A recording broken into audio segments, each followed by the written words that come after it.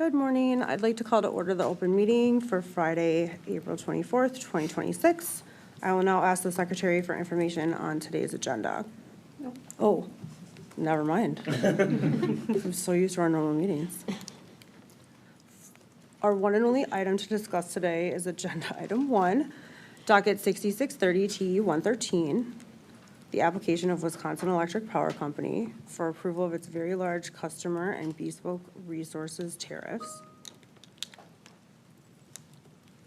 So let's get to it. Happy Friday, everybody. Our plan is to begin first with opening comments from commissioners, and then we will walk through each item in the decision matrix, which is a tool developed to guide our discussion of the decision items before us today. As typical, the official summary of our decision, also known as the commission order, will come out in a few weeks.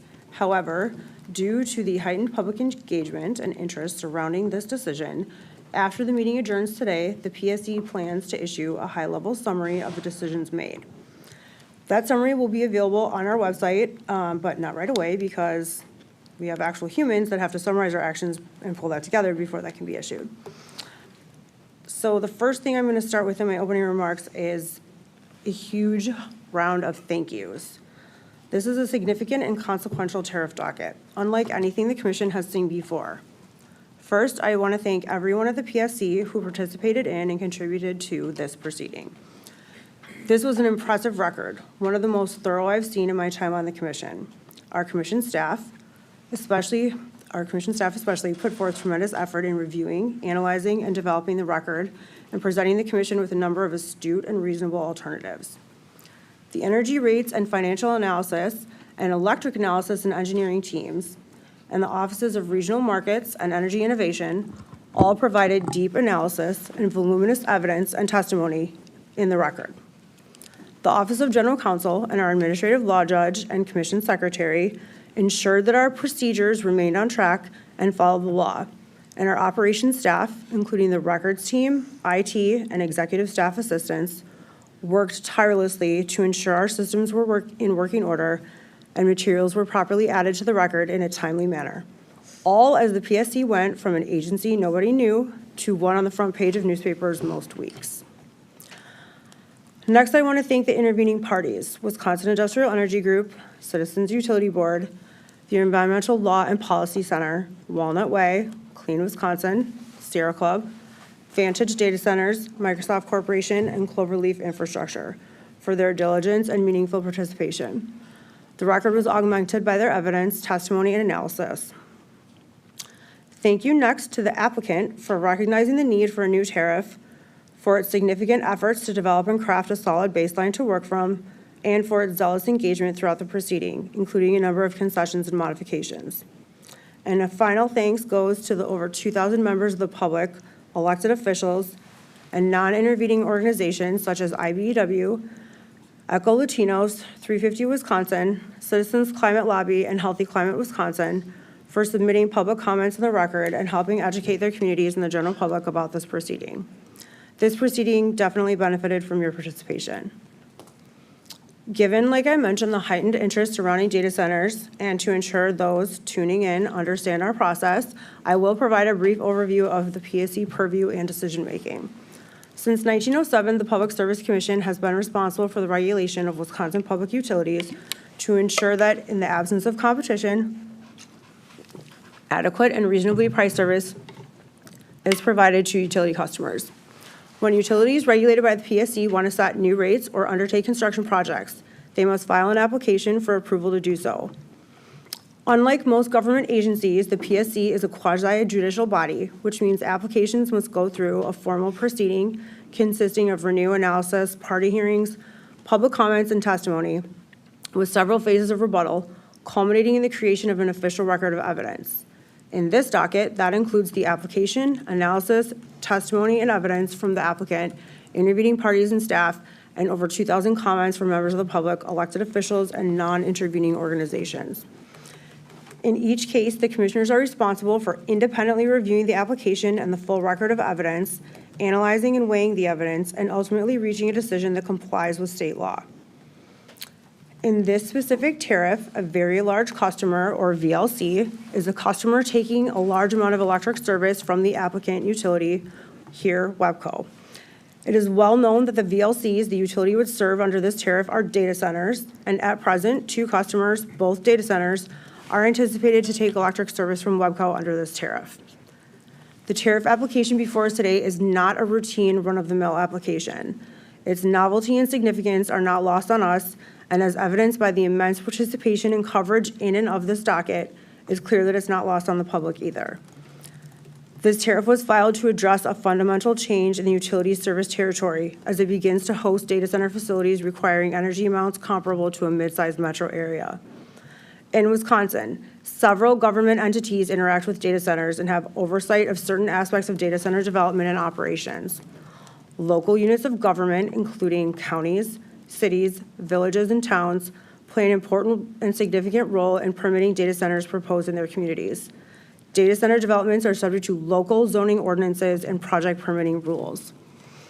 The Wisconsin Economic Development Corporation is responsible for implementing the state's data center sales and use tax exemption. The Department of Natural Resources conducts environmental analysis of proposed projects and requires applicants to obtain DNR permits and approvals related to wetlands, stormwater, and air emissions. The Department of Safety and Professional Services reviews and approves building plans to ensure they comply with the Wisconsin Commercial Building Code. The PSC has no direct regulatory oversight of the development or operations of data centers and does not grant permits to construct or operate data centers in Wisconsin. The PSC does regulate the electric, gas, and water utilities that are obligated to provide service to facilities, including data centers, located in their service territories. If a utility in Wisconsin wants to establish a new rate or modify the existing rates they charge their customers, the utility must receive approval from the PSC to do so. The PSC is responsible for reviewing these applications, often in the form of tariffs or individual contracts, then determining the electric, gas, or water rates a utility can charge customers, including data centers.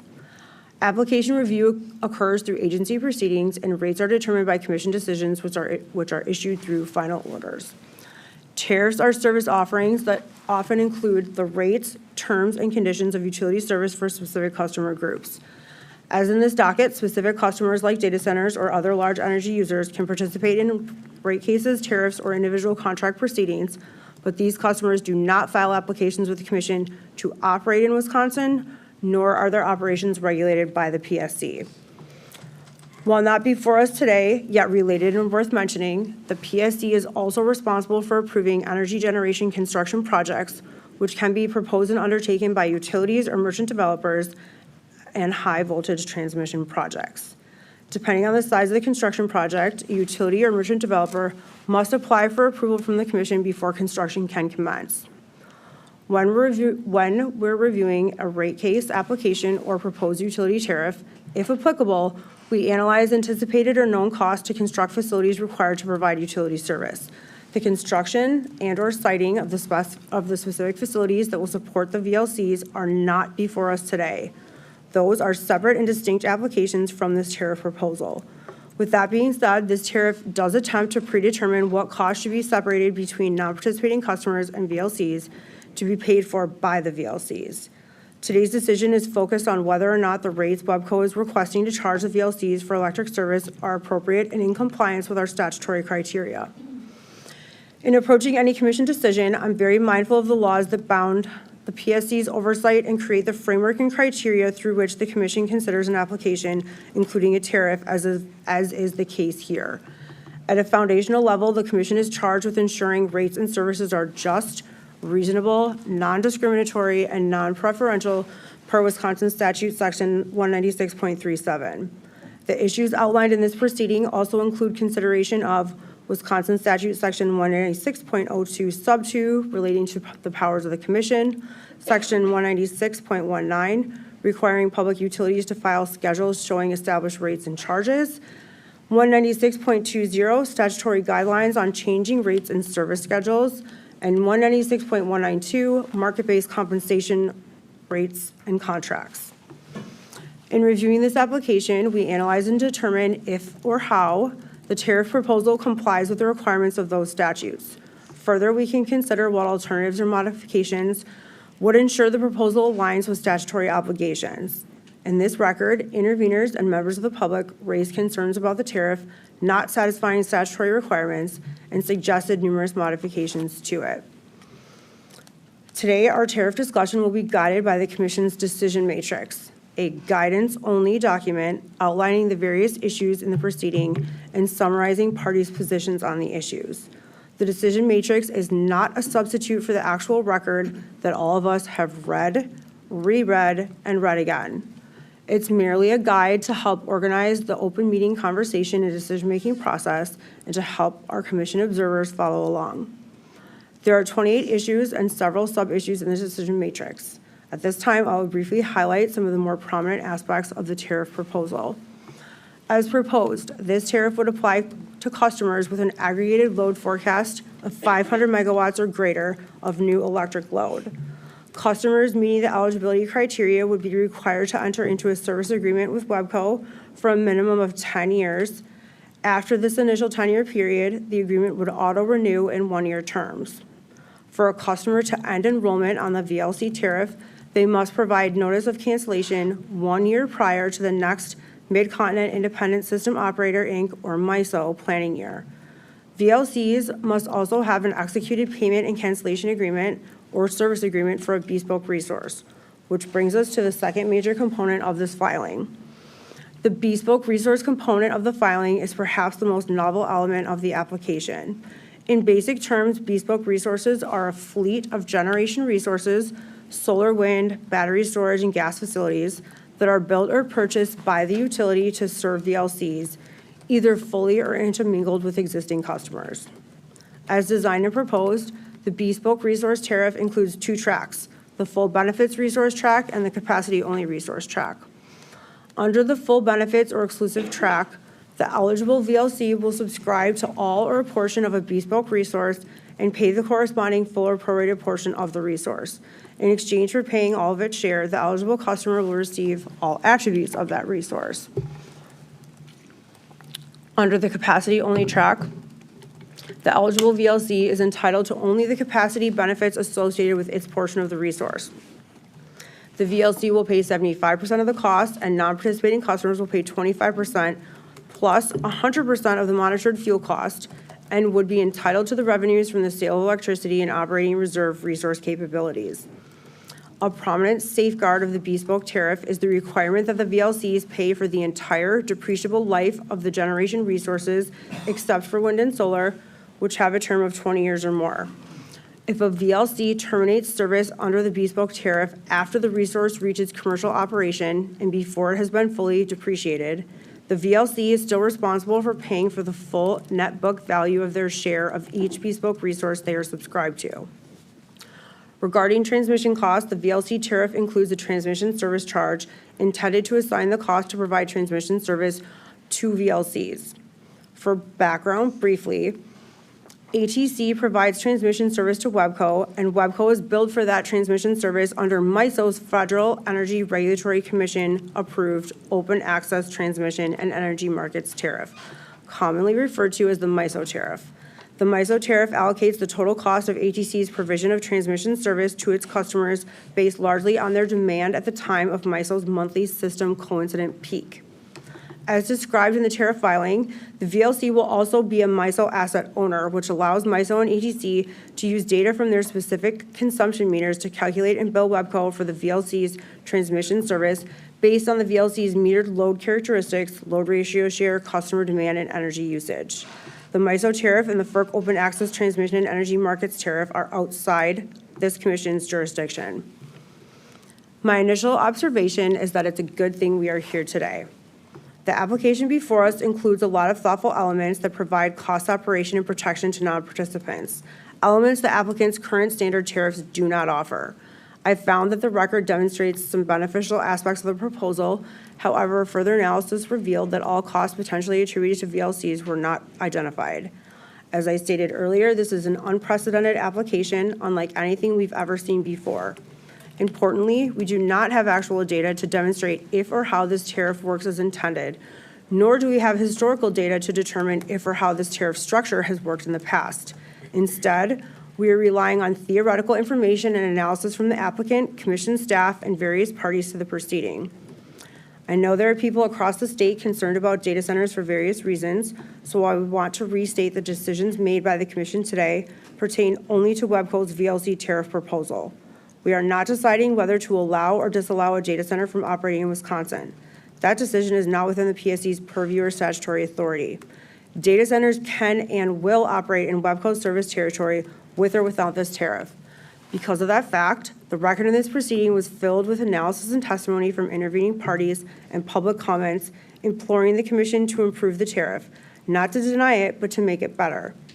It's clear that an outright denial of the tariff proposal would harm existing customers. Therefore, in discussing and deciding the tariff issues before us, it is possible to improve, then approve the tariff proposal. As I mentioned earlier, the commission may alter or modify a tariff proposal, and today I will seek several modifications to reach two overarching crucial goals: to increase transparency and visibility into the relationship between the utility and its data center customers, and to ensure the tariffs we approve today include the necessary protections to safeguard existing customers from harm, consistent with our statutory obligations. These are not changes I take lightly. My positions are the product of careful review and analysis of each tariff component and the entirety of the proposal, contemplating how it would work in practice and its various impacts. In order to not bury the lead, I will briefly list the major modifications I support to improve this tariff proposal. Then I'll hand it over to Commissioners Nieto and Hawkins for their opening comments. First, I would increase the minimum initial VLC term length from 10 years to 15 years. This will help mitigate risks of cost shifting and cost recovery. I would reduce the energy demand threshold determining tariff eligibility from an aggregated load forecast of 500 megawatts or greater of new electric load to at least 250 megawatts and make the tariff mandatory. This ensures the tariff captures additional smaller VLCs that pose the same level of risk of cost shifting to non-VLC customers as customers larger than 50 megawatts would. This reduction would better shield existing customers from potential cost shifting from VLC customers of 250 megawatts and greater. I would remove the capacity-only option and require VLCs to pay 100% of generation resources. I would support implementation of a minimum demand threshold to offset the risk of transmission costs being shifted to existing customers. As filed, the significant transmission expenses required to serve VLCs are not sufficiently allocated under the applicant's approach, and mitigating that cost shift is important. This minimum demand threshold adds another layer of protection for existing customers, given the unprecedented nature of the tariff and the transmission expansion needed to serve VLC customers. I would clarify the commission's ability to maintain oversight of the VLC tariff, including making data-driven cost adjustments by directing the creation of a staff-proposed tariff rider. And finally, I would establish additional reporting requirements to provide the commission and the public with increased transparency and visibility into the details and impacts of providing service to VLCs. These proposed modifications and some of the other decision items we will discuss today help improve the proposal to address concerns raised by commission staff, intervening parties, and the general public throughout the proceeding. If made, these changes to the tariff illustrate that we have done as much as possible to protect other customers from VLC's costs and have increased transparency and visibility into these arrangements. With that, I've concluded my opening remarks and will turn it over to my colleagues so they can give theirs. Commissioner Nieto. Thank you, Chairperson Strand. I appreciate your opening remarks, and I share a lot of your thoughts here today. I'll go over my thoughts, my review at a very high level as well, and I think we're looking at this in directionally very similar ways, and I'm very interested to hear what Commissioner Hawkins has to say as well. I'll say, first of all, I appreciate the opportunity to work through this with both of you today. This is exactly the kind of case where thoughtful deliberation and careful analysis and shared commitment to getting it right matters most. Getting a little echo. At the end of the day, that is our job. We're here to protect the public interest, and I'm confident that we will do so. What we are considering, as the chair said, is not simply a routine tariff that will be followed by a tranche of incremental load additions. The scale of the future very large customer demand represents something much more significant. something that has the potential to fundamentally reshape the utility system, its planning and long-term investment decisions, and affect our state as a whole.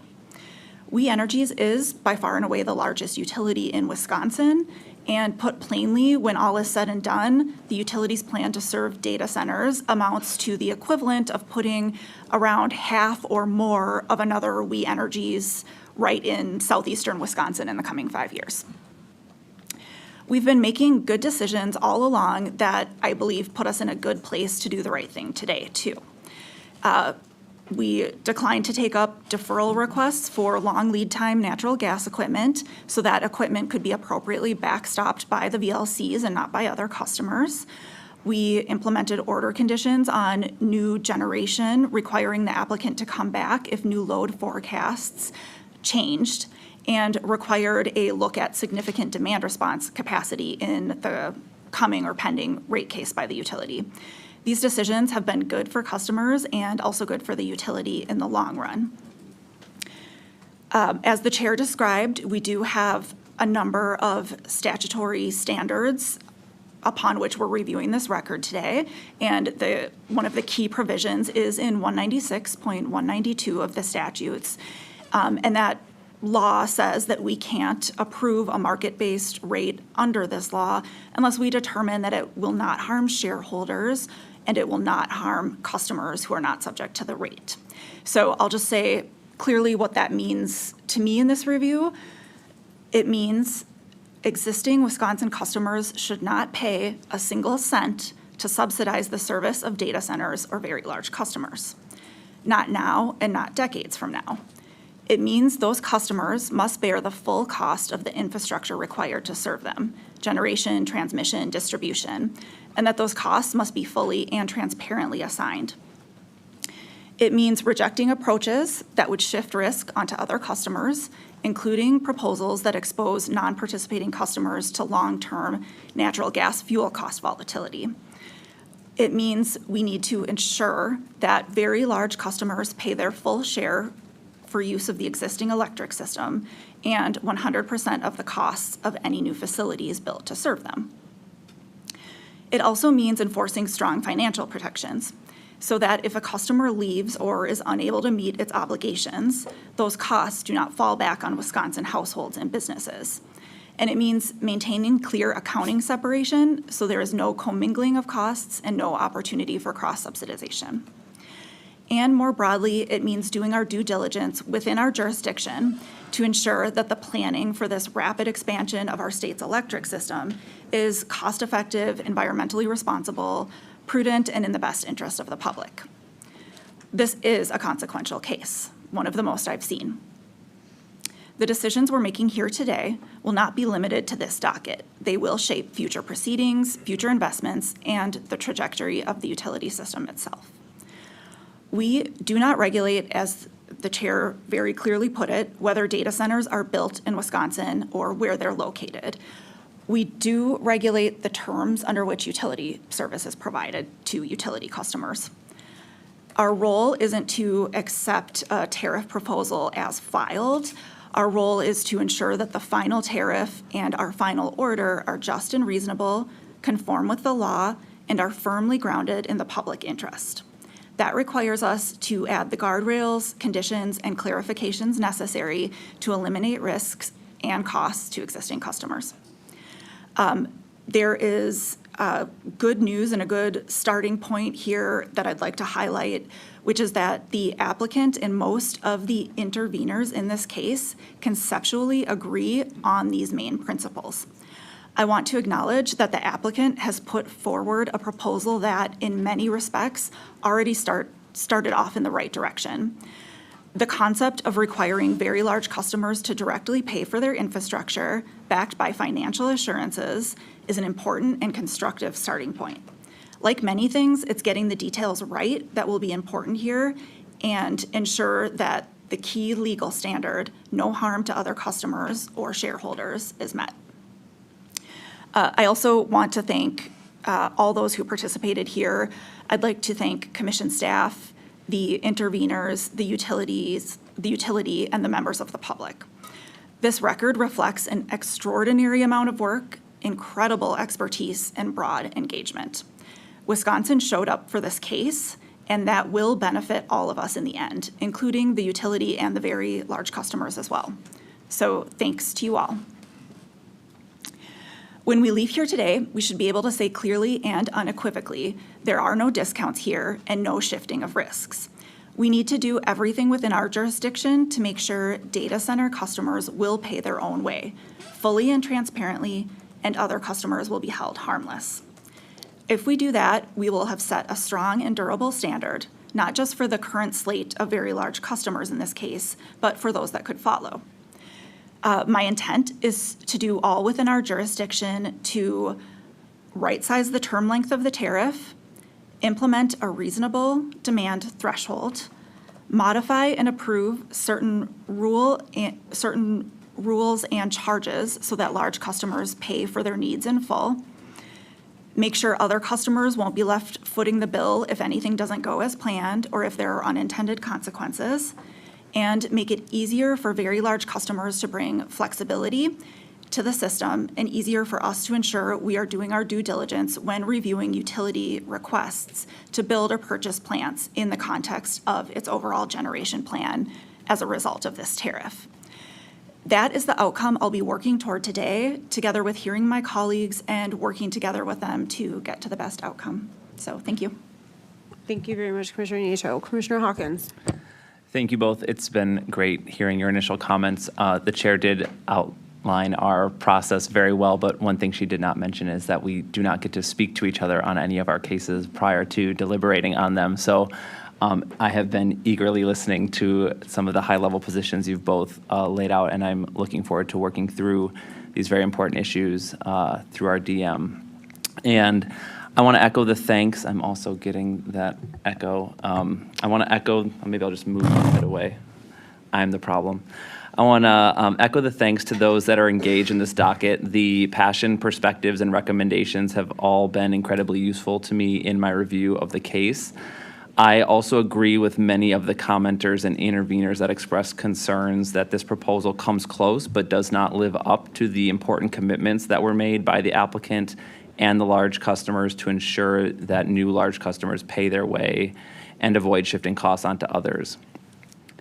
I disagree, however, with those that suggested that we should simply reject the proposal and send the applicants back to the drawing board. I agree with what the chair said, that that would in fact harm all customers in WEPCO's territory if we were to do that today. Instead, I believe it's the Commission's role to step in here and order modifications that bring this new tariff in line with those commitments and our regulatory mandate of ensuring reasonable rates. Many of the interveners noted that there is a lot to like about this proposal. Never have utility customers had this level of protection and commitment by large customers.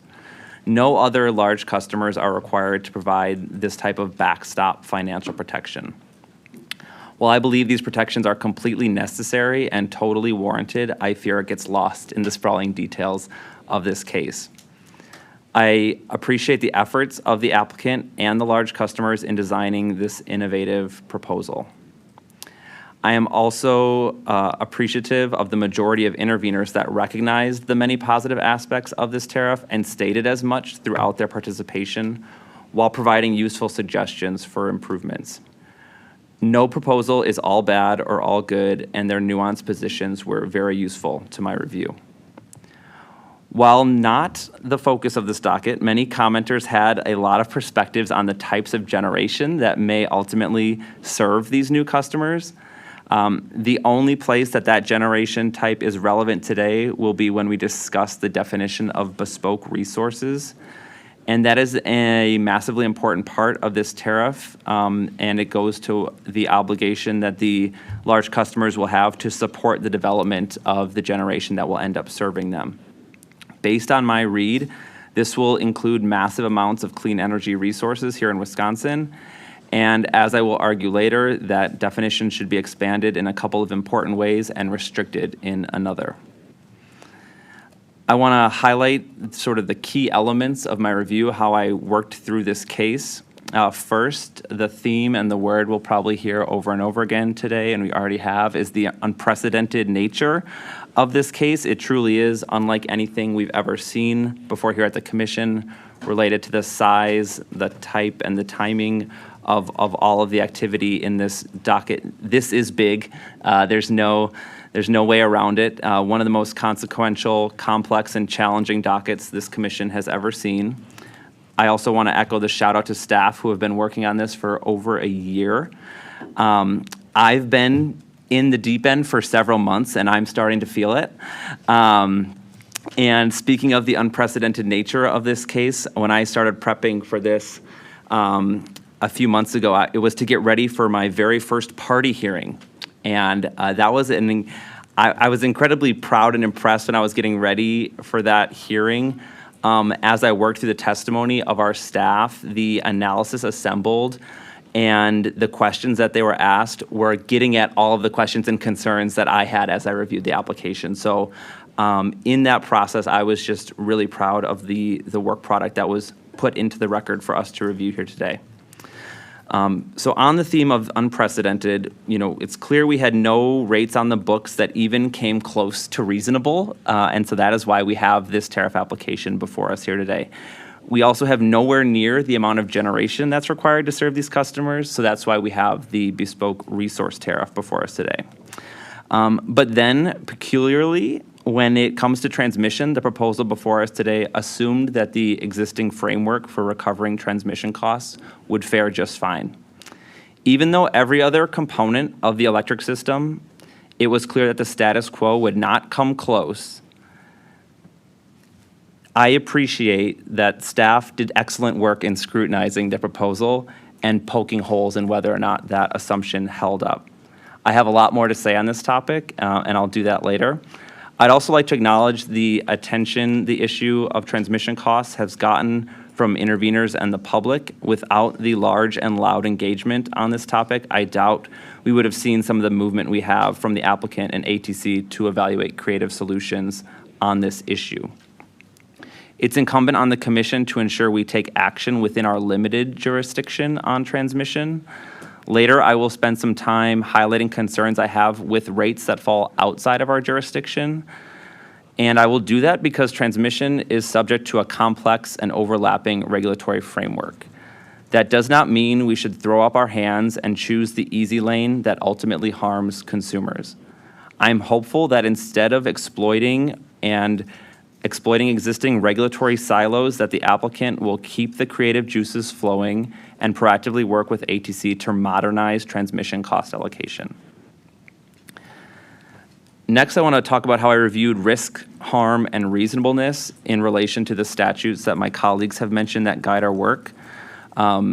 Taking unnecessary or uncompensated risks can clearly be viewed as a harm. We heard that loud and clear from the public that they do not want to shoulder these risks, and nor should they have to.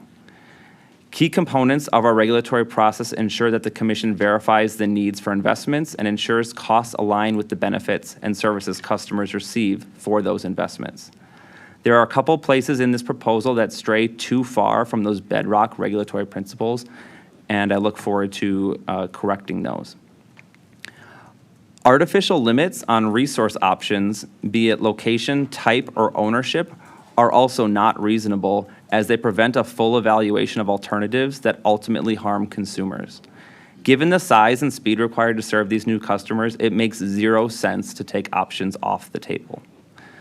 The record contains clear and quantified economic harms, and the applicant has held up the obligation to serve as a reason for why we need to evaluate those costs against our existing rate structures. I did not buy that argument and found many flaws in that logic. My assessment of harms to non-participating customers is not based on any comparison to what would have happened had the Commission decided to, in my read, break the law and allow those customers to be served under what's clearly an unreasonable rate. Other harms are more complex and related to the inflationary environment that is caused in large part by the demands of these large data centers. The normal opportunities to put downward pressure on rates through load growth simply doesn't exist when everything costs 2 or 3 times more than it did a couple of years ago. These new customers want speed, and the speed has caused a nationwide supply and demand imbalance for all electric infrastructure. This must be considered in our review and analyzed as it relates to potential harms. And lastly, a key piece of how I reviewed this case with no outside influence, similar to how I mentioned we don't get to talk with our colleagues. I just want to highlight quickly one comment in particular that was made by a gentleman named David at the public hearing. David pointed out how 2 of the commissioners sitting here today are not yet confirmed to serve in our roles. He expressed concerns about the decisions we might make while operating under threat of losing our jobs. I want to assure David and the broader public that while I'm one of those commissioners serving here in the not yet confirmed category, and while I really do love my job, I am making all of my decisions based on the facts in the case, my expertise on these subjects, and most importantly, the laws and administrative codes that guide our every determination. I'm confident my decisions will serve the public interest, protect consumers from harm, and produce just and reasonable electric rates. I've been doing this job for 2 years without the Senate doing theirs, and not once has this interfered with my decision-making. With that, back to the confirmed Chairperson Strand. Thank you, Commissioner Hawkins, for those well-reasoned comments. And thank you, Commissioner Nato, again, for yours as well. We will start our walkthrough of the decision matrix, starting with issue 1. Issue 1 asks about the appropriate term length for the VLC tariff. The applicant proposed that customers who enroll in the VLC tariff do so for a minimum of 10 years, and after the initial 10-year period, the term will be automatically renewed in 1-year terms. For a customer to end enrollment on the VLC tariff, they must provide notice of cancellation 1 year prior to the next Mid-Continent Independent System Operator, Inc., or MISO planning year. So here, given the speculative nature of the data center industry and the construction and cost recovery timelines for related projects, the proposed 10-year term length feels somewhat short to me. I understand the point that the applicant made about a longer timeline being unnecessary because of the longer terms within other related agreements, but I still feel there's merit in trying to better align those timelines and ensure that VLCs are more likely to pay their fair share for at least another 5 years. I was persuaded by the record that the 15-year term length will minimize some of those potential risks associated with cost recovery, especially as it relates to transmission costs. So I was comfortable extending the term of the VLC length to 15 years. But I'm also always interested to hear from my colleagues, and so I will turn it over to Commissioner Nato now. Thank you. Thank you, Chairperson Strand. I'm initially at alternative 3 here. Similar to you, extending the length, but aligning it with the longest lasting bespoke resource agreement. I don't like this option in that it's not a clear year number, and clarity is really important in tariffs. But I also think we need to find a way for the term length to align with the bespoke resources. There are terms and conditions in the VLC tariff that I think should survive as long as the bespoke resource tariff is in effect.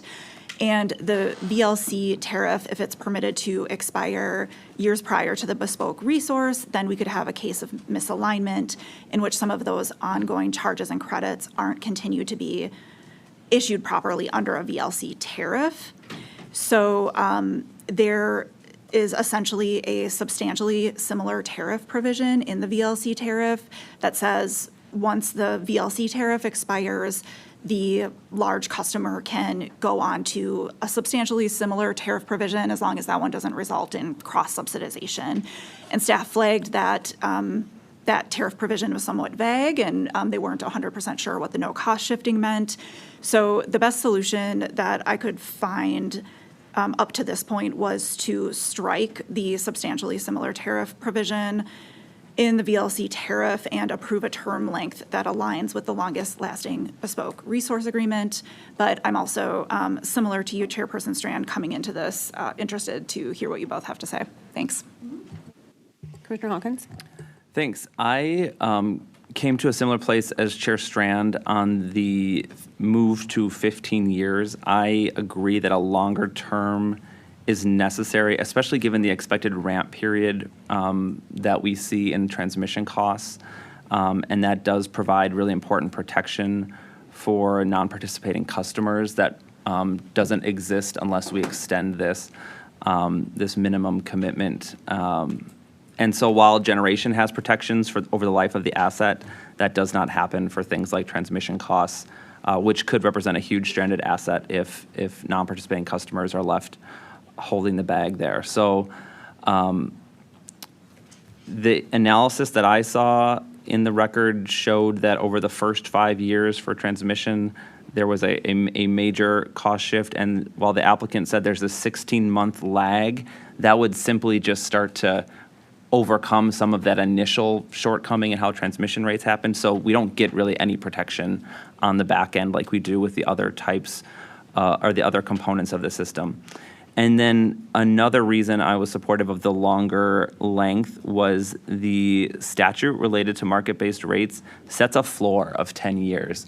And there's no way that something of this magnitude should be set at just the bare minimum. We talked about how this is a massive case and unlike anything we've ever seen before. And I think the longer timeline for the requirement reflects that scale. So that's why I was in line with the 15-year. I understand what Commissioner Nieto was saying about the potential disjointed nature of the different agreements. I tried to wrap my head around that multiple times, and I couldn't quite figure out if there was any fatal flaw in getting off of the VLC tariff and the agreement, and while still having the bespoke resource tariffs be live.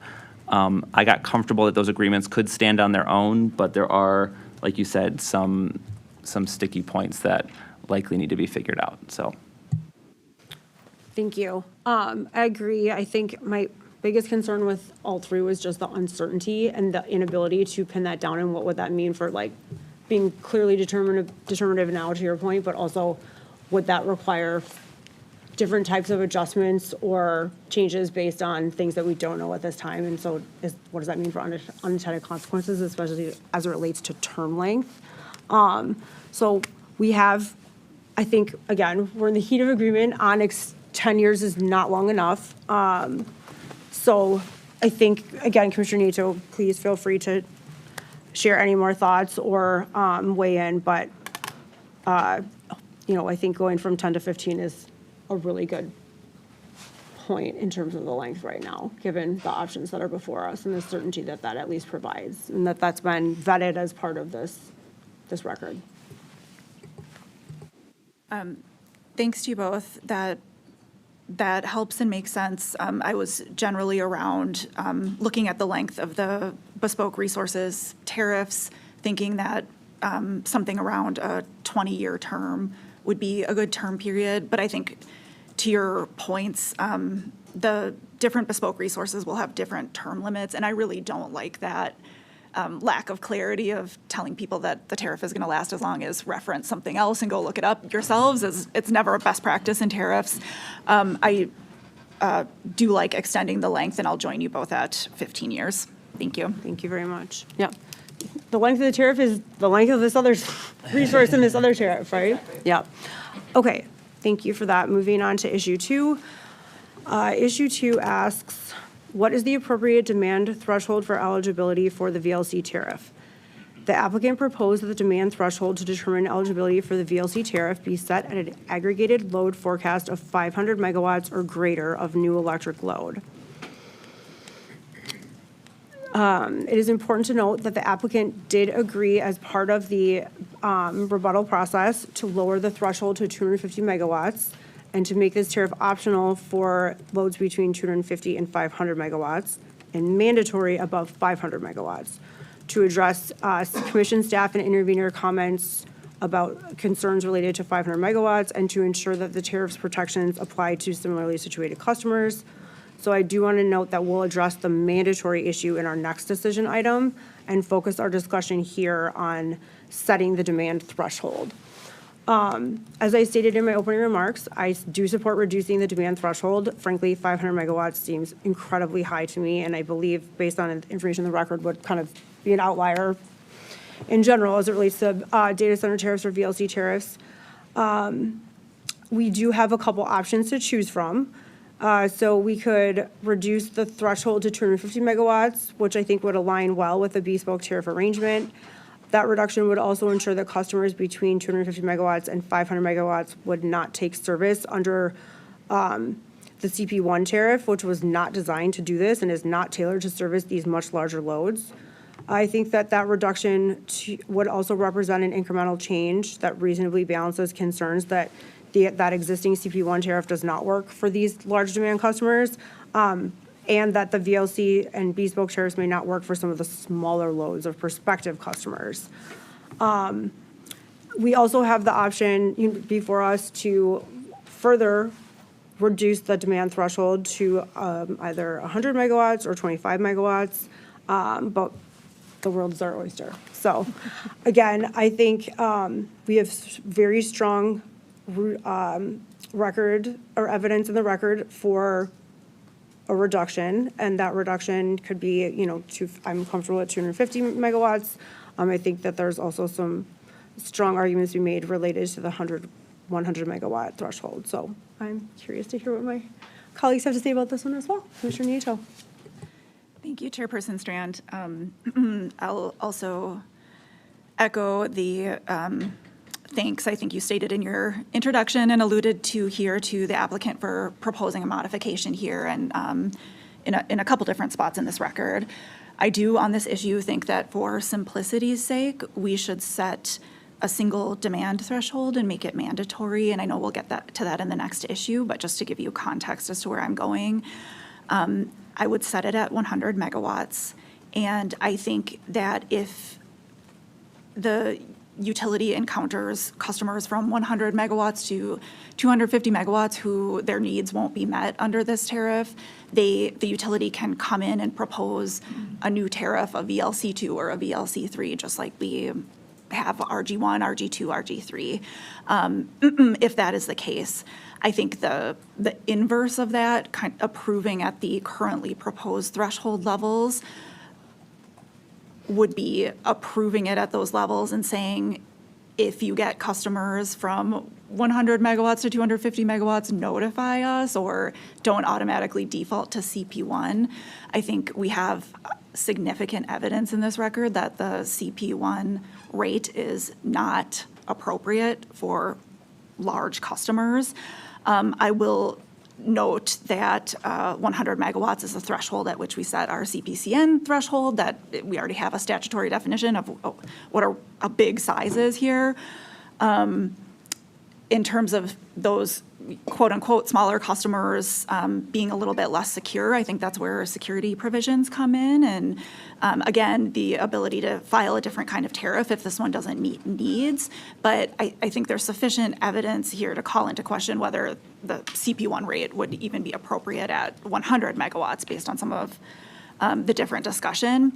And so I'm at lowering this threshold to 100 megawatts. Thanks. Thank you. Commissioner Hawkins? Thanks. I was originally at Alt 1 going down to 250 megawatts. I agree that there was a lot of good evidence in the record as to why that would be appropriate. I'm open to 100 as Commissioner Nieto was just advocating for. I believe the main benefit in going lower is the protection that the tariff requires with PCAs. And so going to Commissioner Nieto's point, the 100 megawatt threshold is the size of generation and that we see for CPCNs. And so getting that protection that the payment and cancellation agreements provide for other customers is really important. And so I think that holds down to that threshold. Originally, and my original justification for 250 was acknowledging that there would be a gap in the tariffs between CP1 and the VLC tariff. And I was comfortable with that. This is novel. There's a lot evolving. And so I didn't want to presume that this was the right fit for loads, between 25 megawatts and 250 megawatts. So the record didn't really have a lot of good evidence as to why lower was better. There was just a lot of people saying lower is better and not a lot of reasoning. as to why that is. The most credible evidence I found was from witness Jester that said, I think something similar to what Commissioner Nieto was just saying, that the 100 megawatt threshold is the size of a generator and is around the size of a bespoke resource. And so that was the only evidence besides a preference that was thrown around by a lot of folks that lower is better. So originally I was of the mind that because there is a gap does not mean that there are no protections for customers. We would still be able to require another tariff and make sure that CP1 wasn't left in place for, any sort of data center that falls in that gap. And so, we could require a new tariff to be filed to put those protections in place at a later point in time. So I was fine with leaving that open. There are benefits administratively to not having such a large gap, but I'll pause there and see what you both think. So are you at 250? Where are you? What's your alternative? Yeah, It's okay if you're not ready to I think I'm still at 250. Okay. I didn't see a lot of good evidence for why all the way down to 100 was appropriate. There was discussion as to the capabilities of the customers to take on the market risks, and I think that's definitely, these customers would be capable at 250. We might get into some gray area the lower we go. So I'm still at 250, but I'm open. I'm not fixed there. Okay, I'll very quickly make a couple points, then we can go back to Commissioner Nieto. I agree with, I think, well, both of you, but for sure Commissioner Nieto, I think the 100 megawatt threshold jumped out to me immediately in my review and analysis of the record as not only a existing kind of clear, streamlined number that applies to our generation threshold for the CPCN process, but also, I mean, in the grand scheme, I know that we're talking in a whole different universe right now, but 100 megawatts is still a really high threshold. It would still be a very large customer, just in terms of how I view something of that magnitude. I also think, setting it there does put some protections in place, like we said, from those smaller data centers that in between now and then, like before that, if that gap exists and a new tariff would need to fill that gap. I do worry a little bit about kind of that second, I don't want to say second class, but that like lower, maybe second tranche of different data centers based on that megawatt threshold. And, just in general, filing and reviewing this tariff itself, as you guys both mentioned, took over a year here. It was worth it. It was very deliberative. It was very thorough, like we talked about. But again, if there is a gap, how long are we comfortable with the gap existing? And what does that mean in the meantime? So,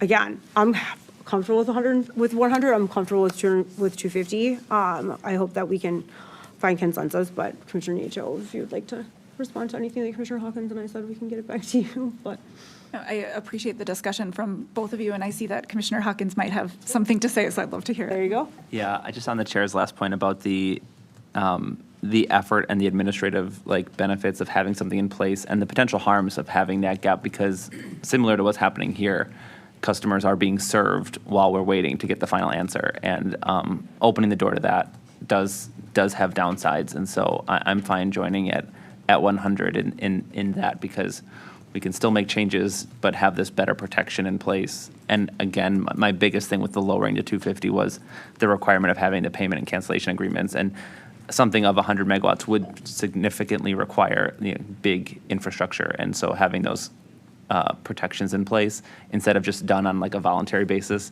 and brought forward to us, which is great, we can have it be a requirement, and so I'm comfortable with that. Joining at Alt 2. Okay. Great. Yeah. Thank you. All right, sounds like we're in agreement on that one. We will move now, thank you, to the question about the mandatory nature. So issue 2A asks, should the VLC tariff be mandatory for all customers who meet the eligibility requirements? So the applicant's proposal was to lower the demand threshold from 50 to 250. We just decided to lower it from 500 to 250. We are currently at a demand threshold of 100 megawatts. And so the question before us is really whether or not taking under the VLC tariff would be mandatory for customers at that eligibility threshold. So we have the question before us. I agree here on this one with commission staff that requiring the tariff be mandatory for all qualifying customers does align with the rationale that customers of this size, as we just said, are a distinct customer class and should be insulated from the utility's other customers and vice versa, which I think is getting to that kind of bilateral insulation from each other to ensure that there's no harm going either way. I do think that the threshold reduction that we just approved, coupled with this requirement to make service mandatory, represent a very measured and balanced approach to setting tariff eligibility requirements. And similar to an approach that Commissioner Nieto often employs for us, it's kind of that belt and suspenders, where you have one and the other, and they go hand in hand, and they're creating kind of this mechanism and this shield. So I was at alternative one, that we would require the VLC tariff to be mandatory for all customers eligible. And I'll turn it to Commissioner Nieto now. Thank you. I'm in the same spot as you, Chair Strand, for the same reasons. And one thing I would just flag for both of you, I think if we ultimately do make it mandatory, and even if we do not, we may want to strike the, there's eligibility criteria in the tariff, and I think the second criteria is, are eligible for service under the applicant's CP1, and I think we're saying that in this determination that these customers are not eligible for service under CP-1, so I would strike that and make this mandatory. Thanks. I agree with both of my colleagues. I think mandatory has upsides in clarity and on the protection side that I was just talking about. So I think that's an important piece here. Okay. Just to note, I think we'll make sure that, as Commissioner Nieto said, that the decision regarding mandatory will then flow down to actual tariff redline or changes to reflect the decisions that are being made. Yep. Okay, wonderful. Thank As you. will all decisions. Perfect. That's what I figured. No, that's helpful. Thank you. Okay, we are moving on to issue 3, which asks, should enrolled customers be required to subscribe to a sufficient amount of bespoke resources to meet their firm demand requirements? The record did raise concerns that the VLC filing was not clear as to whether or not those customers would need to subscribe to a sufficient amount of bespoke resources to meet their firm demand requirements. So that's how this issue's before us. One of our interveners, Clean Wisconsin, did propose a tariff modification specifying that subscriptions to bespoke resources must be sufficient to avoid long-term reliance on fleet firm service or market firm service resources. I think that this is a really good example, and there's a couple others in here, and so again, I hope that my earlier thanks are echoed in this. This is a really good example of the process working. So we had an intervening party identify a potential issue, they raised it, they proposed clarifying language to help kind of flesh out the intent, and the applicant grabbed a hold, responded to it, didn't object to the language modification, and so kind of here we are with this opportunity before us. And I really appreciate that collaboration and that responsiveness. And I do support the addition of the proposed language. I think it's an important modification. You guys know I'm a stickler for being as straightforward and clear as possible. So I would, at alternative 1, that I would require the addition of the proposed language to the VLC tariff. Thank you. I was at alternative 1, 2 for the same reasons. Alternative 1 as well. Witness Jester's language was good, and I also appreciated the applicant for being supportive of the addition. Thanks. And I'm in the same place at alternative 1. Okay, great. Thank you very much. We are moving now to issue 4, which asks if it's reasonable to include a fleet firm service charge in the VLC tariff. Here, the applicant proposed that VLCs would be subject to a fleet firm service charge and propose that that is reflective of the allocated generation resource costs included in the CP1 build demand charge. VLCs would be subject to this charge for any firm service through the VLC tariff. So the question before us is whether or not we approve the inclusion of the fleet firm service charge. So this charge, like I said, would be, if we approve the inclusion here, I just want to be clear about the order of things. So this is issue 4. There are 3 subsequent sub-issues that relate to the methodology and the basis for determining the charge. Those sub-issues are interrelated, and they do have somewhat of a cascading effect, which may render the need to decide each sub-issue either necessary or unnecessary, depending on how we go from 4 to 4C.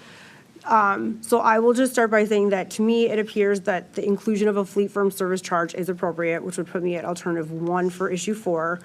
But I also know, like I just said, that there are a number of other aspects and pieces of evidence to consider in then reaching our decisions as it relates to the methodology and the basis for establishing what the actual fleet firm service charge is. So I look forward to our discussion between the 3 of us on kind of those sub-issues. But I am at alternative 1 for issue 4, and feel free to weigh in on that and/or any other subsequent discussions, because we're just going to run through those in general. So please, have at it, Commissioner Nato.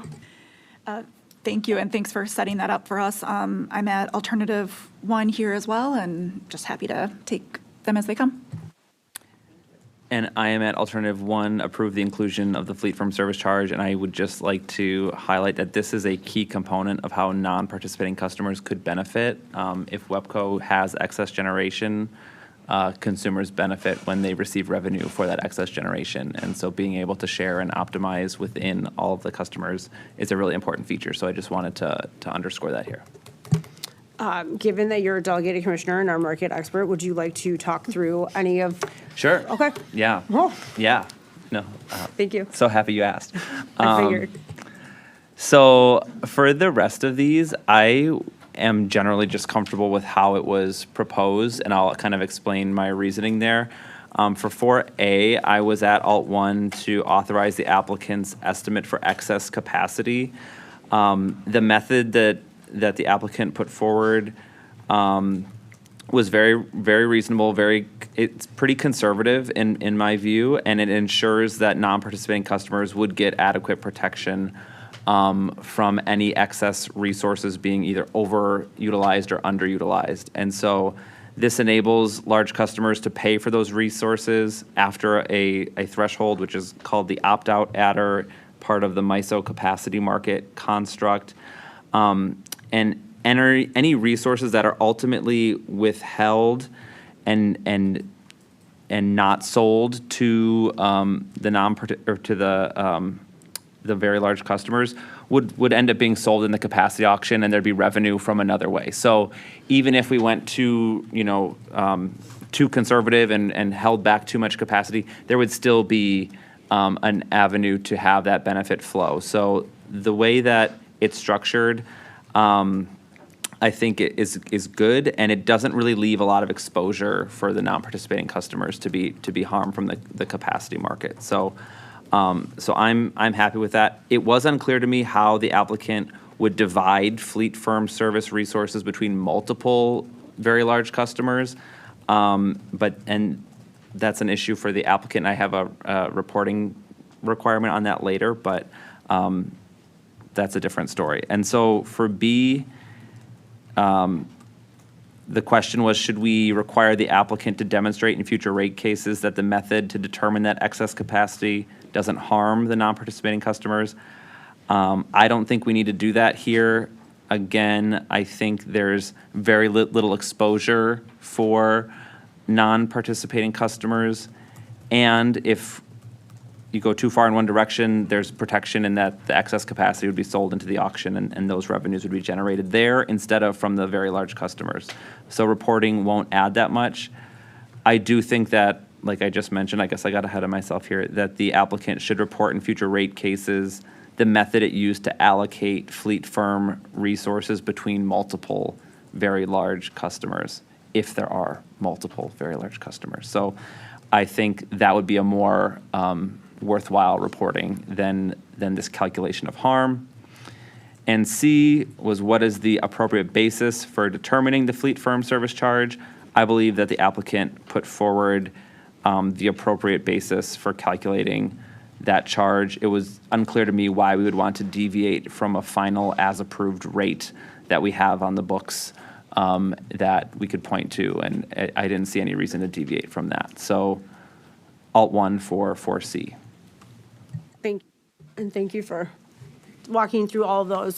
So just to recap, you're at Alt 1 for 4, Alt 1 for 4A as well, and then there was a slight change in the reporting requirement under 4B. You wanted to have the focus be more on if there are multiple.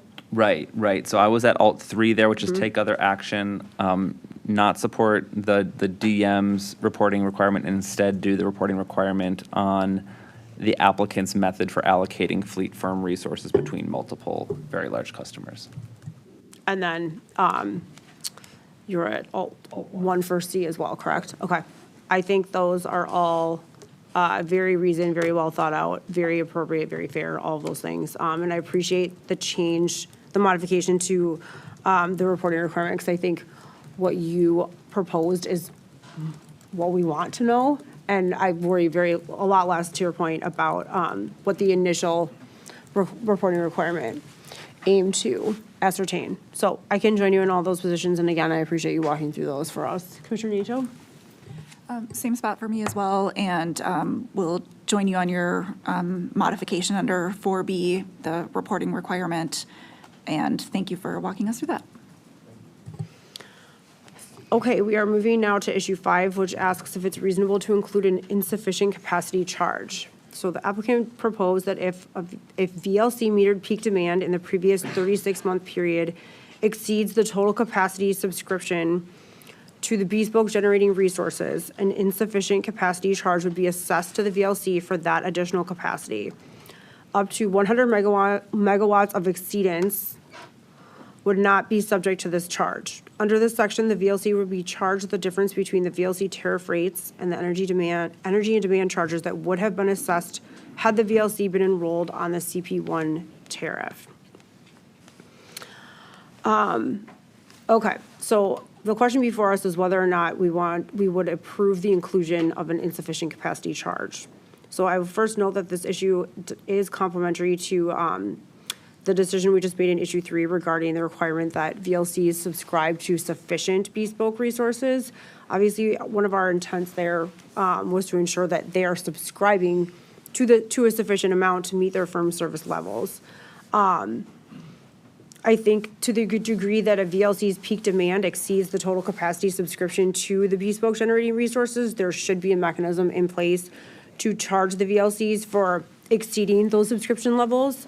So again, the first question that we're answering in 5 is whether or not we support approving the inclusion of the charge. So I support approving that inclusion of an insufficient capacity charge, which would put me at alternative 1 for issue 5. Commissioner Nieto.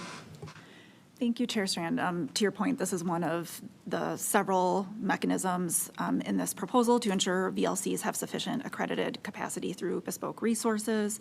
I'm at alternative 1 here as well. Thanks. Thank you. Commissioner Hawkins? I'm at alternative 1 as well. It's important to have a motivator to avoid over-reliance on the market, and so I think this is a great part of the overall proposal. Great.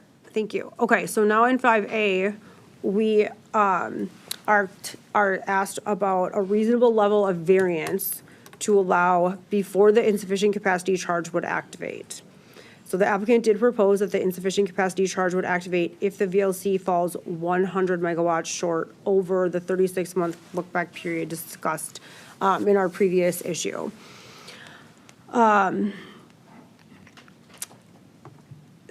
So here we have, the 2 alternatives before us are whether we want to, actually there are 3. So the first would be to approve it as proposed, which is with that 100 megawatt kind of exceedance band. The next would be to approve the approve the insufficient capacity charge without that threshold. And then the third would be to take other action consistent with the discussion. So if we wanted to approve the insufficient capacity charge with a different threshold, that would probably be the place to have that discussion. So, the applicant and the VLCs argued in the record that the 100 megawatt kind of buffer or exceedance zone band, whatever we want to call it, allows for flexibility that's necessary to account for the mismatch in generation and load coming online due to a number of reasons. And I understand what they're saying there, but I also was very compelled by the intervening parties that discussed the fact that a large buffer may lessen the price signals and the intent of that insufficient capacity charge and could lead to an over-reliance on market transactions. Again, we just set our VLC demand threshold at 100 megawatts, and I think it would be weird if we then also set the exceedance band at 100 megawatts, which is literally the size of what our eligibility threshold is. And I do worry, or I do agree that having a too large of a band could negate the benefits of price signals in the market and lead to that over-reliance, which, as we know, is more expensive. So I would support a lower threshold, but I'm as we talked about before, I don't love just throwing numbers out, but I'm curious to hear what you guys say about how you feel about the insufficient capacity charge, the exceedance band, and where we want to go. I would like to hear your thoughts on the lower threshold, entirely eliminating the buffer, wherever we want to go. But I think I could support lowering it if that's a number that we think we can arrive at. Otherwise, we can have a discussion about just getting rid of that exceedance band altogether. So, Commissioner Nieto. Thanks, Chair Strand. I think when looking at this issue, I appreciated how Clean Wisconsin pointed out that really there was some good discussion about whether this charge is a penalty and some of the nuances of that. And they discussed that how the CP1 rate is applied, assuming 100% load factor rather than energy. And this is simply applying a cost-based rate from the CP1 tariff to the load for which the VLC has insufficient capacity.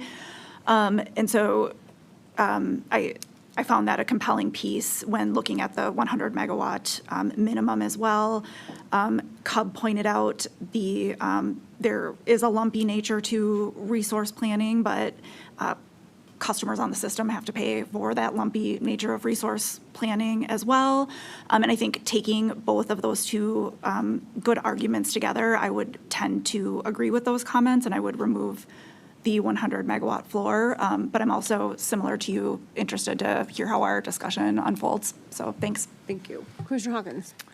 Thanks. I was comfortable approving the variance amount as proposed by the applicant. I was also originally at a higher eligibility threshold, so I need to now factor that in real time. One important clarification is the Alt-1 language does not include the words variance amount, and it instead just says approve the insufficient capacity charge as proposed. So I would like to modify Alt-1 is my real position to say that I approve the insufficient capacity charge variance amount as proposed by the applicant.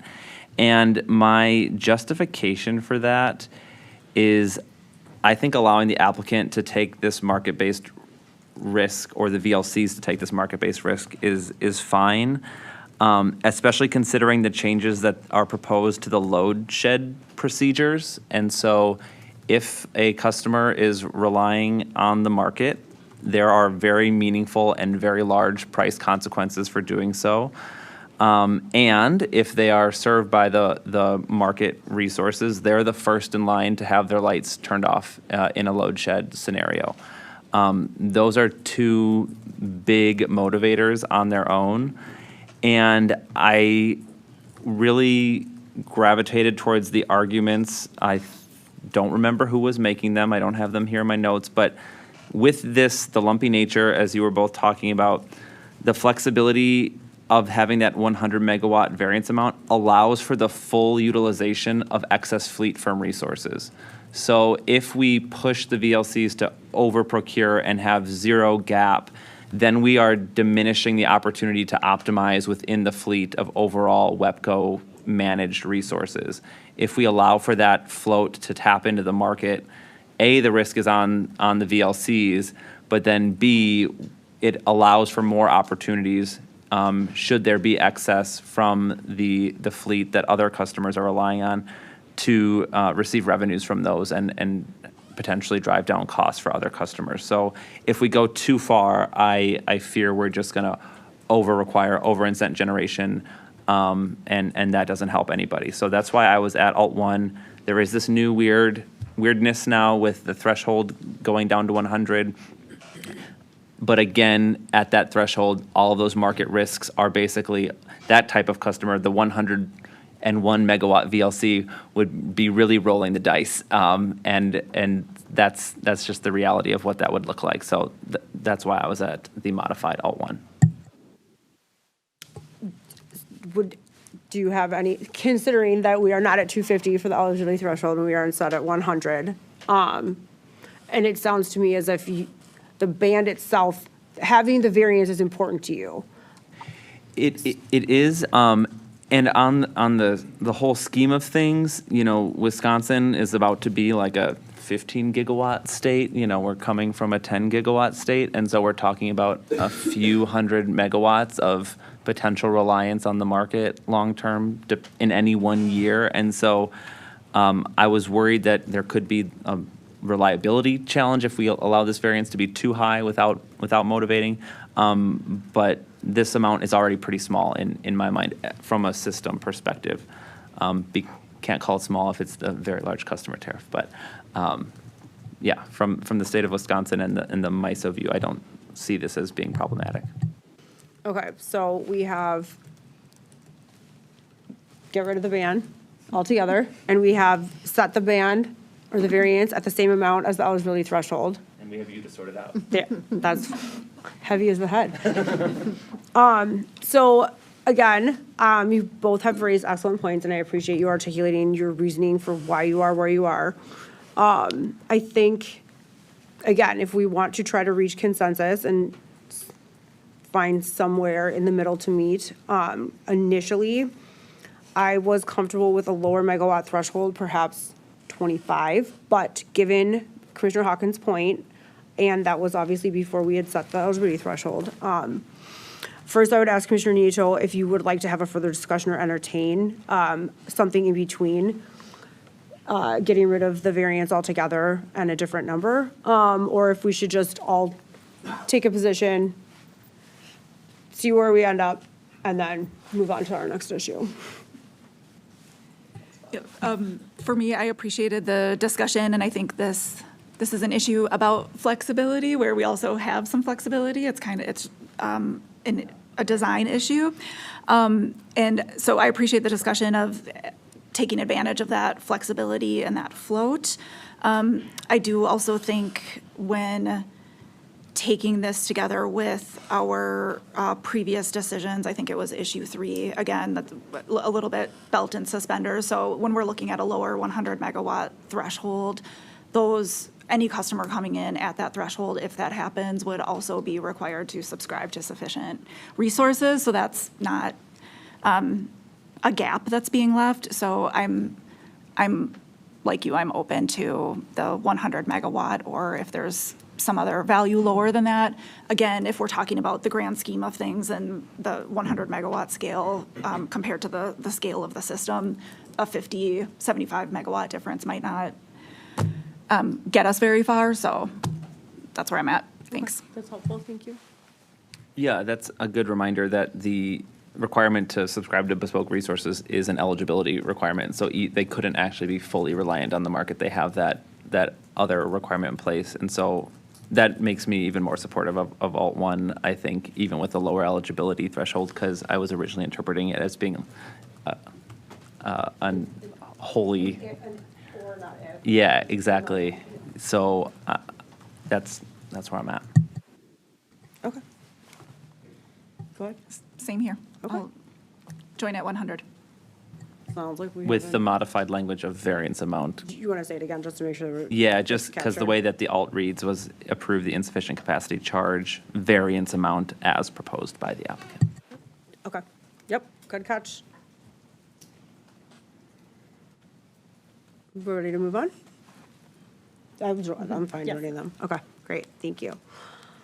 Okay, we are now moving on to 5B, which asks if that proposed insufficient capacity charge be mandatory. Commission staff identified that the proposed language states that the applicant may impose the insufficient capacity charge and recommended that the commission changes the may to a shall, which would make the assessment of the rate provision mandatory. We just had a great conversation about this, so I'm curious to hear what you guys have to say about whether or not it should be required. I came in at alternative one, that if we're gonna do it, we might as well make it mandatory, similar to what we did with the eligibility threshold and taking service under the tariff, under this VLC tariff. So I'm at alt one, but open to conversation. Commissioner Nieto. I came in at alt one as well, and I was looking at this from more of the perspective, as we've been discussing, of best practices and developing tariffs. And I think in line with staff's suggestion here, as a general best practice, tariffs should set clear expectations and avoid clauses like at the utility's discretion, may, at the sole discretion, or reserve the right to do something. So we've always endeavored to identify those phrases and fix them when reviewing tariff proposals that have been drafted by utilities, that have been submitted for our review. And this one's important to me, I think, absent some technical need for the may. This practice is founded in statutory requirements regarding non-discriminatory provision of utility service, the filed rate doctrine, and the functional purpose that tariffs serve in clearly setting forth service rules and rates that any interested member of the public can read and interpret. So like customers in like situations should generally be treated according to the same process and rules that everybody knows ahead of time and not subject to case-by-case decision-making at the utility to customer relationship level. Again, absent technical needs or special contracts. So, thanks. Thank you. Great reasoning, and I was happy to hear you give a call back to the sole discretion language from yesterday, 'cause I thought that was relevant here as well. Thank you. Commissioner Hawkins? Yes, alt one for me as well. Very timely discussion we had yesterday. In total agreement. Great, thank you. Okay.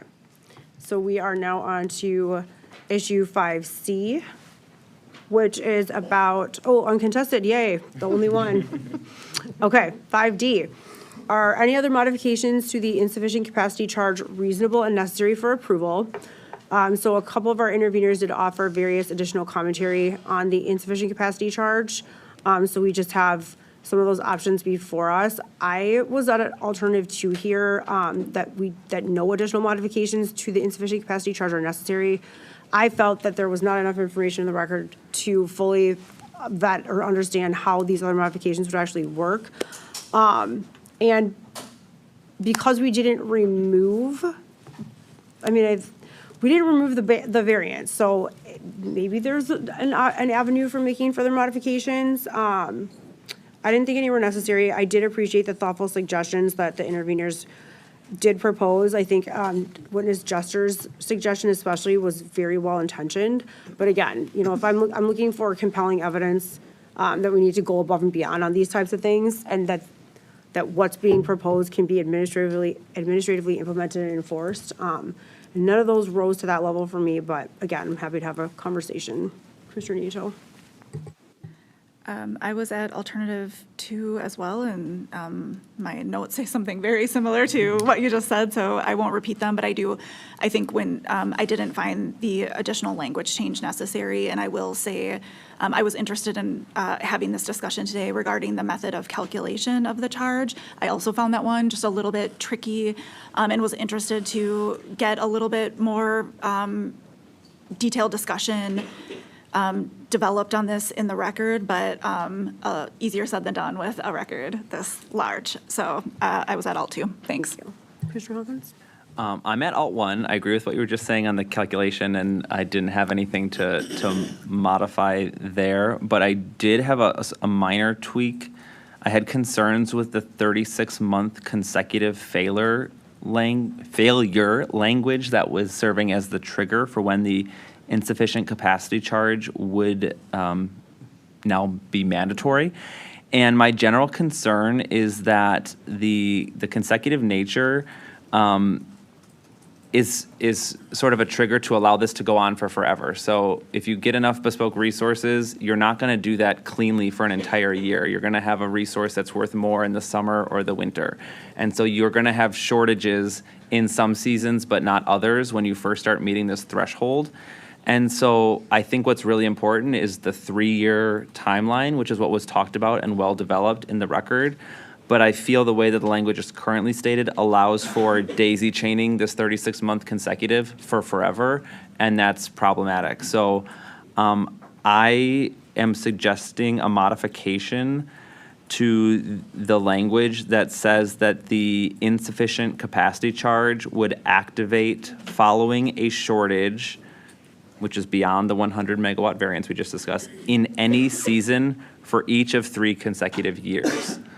So if you have a shortage in the summer in 1 year and you have it in the winter the next year, and so basically if you're short at any one point in the year over 3 years, that's when that charge goes into effect. And it's not requiring you be short every single month for 3 years straight. And I think that would just be, have the potential to just leave that open-ended for forever, and that defeats the whole purpose. It sounds like a thoughtful solution to me. Commissioner Nieto, any thoughts? Yeah, I think it's a good catch in terms of the practical effect of the language. I think it's a good suggestion. I would join. I think it makes sense. Thank you. Do you have what you need for that one? Yep. Okay, great. We are moving to issue 6, which asks if it's reasonable to include an insufficient energy charge in the very large customer tariff. So here, one of our intervener witnesses recommended the inclusion of the insufficient energy charge modeled after the existing insufficient capacity charge in the VLC tariff, and calculated on an annual basis. So that's what's before us right now.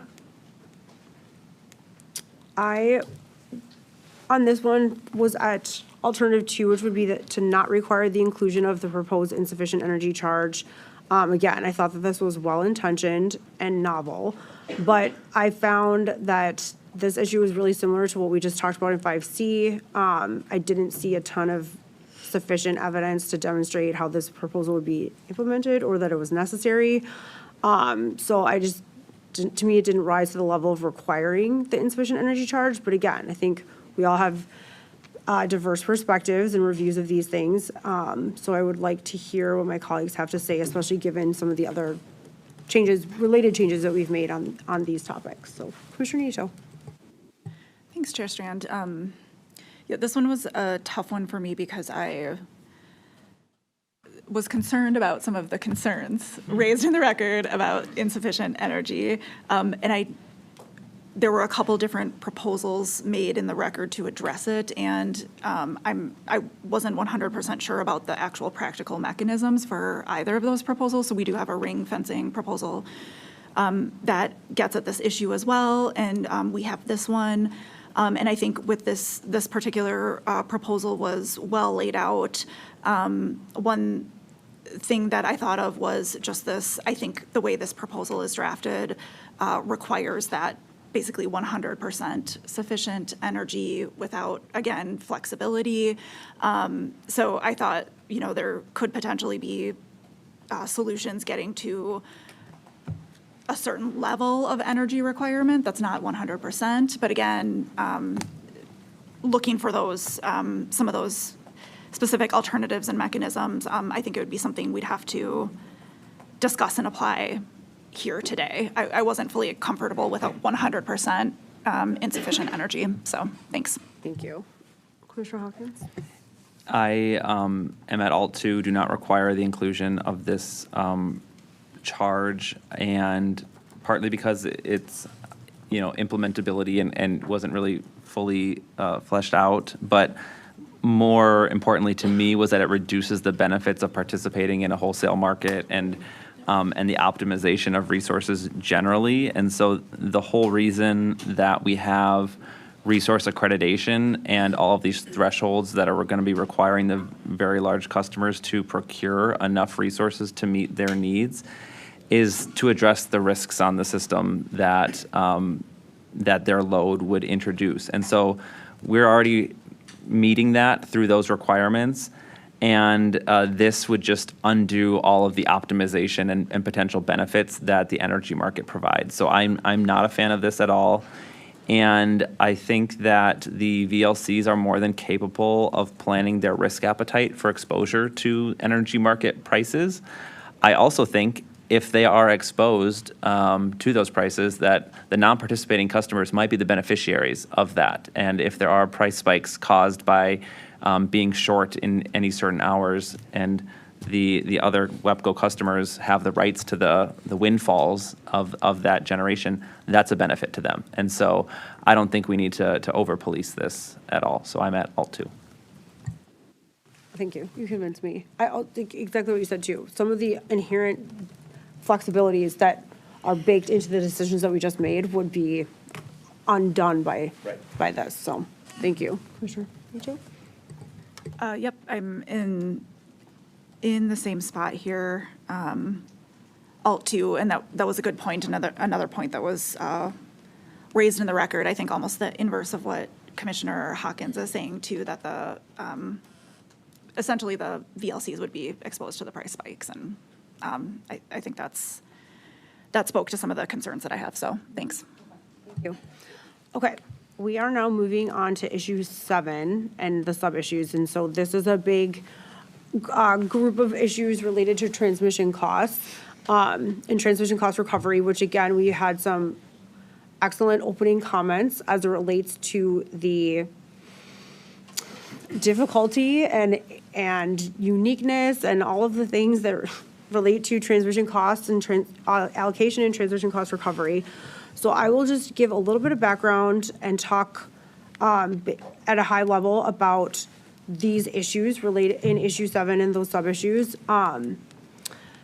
We can walk through those. We obviously have an interesting some jurisdictional issues here as well, which I think Commissioner Hawkins appropriately alluded to. Again, Commissioner Hawkins is also our delegated commissioner in the organization of MISO states and is very familiar with some of the pitfalls of transmission costs and allocation and transmission cost recovery, and also how those things are working at the RTO level and on the federal level as well.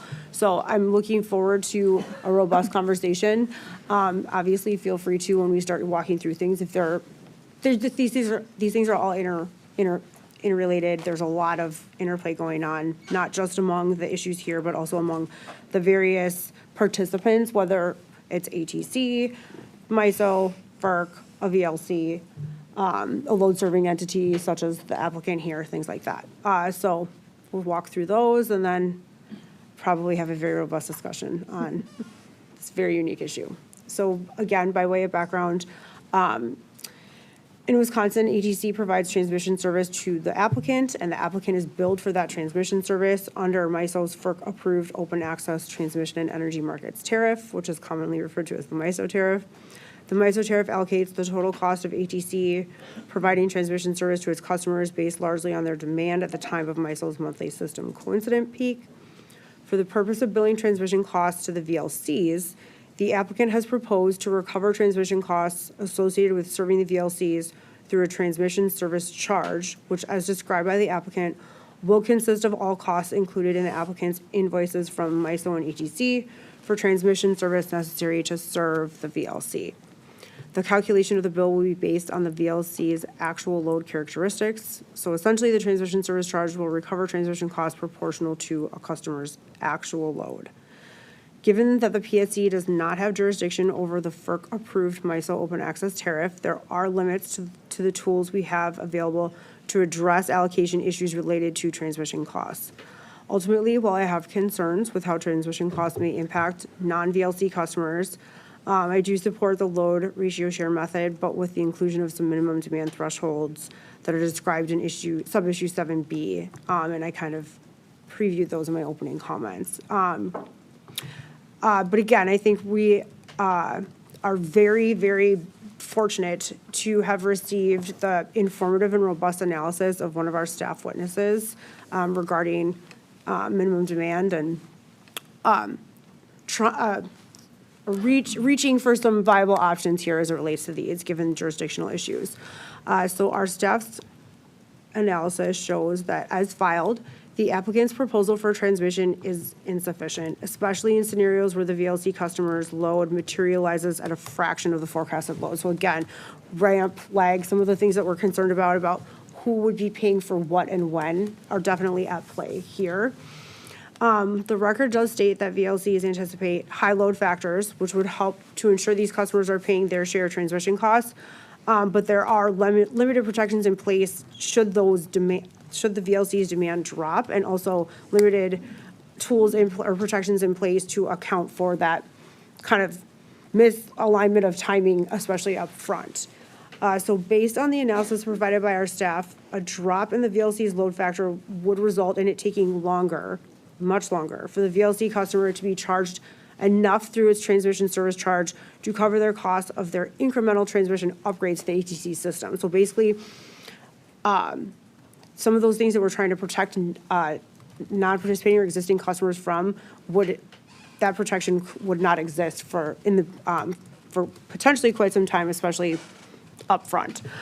So to mitigate those concerns highlighted in our staff's analysis, we were offered an order condition that would direct the applicant to revise the VLC tariff and accompanying service agreement to include a minimum billing demand equal to 100% of a VLC's initially forecasted load or annual load forecast, whichever is higher. So basically, by setting that number right away at what we think that will be, would require them to start having to pay for that earlier, so that there isn't this misallocation, this lag, or this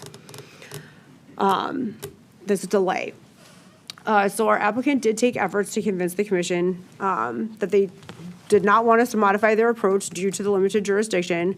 But I think that we, still, even though these are difficult jurisdictional issues, the commission still has responsibilities and limitations. And so I think we need to keep those in mind. It's not, I think one of you said early on, that doesn't mean we just throw up our hands and say, oh, there's nothing we can do, and kind of back away. I think, yes, we are absolutely mindful of and aware of those different jurisdictional responsibilities and limitations, and we will tread lightly to comply with those things. But I also think that we need to try to do something, because again, we know that transmission cost allocation is one of those kind of glaring areas where what we are trying to ensure is really hard to do, and it's not taken care of as written or as filed. So I do not plan on weighing in on allocations that fall squarely within the jurisdiction of the Federal Energy Regulatory Commission. To the degree that there's an opportunity for those things to be addressed or solved, those options can be pursued there. That's not us. But from the Wisconsin jurisdictional level, as noted in our record, I think we do have an opportunity to try to at least address some of these costs and offer better protections to the non-participating customers through this proposed minimum demand option. I think that it's important to know that minimum billing demand level requirement in the tariff would not, as it's not intended to change how those costs are allocated from ATC to the applicant, but that the minimum billing demand would affect how transmission costs incurred by the applicant are allocated between the very large customer and then the utilities non-participating customers. So it's really about that cost allocation and who's paying for what based on whether they're taking under the VLC or not.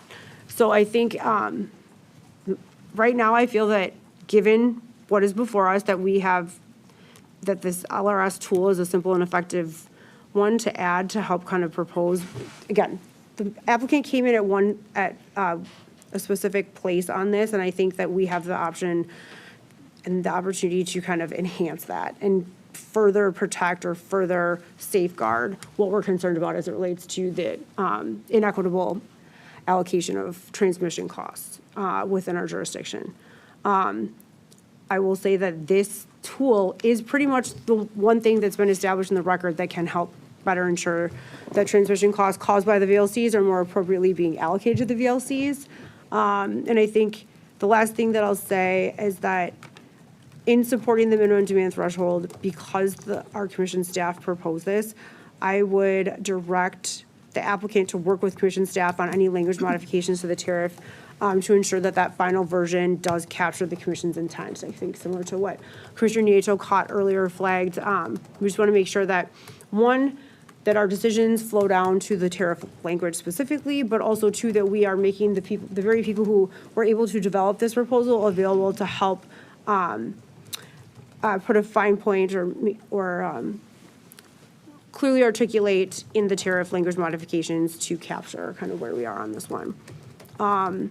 Super quickly before I turn it over on transmission, issue 7C pertains to accounting treatment for the minimum demand threshold. Our staff did recommend that if the commission approved the minimum demand, that we may wish to consider authorizing deferral accounting treatment.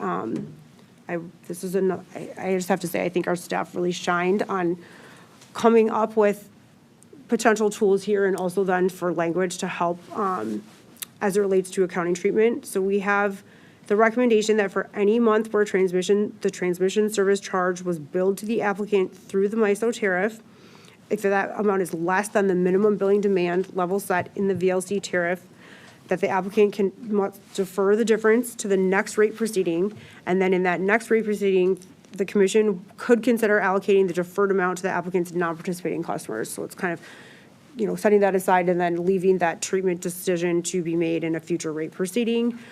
To me, this proposal appropriately addresses the expressed concerns in the record over a potential over-recovery of transmission expenses. So kind of we're going back in that opposite direction of like misallocation or harm in the other way. And ensures that the commission will have appropriately an opportunity to review that accounting treatment and decide how that deferred amount shall be allocated in that future rate proceeding. So for 7C, that would put me, I believe, at alt 1. I know I'm kind of jumping, but to recap on issues 7A, 7B, and 7C, I am at alternative 1. And due to those, and because I think that, again, we have an opportunity here to appropriately address transmission cost allocation within our jurisdiction, I hesitate to support recommendations listed in D and E, but again, I think there's a lot to talk about here. I know that this is an issue of high importance to all involved, and so I really look forward to our conversation on this one as well. Commissioner Nieto. Thanks, Chair Strand. That was really helpful to hear your thoughts and see a little bit of a preview of the upcoming issues and how you're taking all of these things together as well.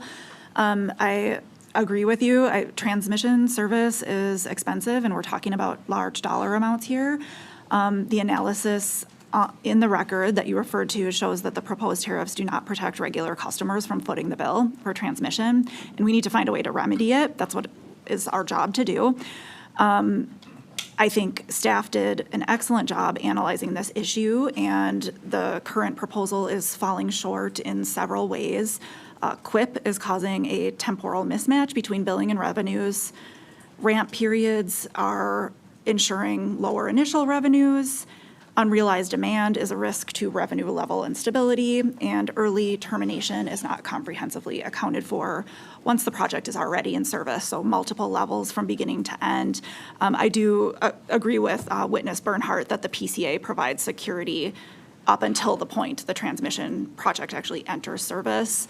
So to me, in reviewing the record, I think the minimum billing demand when used in conjunction with the LRS billing method and taken together with staff suggestion for deferral accounting treatment is the best solution I found to protect the existing customers from paying for data centers transmission costs on these various fronts. I'll also say, as was mentioned at the beginning, there's a lot of buzz that the utility is in the middle of working out a great solution at the regional level, and that's something that's showing up in comments, news cases, other cases that we have here. I think that's great, and I think if that impacts something that we're doing here, then that would be a future tariff amendment in order to bring this up to date and achieve that solution. But in the meantime, we need to make sure existing customers aren't paying for data center transmission. So, thank you. And then in terms of the alternatives, that puts me at the same spot as you for 7A, B, C, alt ones. Thank you. Well, you know, I counted, I have more pages of notes on this than on my opening comments, so I'll try to be efficient. I was actually at alt 3 for 7A, but I think it's just because I want to be clear that I do not support the transmission service charge as proposed, and so I was suggesting that we're modifying the method that was filed by having what we do in 7B. So that's just how I interpreted that, but it might just be semantics. And so again, echoing back to my opening comments, the whole docket exists because the existing rate structures are unable to accommodate the size and speed requirements of these customers. And I believe this applies to all aspects of electric service, including transmission. In proposing the transmission service charge as filed, the applicant assumes that traditional status quo transmission cost allocation would be appropriate and reasonable. I think that's a really bold assumption and ultimately mistaken. The record clearly demonstrates that the proposal places a significant amount of costs and risks on WEPCO's non-participating customers. I think Commissioner Nieto just explained those at every stage very, very well, and I will not repeat those. So my big concerns were the timing and the risks that other customers will be faced with. The scale of transmission investment here, which is driven by the initial load forecast that the large customers submit to the applicant for their interconnection studies, are staggering. In the not too distant future, over 20% of ATC's total revenue requirement will be related to infrastructure built to serve these customers. Traditional methods to finance and recover transmission investments leave existing customers making significantly larger payments for transmission service on the front end and later experiencing large risks on the back end, both of which are directly tied to data center loads. This is very relevant in our retail rate design, as the VLC agreement has a set time period that we just talked about earlier, and evidence in this docket by witness Coble shows that the timing of these costs and risks are clearly pretty large. And I want to talk through certain aspects of this. I have a handout that will help us. It's just a piece of evidence from the record, 2 pieces, but I wanted to highlight a couple things that just sort of underscore this jurisdictional issue that we're talking about. So if we could get my handout now, that would be great. Is there math? There's not math. We are going to look at numbers, though, I mean. and they're highlighted. Calculator? Calculator required. I'm teasing. I just want to say thank you for bringing up the alt 1 versus alt 3. I grappled with that as well, Okay. on kind of which one was pointing, which is kind of why in a very nonlinear way, I structured my kind of transmission comments that way. But I think just ensuring that we're super clear once the decisions are being made for the order is important. But I think it sounds like we're kind of all in the same place. It's just Right. how we interpreted those options. Yes. Okay, thank Exactly. you. So what we see here, Just a Sorry, quick one mention that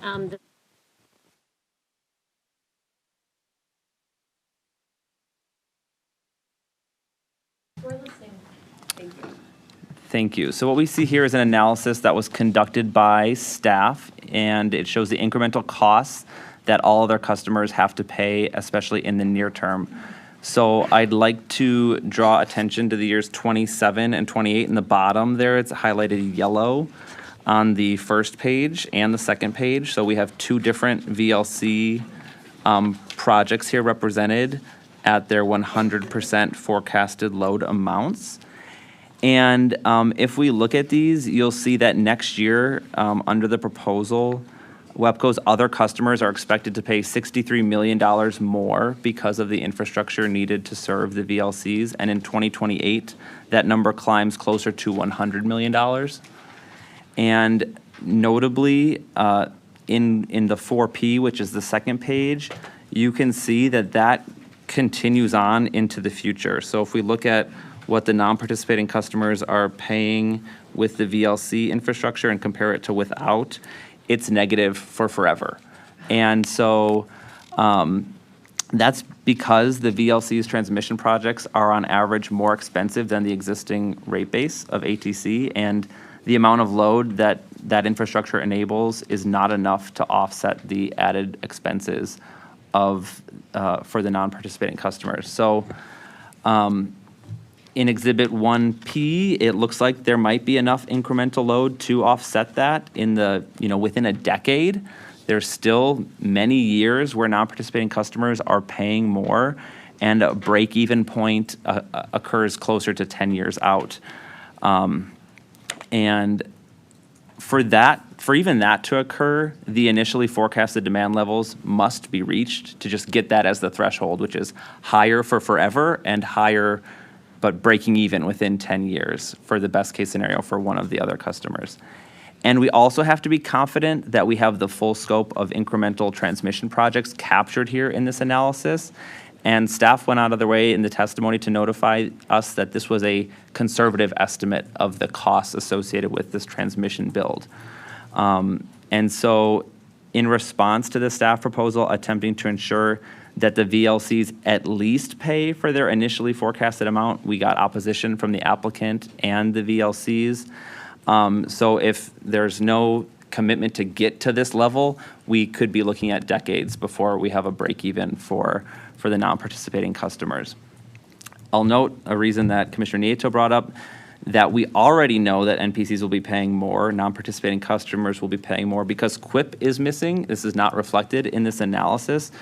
And the applicant refused to provide answers to staff data requests and was unable to answer a question that I asked during the party hearing, which was the numbers that are publicly available on regular ATC reporting related to QIP that's being incurred. Staff testimony demonstrated that existing loads are currently financing the construction phase of these massive projects, and this will happen for years until those infrastructure assets are energized. Staff testimony confirmed that ATC is the only transmission owner where existing loads will be exclusively financing the construction phase of network upgrades to serve large data centers. And all of this is to say that WEPCO's customers are starting this race a few hundred meters behind the starting line as compared to other utility customers that are faced with similar issues across the country. The values discussed in the handout are a second larger issue related to the ramp-up period and do not reflect at all the QIP issue. So all of that jumped out to me. Then there's this risk on the back end that the facilities will be recovered over a 40-year life, and the VLC tariff is a much shorter timeline, and we talked about some of those commitments and protections that exist for generation. They don't exist for transmission. That was one of the reasons I supported, sorry. I'm sorry to interrupt you. Go for it. Quick interruption that this handout that Commissioner Hawkins is referring to is available on the website under News and Events and Commission Calendar, in case that was not heard the first time I said Got that. it. Apologies to listeners. And so the only protection that non-participating customers have on transmission is 16 months of lagging time, but we're looking at years and tens of millions of dollars of cost shifting on the front end, and so that isn't a meaningful protection as I see it. So adding all those things up, it's abundantly clear that the cost WEPCO receives from ATC should be evaluated to properly allocate to customers. As both of my colleagues has mentioned, we regularly do that in every tariff design and rate case. And so we need to do that here as well, which is why I support the minimum billing demand that both of my colleagues also support, it sounds like. And to me, it's also abundantly clear that ATC's other customers will collectively be receiving the same fund surprise in their transmission bills over the next decade, and we do not have jurisdiction to remedy that. And so I found that there was support for the transmission service charge that the applicant put forward by two very weak arguments, which was, one, this is the way that things are currently done, and two, FERC has jurisdiction over this. And so, as the chair mentioned, that we are not attempting to change what FERC rate passes on to WEPCO. We are simply changing how WEPCO allocates those costs to their various customer classes. And so, That's the extent of what we can do here. There will still be harms abounding, and I encourage the applicant and ATC to attempt to address those. At the hearing, it was acknowledged that these issues could be remedied by ATC making a FERC filing. While the applicant's original testimony made it sound as if there was nothing that could be done on this FERC-regulated MISO tariff, that was this mysterious thing that's out there that no one has control over. So the commission is not powerless. We can absolutely direct the assignment of transmission costs that WEPCO receives from ATC. And I will highlight that FERC has traditionally been very willing to work with states and utilities to manage this line between state and federal jurisdiction. Choosing to not to try and directly arguing for status quo is really disingenuous given how unprecedented this infrastructure build-out is. And so FERC has recently approved other modifications in other parts of the country and has expressed an openness to working on this topic. The applicant also noted at hearing that it was working with ATC, as Commissioner Nieto was talking about, working to get rid of some of these timing issues. And I recognize there are other parties in the mix as well when it comes to ATC, given the structure of our system here in Wisconsin, and I recognize that that will be challenging. But I'm really looking forward to finding a way to modernize how transmission costs are recovered, and this is the words of the applicant, which I really appreciated seeing. This is really great to see. The projects that are being planned to serve these customers have titles that demonstrate exactly why this needs to happen. The projects that we're alluding to and talking about have words like feed and distribution in them. These are not your typical network transmission system upgrades that will be benefiting everyone. So unfortunately, we do not have this modernized proposal in the docket.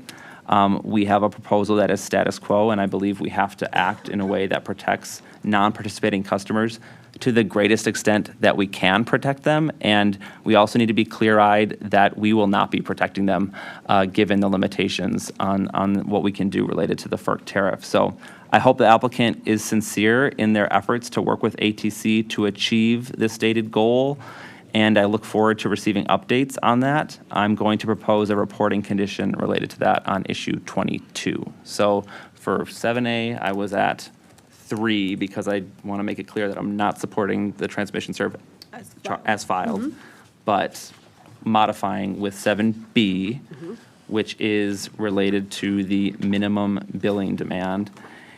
And I'll just say that contrary to just pivoting to 7B here,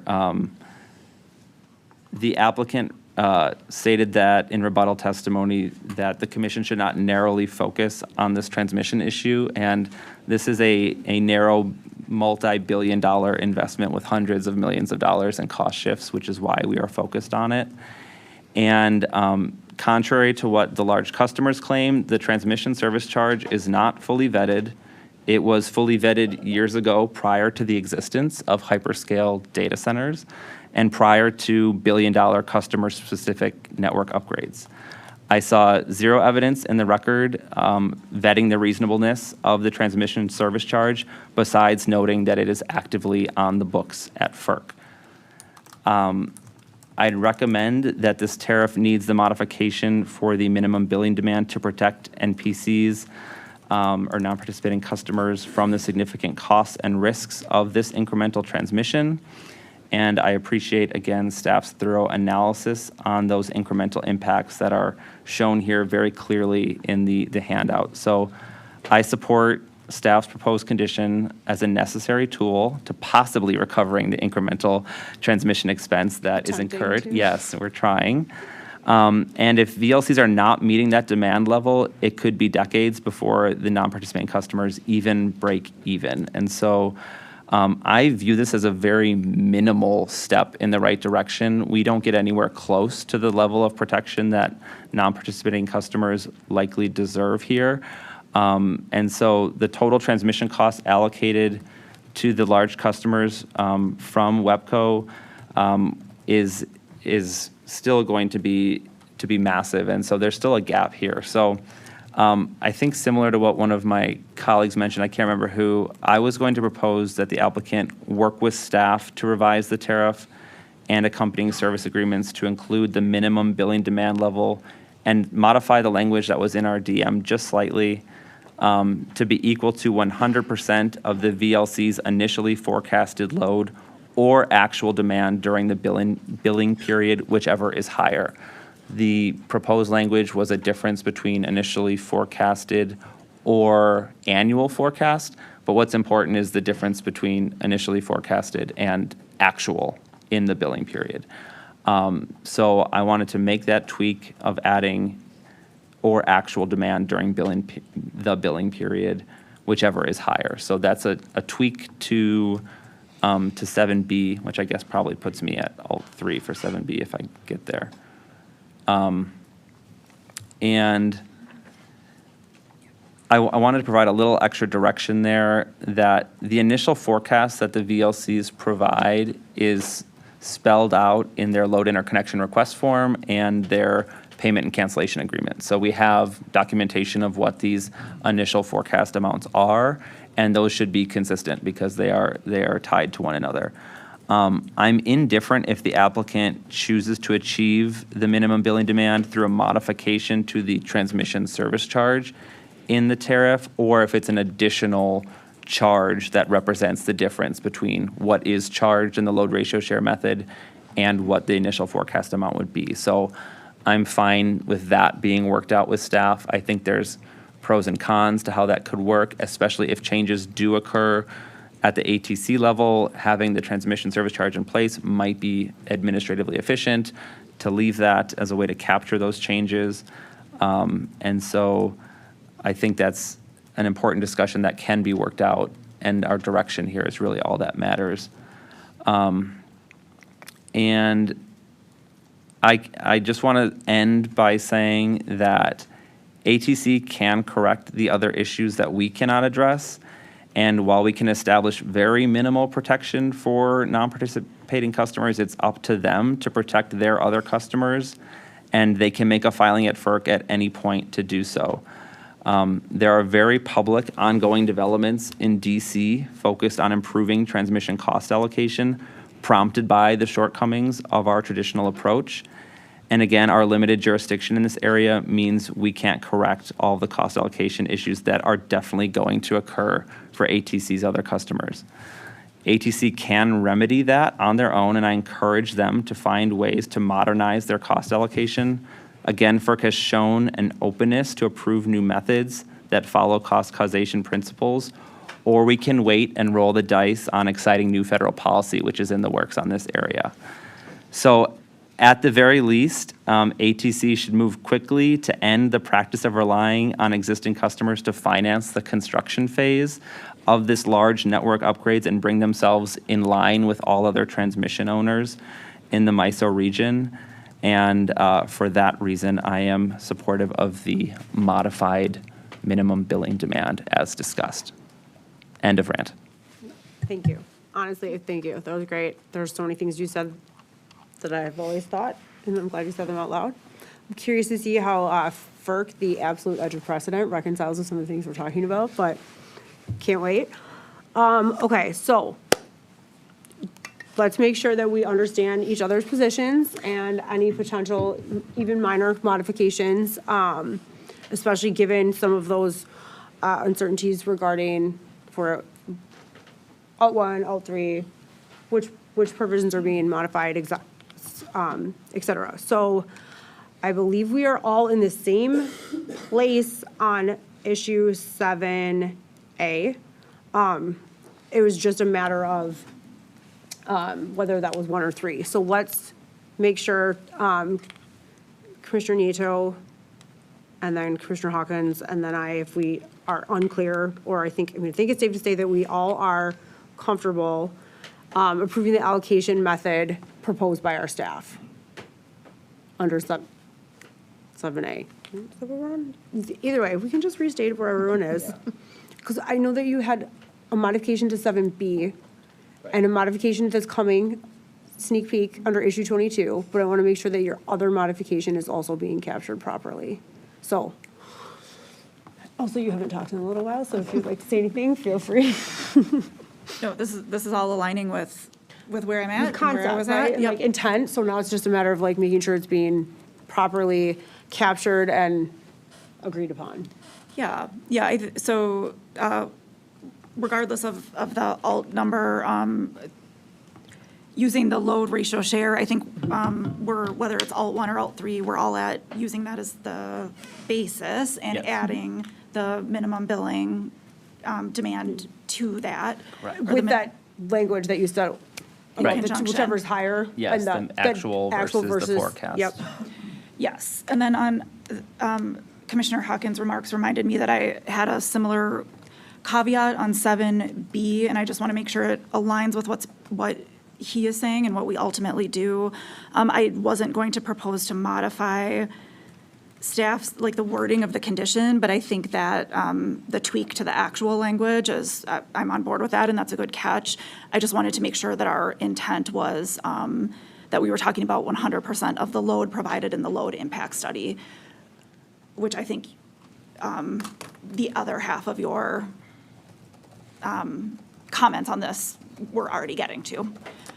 Yeah, and one thing, just to be clear, is the load impact study does have the ramp up, so that number changes through time. So we're talking about in each year, it'll be whatever was in that study. The load interconnection request study, I think, is connected to what you're saying. Yeah. And that those numbers then directly translate into the payment and cancellation agreements, because that infrastructure is what comes out of that study. So I found 2 places to point to that should have the same numbers in them. Maybe you're mentioning a third that I didn't catch, but I thought we should just be clear that those are the numbers we're referring to as it relates to forecasted load. And that they flow through multiple aspects and Right. or agreements. Right. And I think, and my intent was to go back to the source that was the most all-encompassing of all costs, beginning to end, and kind of the furthest back I was able to go and find that was making sure that it was the load impact study. Okay. And that is what happens after the load interconnection request, so they So- should be exactly the same. I'm comfortable with that. And that can capture the evolution that you're talking about as well. Right. Okay. Yeah. Yeah, makes sense to me.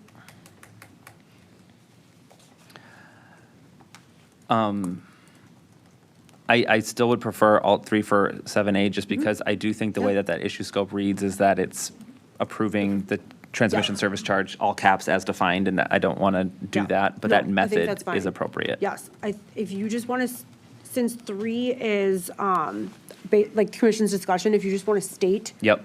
that, and then we can respond, and I'm assuming agree, and then Yep. that'll at least be clarified. Sure. So, I support the method behind the transmission service charge as the basis, as Commissioner Nato just explained. But for B, I had language that said that the applicant shall work with staff to develop the minimum billing demand level, and basically left it open as to how they integrate or append that difference to the transmission service charge as proposed. And so there's now going to be either a modified transmission service charge, which is why I don't want to approve it in A. Yeah, yeah, and it could be modified, or it could just be added to in parallel. And so, so that's my thinking, and I probably didn't explain it as clearly as would have been helpful for anyone, but That got us through, I think, B. yes, and I'm fine with 1 for C, Okay. a simple one finally. I think I want to make sure you have what you need. I think we maybe need to one more time. I think the wording for B, can you provide that one more time? I sure can. That is, the applicant shall work with staff to revise the VLC tariff and accompanying surface agreements to include a minimum billing demand level equal to 100% of a VLC's initially forecasted load or actual demand during the billing period, whichever is higher. And just stopping there, we talked about some of the things that could be used to inform that, but I was just doing that for direction for that staff working with applicant part and just leaving our language, right. So I believe that would put you at a alt 3 on 7B, so that we are capturing those modifications. Yes. Okay. And Go ahead. I'm good with all of that, Okay. aligned with it, Great. and joining on those halts. Yes, I am too. And then I think just for legal purposes, that meant that we were also then at all 3 for 7A in terms of. That openness. Yeah, thank you. Yes, exactly. Making sure that we were not tying ourselves to the not clearly articulated standard, and that it was very clear based on what you said about which one and then how. Yep. Okay. Do you have what you need? On that, we On A and definitely B? covered A and B, and I Okay. believe we're all at alternative 1 in 7C, Right. Okay. if that helps. That does. Okay. Obviously, this is complicated, so I want to make sure you get, and I will just say this out loud, we can always ask for, especially in order of this magnitude, to come back or for us to review prior to it actually being issued to ensure that the intent behind all of the discussions and decisions that are happening today align. I mean, we do that with other cases too. Do we want to specify that right now? I don't think we need to talk about it right now, but I don't the think we end. need to decide it right now, but it's Okay. obviously an option just to, make people feel comfortable. So, I think we're in a good place on 7A, 7B, and 7C. Yep, okay. Yes.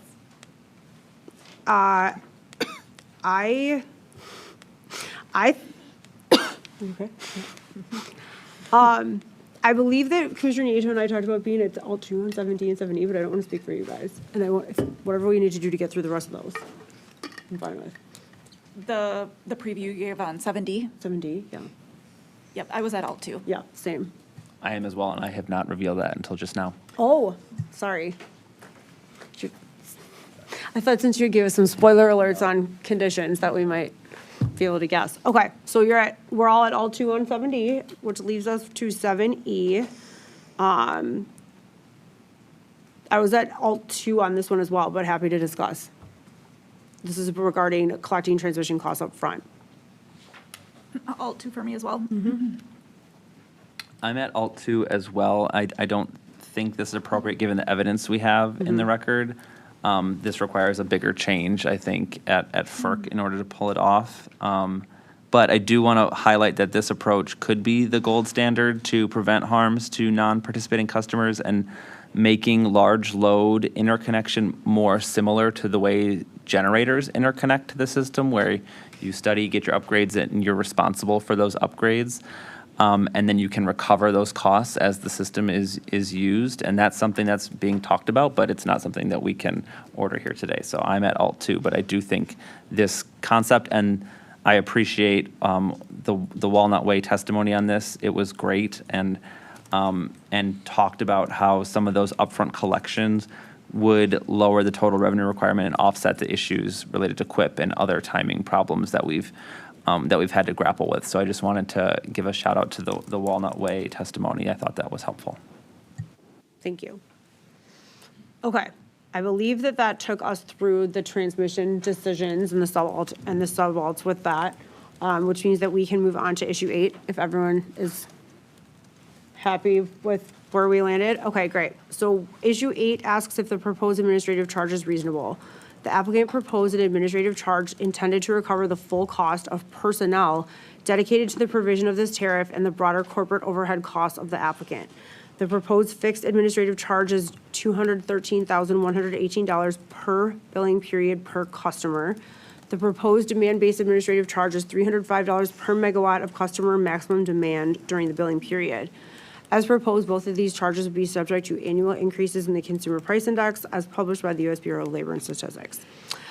So for this one, I was at alt 1,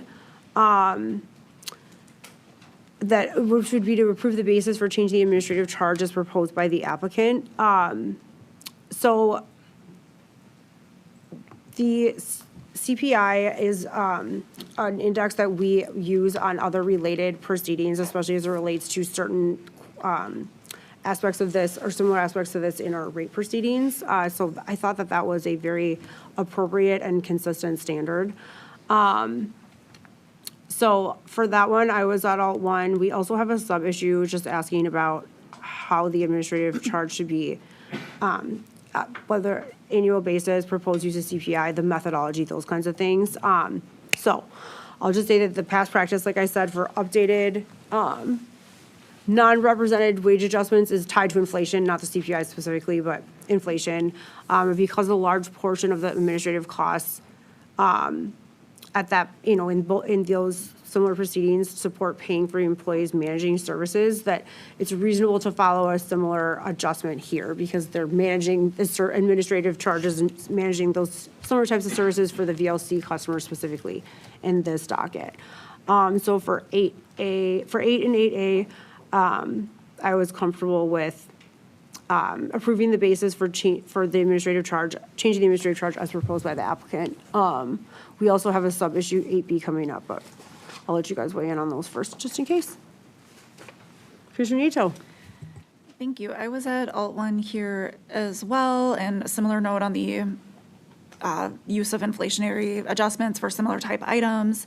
And then, of course, subject to our additional discussion later in the DM about reviewing costs and revenues in future cases. Thanks. Perfect, thank you. Commissioner Hawkins. And I was at alternative 1 as well for the same reasons. Great, thank you. 8B asks what the appropriate amount of detail to be included in the applicant's next rate proceeding regarding administrative charges. So kind of similar to what Commissioner Nieto just teed up. When the commission is in a future rate proceeding and requires information about these administrative charges, we are going to weigh in on how much detail or what kind of detail we're looking for. Back to your responsiveness points earlier.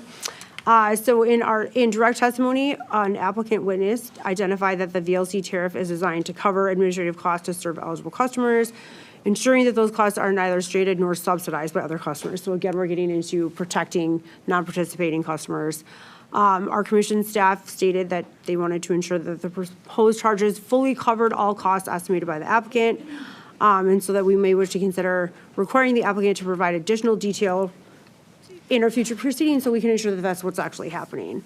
And so our staff proposed an order condition that would read, the applicant shall provide additional detail regarding administrative charges as part of its initial application in future rate proceedings, including but not limited to showing actual costs incurred, including time studies and comparison of actual costs allocated compared to the initial amounts estimated in the various components of the proposed administrative charge.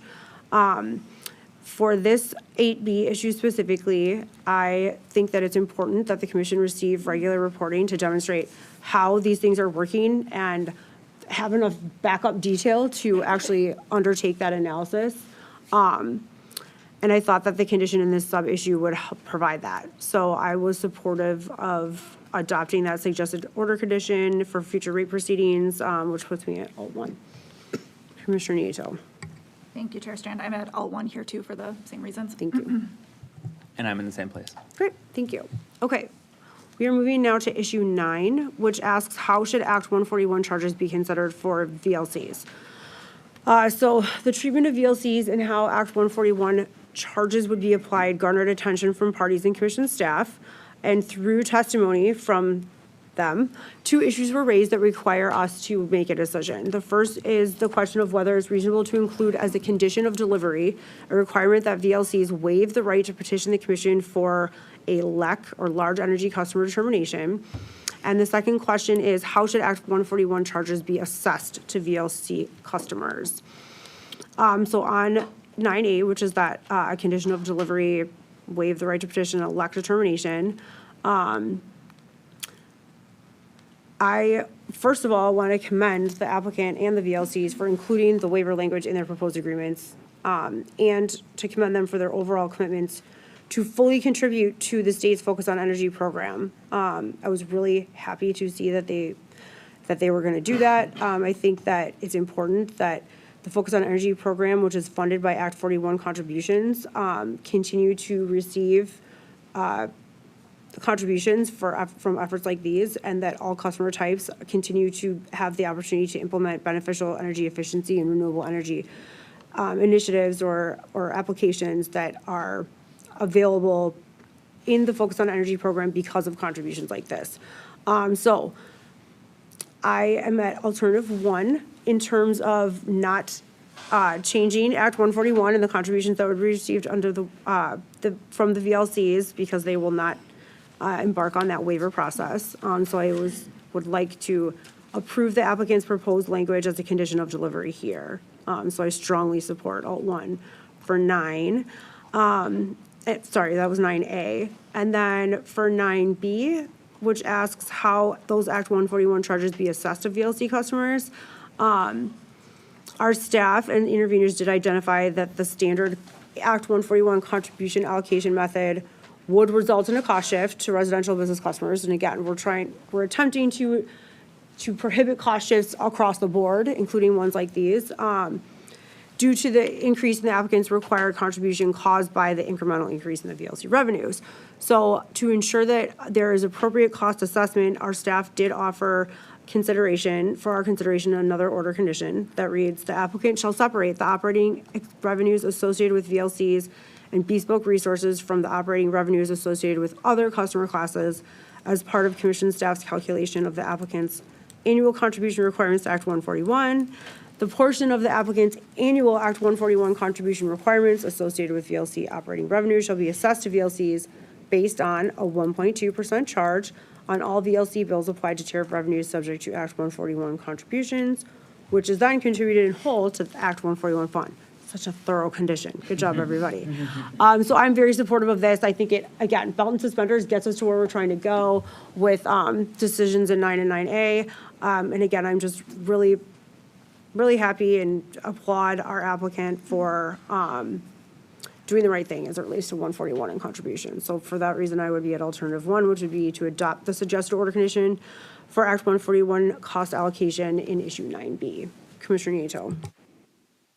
Thank you, Chair Strand. I agree with you wholeheartedly. I think this is a positive development for our state. So our state's Focus on Energy program is funded annually at a little over $100 million right now, and it is based on a statutory percentage that has not changed since the program was created many, many years ago. And so the governor's budget has requested budget after budget to double the funding for Focus so we can try to catch up to our other neighboring states. I think over the years what we've seen is Focus used to be in the top rankings for energy efficiency, and Wisconsin used to be. And then you can see year over year as you watch the history, Wisconsin slipping and slipping and slipping as our neighbors stay up in the top 10, in the top 15.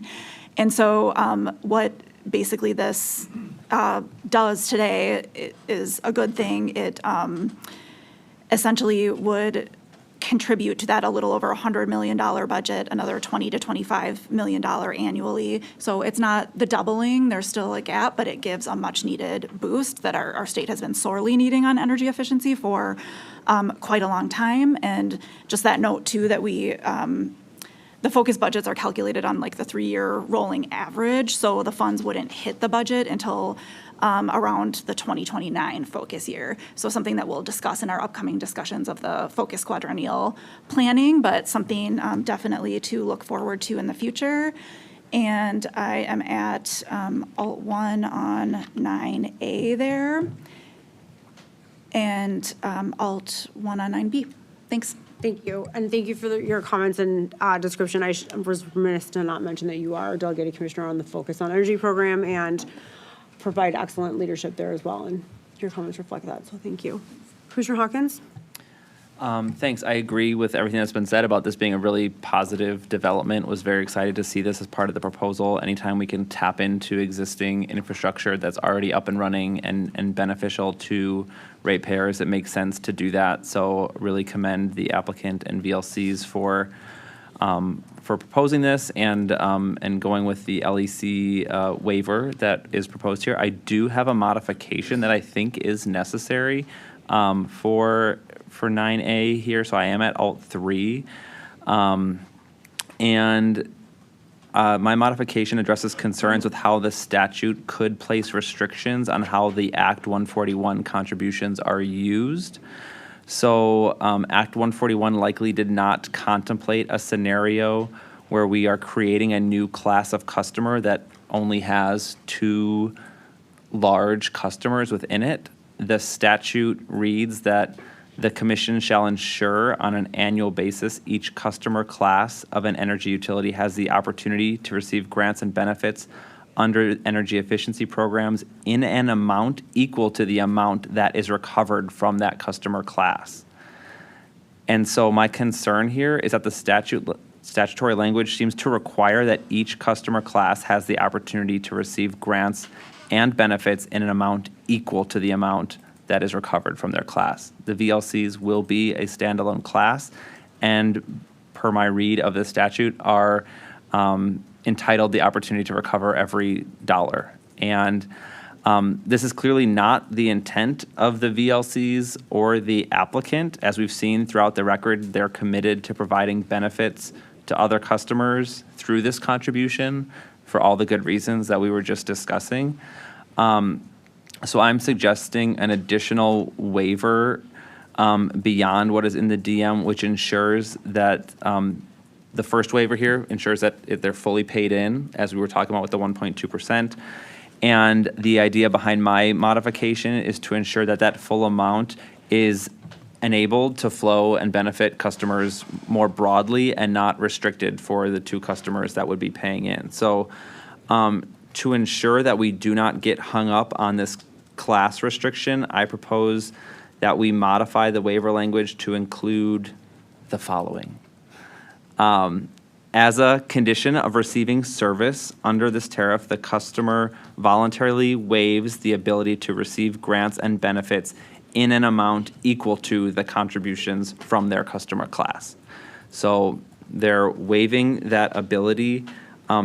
They would still be able to receive grants and benefits, but it's just that opportunity to get every dollar that goes in from their class would be waived, and so they would just be subject to the other customer caps that are in place in the program, for example, that limit, how large an individual contribution or individual grant could be. So I think this is really important. I think it captures the intent of this proposal, and I think it's important that we just don't accidentally box ourselves in without creating this path.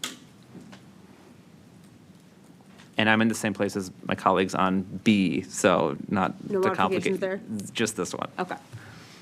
I think what you propose makes sense. I think it's a good catch. I want to make sure that, I'm assuming OGC knew about this since we can't talk about things beforehand. Okay. But also I wanted to defer to Commissioner Angel as well, given what I said before. Yes, I think it's a good catch, and it makes sense. And a good flag as well in the quad decision for staff and everyone working on it in terms of when we talk about allocating kind of in both spots. So, yeah. Great point. There. I had a note on that as well, is that we will have future discussions on how those things are allocated to different classes of customers, and that's something that we do, regularly. And so that conversation is still out in the future, but we want to make sure we don't prevent what we can do there, and that's why this waiver is important now. And that makes total sense. So thank you. On board with that. Yes, thank you. Okay, I can support that modification, that addition. 7A, correct? Yes. 9A, sorry. 9A, yep, okay. 7 was transmission. Yes, I know. Ugh. We moved on from that one. Okay, so I think we're in agreement on 9A and 9B. Okay, which brings us to 10, which asks if there are any modifications to the distribution service charge language reasonable and necessary for approval. So one of our interveners requested that we modify the VLC tariffs distribution charge section to include a sentence stating, quote, all customer facilities served under this tariff will be served by dedicated distribution facilities. The applicant responded with its own modified language, quote, all customer facilities served under this tariff will be served by dedicated distribution facilities or distribution facilities owned by the customer.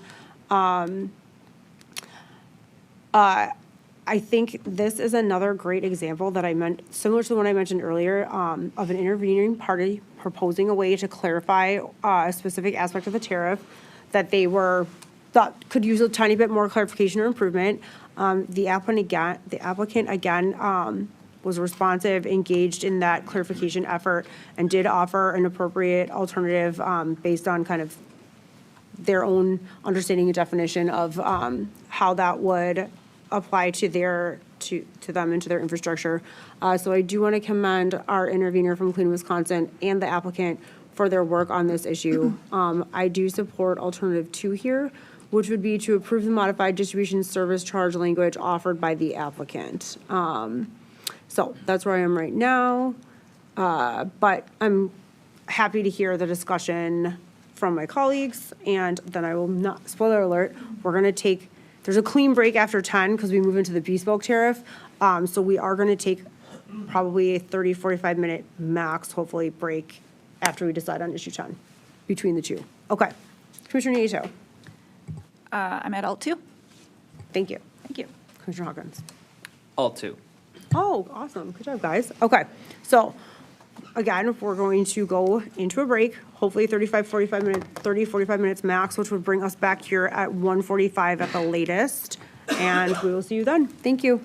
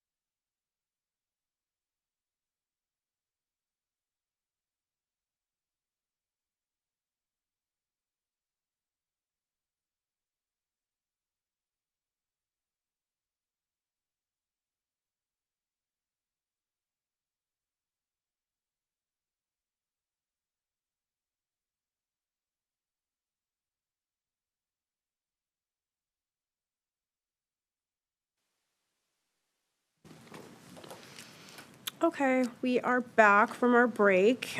Before we proceed with issue 11 and start the second half of our discussion on the Bespoke Resources Tariff, I'm going to just check and see if there's anything that anyone needs clarification or articulation on from the first half of our discussion. Thank you for asking. I do have an item I want to raise for clarification. And this is circling back to issue 7B. So Commissioner Hawkins, we're back in 7B land here. I just want to clarify because we were discussing what the proposed order condition meant, and we had some back and forth about staff referencing different sources to ascertain that value. And there was a little bit of mention that what I had proposed might be associated with ramping and ramp periods. So I just want to clarify that and make it clear that for me, initially forecasted load should be the maximum load value, which is used to size the transmission facilities that get identified in the load impact study. So what I'm trying to get at is setting the initially forecasted load at this highest level to ensure the VLC begins paying towards transmission costs as soon as possible. And that's the intent. Should staff have any questions about carrying it out, that was, from my perspective, the intent. And that's the way I understood both of you to mean it as well, but putting in that clarity.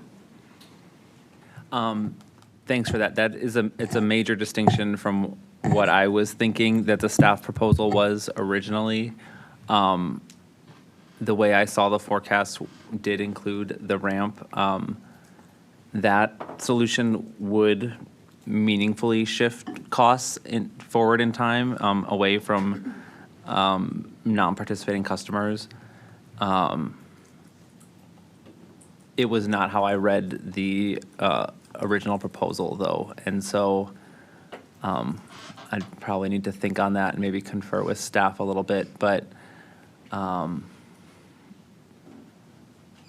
I'd be interested if that was the chair's interpretation as well. I'll stop there.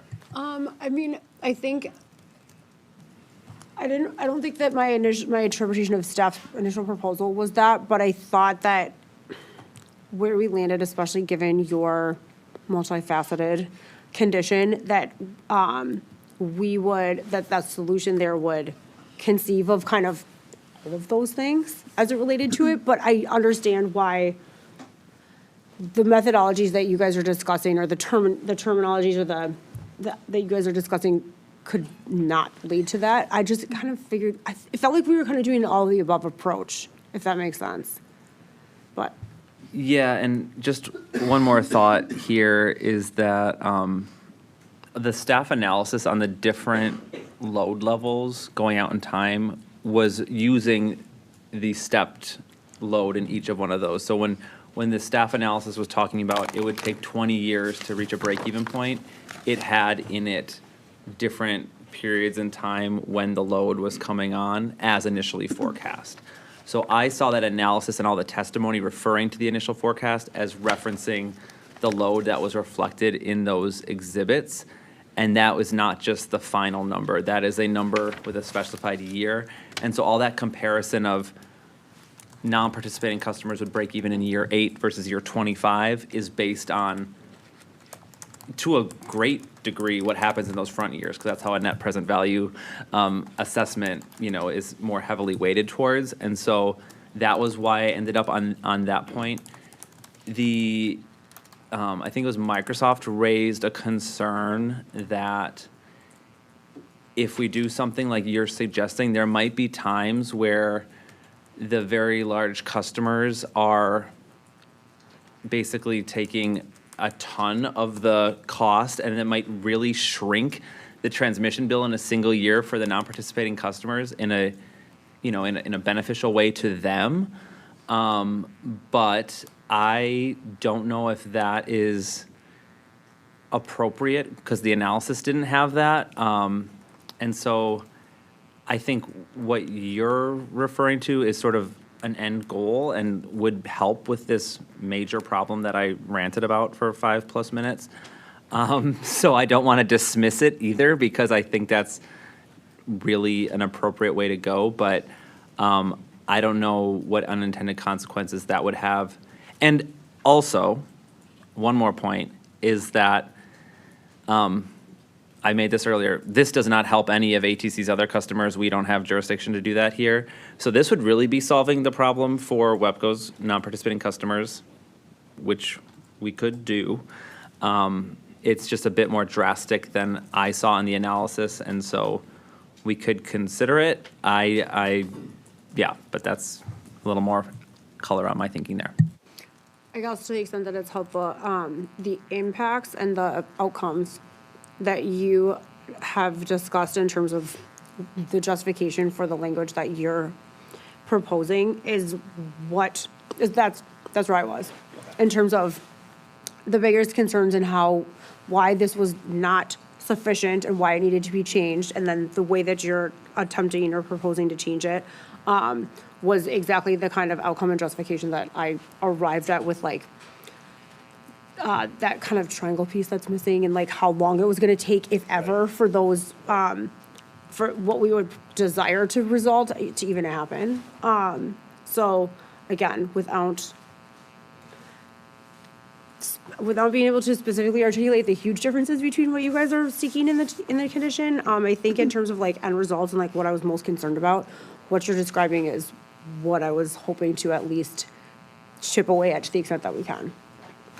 Yeah, and that was part of it for me, is the timeline piece and the protections on the back end. The staff analysis looked at when that break-even point happens, and that is with that ramp period. And so we could really fix the problem if we did what you were suggesting, but then that is creating maybe some other problems that weren't analyzed necessarily as far as how those dollars flow. And what the applicant or ATC might have to do to try to make that work is an open question. It would still be just all within the pot of costs allocated to WEPCO, but yeah. Yeah, I think, and if you both want to think it over further, or you want to go the other direction, just chime in. But I'll just add a couple other points for consideration for you to chew on. Number one, would the deferral mechanism solve for some of those imbalances? Number two, I think that was my issue, is with the analysis that we do have on the record, the situation, the overall transmission framework, transmission service charges framework, it's even with some of those, the differing values, the break-even points are just happening too late to me.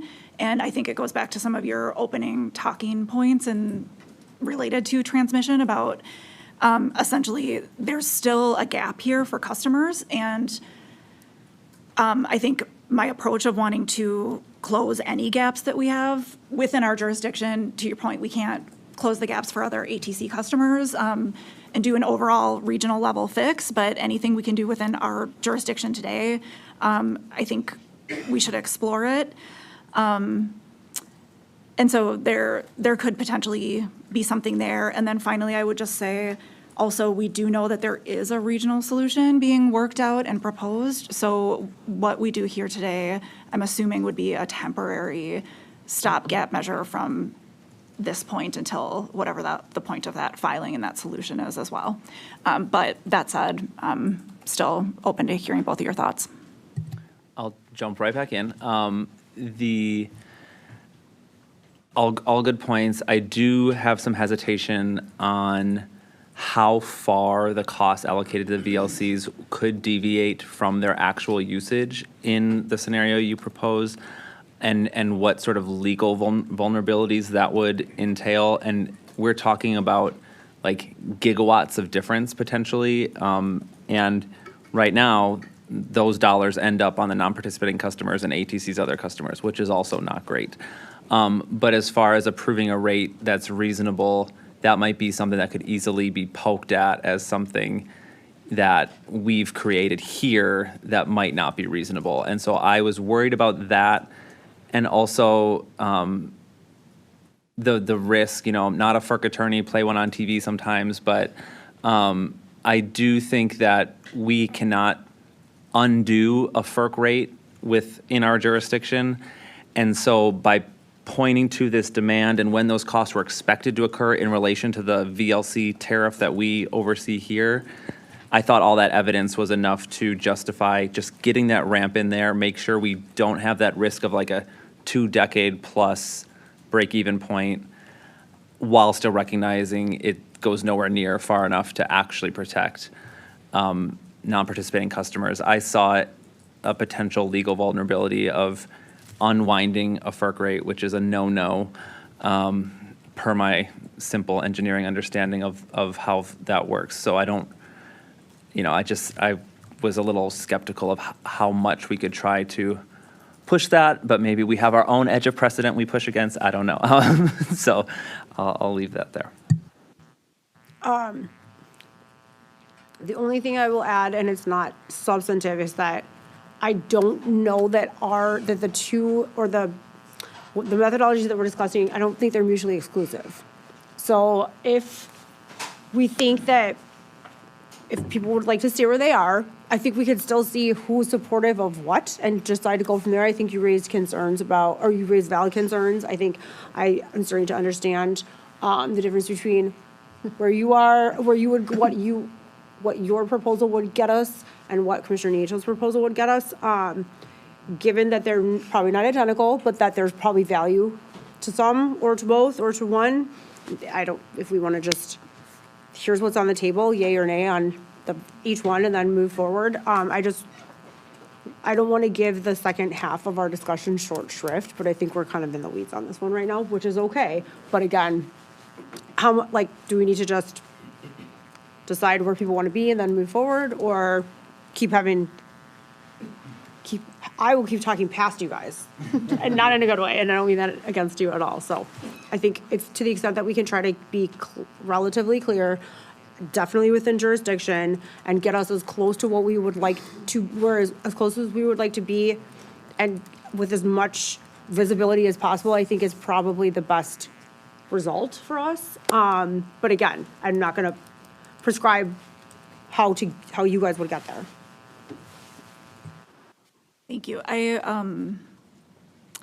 That helps and makes a lot of sense too, and I do not want to unwind a FERC rate or go outside of our area of jurisdiction. So I think to the points that both of you are making, just what is the absolute best we can do within our area of jurisdiction is really what I'm seeking out. And so if that seems like a dead end kind of solution to you, Commissioner Hawkins, I'm hearing what you're saying about it too, and I don't want to propose something that's not in line with what we've said about our jurisdiction and FERC either, so that wouldn't be the intent. Appreciate that, and the way I got to that position was also informed by the record had examples of other states as well. People were throwing those in, and those often included a specified ramp period and then a minimum billing demand. And so by referencing the load interconnection request form and the PCAs, it has that sort of all-in-one. And so what I've seen in other, things that have passed muster at FERC, it was a specified ramp and then a specified minimum. This sort of lines up with that. And so that was how I surmised it might be legal, I guess. And so just wanted to, yes, yeah, at least to the same extent. So that's how I ended there. And then again, the analysis that showed that timing of risk and comparing that to the length of a tariff that we're proposing and the protections that go with it, because that we certainly have within our jurisdiction is understanding when benefits might occur. And if it occurs outside of a tariff we're proposing, that's just not reasonable on its face. So that's why I think we need to have the minimum billing level that guarantees we at least get a break-even point somewhere in that, contract length window. And that is I think, just undeniably something that we have oversight over, and so we can effectuate it that way, still recognizing it's falling far short, as I ranted about earlier, and hopeful and optimistic and encouraging to find a solution outside of this building that achieves some of those things. Okay, so that's really helpful. So to clarify for staff to understand, we are adopting the interpretation that includes the ramp, and I'm aligned there. Does Chair Strand, is that? Okay. Yeah, thank you. Thanks for entertaining Thanks that. for raising it, yeah. Good discussion.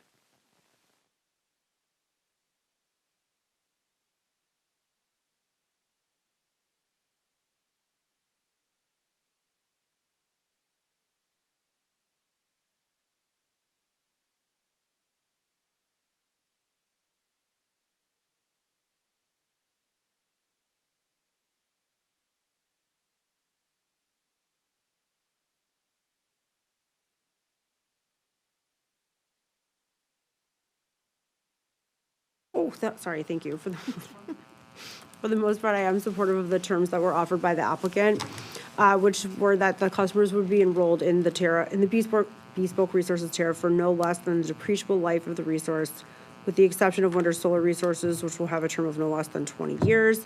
But I do think that we've had some really good discussion on term length already and on type of resource. We also have some questions coming up regarding resources. So I think there's also definitely room here for modifying that term length, especially as it relates to wind and solar. And to also make it consistent with that fully depreciable life. So I think I would like to have a discussion with both of you again about kind of where we are on term length and whether or not it makes sense to try to kind of true these up and make them consistent regardless of resource, or if it makes sense to use some flexible language, which we would have as the opportunity to do under alternative 2. So we can either, keep it as proposed or modify it consistent with our discussion, which again would give us some flexibility there. So, I think preference-wise, going into this, I would probably be at an alternative 2 and modify it and treat them the same. But again, I think we've had some really good discussions today. I think this is another example, this docket is another example of our 3 kind of perspectives and areas of expertise coming together to try to make the best decisions possible. And I think this is another issue that could provide that opportunity for us. So I'll turn it over to Commissioner Nieto to hear her thoughts on the Bespoke Resources term length. And then we'll go to Commissioner Hawkins. Thank you. Thanks, Chair Strand. On this one, I was at Alt 1 approving it as proposed, and I think you make a good point about the alignment with our 15-year on the other one, and then there's, that potential gap period. But I think to me, keeping the term of the bespoke resource tariff to match the life of the asset has more benefits than does achieving that alignment across the 2 tariffs and closing that potential gap. So I would favor Alt 1. Thank you. Thank you. Commissioner Hawkins? I was initially at Alt 1, but through the course of the chair's discussion of this issue, I realized that a point later on that I'm looking forward to discussing might be in conflict with the language we have here. And so I would just like to modify the term length to be no less than the depreciable life of the resource or the length of the resource contract. I will later on be talking about the importance of the potential for PPAs to serve as bespoke resources. And so in the hopes that we do approve something like that, I don't want the length of the tariff to be limited by just resources that are owned or the renewable timeline, but also could contemplate a contract length being equivalent to a depreciable life of an asset. So I'm just adding that in here as what would be appropriate as well to expand that. Okay. I think I'm having microphone issues, but can you please, I I got no less than the depreciable life of the asset or. Or the duration of a resource contract. Okay. So you would be at all two, and the bespoke resources term length would be no less than the depreciable life of the asset or the duration of the resources contract? Right. Okay. And adding the duration of the resource contract is to anticipate PPAs instead of a depreciable life, so it's just an add-on. Instead of an owned, correct? Correct. Okay. Yep. Yeah, I think that's a good modification. I think that gets to kind of where I was trying to go. And I definitely had that no less than. So does this mean that that would apply to all resource types, including wind and solar, or would they be what was your intent there? I think the language that was there for wind and solar was already helpful enough. So leave that at no less than 20 years? Right. I think that is a good just sort of backstop to have in there. And it does not conflict with whatever you were foreseeing? I'm not asking Don't you to, think- I'm no, not I don't- asking you to disclose that. I'm just Yeah. asking you to make sure that it's not in conflict. I don't believe it is. Okay. Do you have what you need? It's okay if you don't. No.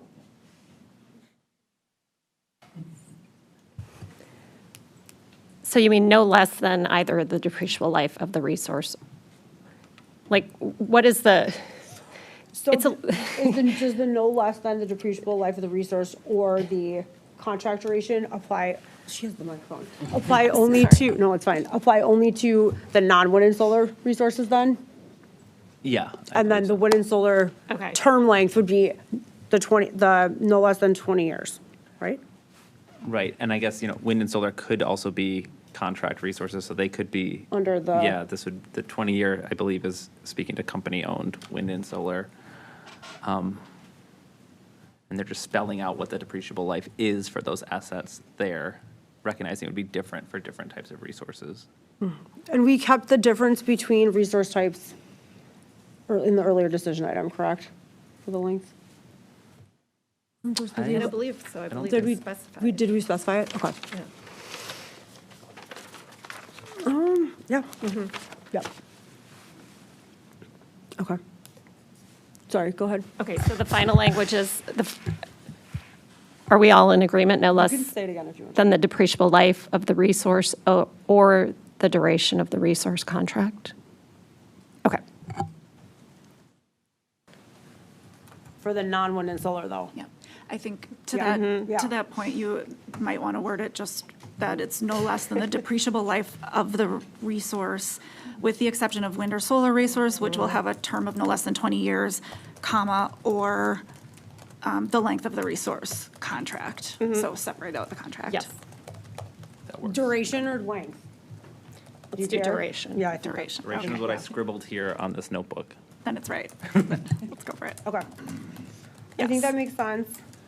Do you have what you need? Yep, thank you. Are we sharing this microphone? Okay. Hopefully I don't have to talk anymore. Okay. Oh, okay. We are going to move on to issue 12, which asks if the bespoke resources tariff should it allow capacity-only resources? Okay, so this obviously garnered a lot of attention and discussion in the record. So I'm going to take a little bit of time to just talk through this one, and then we can go from there. And obviously, I think I at least teed this up in my opening remarks, but that was, like 4 hours ago. So issue 12 asks if the bespoke resources tariff should allow capacity-only resources. I will say that I found the capacity-only option did open the door to a lot of risk and uncertainty as to how it would impact non-VLC customers, which is, again, something that I think most of our discussion and approach to this was to try to mitigate that risk as much as possible. I don't think that level of uncertainty and risk is necessary in order for this tariff to operate. I think it can work with just that full benefits or full requirements option, which would put me at alternative 2, which would be to not approve the inclusion of the capacity-only resources in the bespoke resources tariff. I will also add that we do have a number of modifications coming in these sub-issues, and they pertain to the capacity-only option. So we'll see where we all are on issue 12 specifically, and then may or may not have to touch those sub-issues within this one, otherwise just jump to 13. So again, I think the uniqueness of the capacity-only construct caused a lot of risk and a lot of uncertainty for non-participating customers, which is something that I was trying to avoid as much as possible throughout my exploration and decisions in this tariff. And so for those reasons, I was at Alt 2 to remove the capacity-only option. Commissioner Nieto. Thanks, Chair Strand. I was in the same spot at Alt 2 here. I would deny this one. I think there were a number of issues raised throughout the record related to this proposal, and I won't go back through all of those issues other than just to say that this is really kind of a risk allocating type bargain is the way that it's set up, and it was negotiated and developed among private parties, but it brings customers to the table. So there are other parts of this tariff that were developed out of, discussion, contracting, negotiation, and they are really walled off or ring-fenced from other customers, and this is one that directly brings other non-participating customers right into the mix, and it's kind of in the mix of this, like I said, bargain that's proposed here. There are chances of harm to customers, and there are chances of harm to very large customers as well. I don't know perhaps how many, what the level of harm is to shareholders here, but there are chances of harm to existing customers. And I would just say too that this is an example when you're involving all customers on the system or large groups and classes of customers. This is why a guiding principle of sound rate design includes the related practical attributes of simplicity and understandability and public acceptability. I think this principle is even more salient today, probably in today's complex world. There are so many pages and so much analysis here dedicated to explaining the scenarios in which this will benefit non-participating customers versus scenarios in which it would harm non-participating customers, and then safety valves on top of that, which I appreciated as a proposal. But and I would just say I always appreciate precision and nuance and even complexity when it comes to our analysis and technical and legal proceedings. And I also appreciate robust planning and future scenario modeling, everything that was described in the record here too. But when it comes to the ultimate design and rate, especially one that's going to broadly impact other customers, most people aren't full-time energy managers at their own homes or their jobs or their businesses. So the public needs to have a transparent understanding of what they're paying for, and people need to know that they're not bankrolling discounts. And so the way this portion of the proposal kind of crossed over that bright line just didn't meet the mark for me. Thanks. Discussion, Commissioner Hawkins. Thanks. I'm in agreement with everything I've heard from my colleagues. My opposition here is based on potential harms and risks to non-participating customers. I'll note that this proposal for a market-based rate is very different than market-based rates that we've approved for other customers. It's the theme of the day, unprecedented.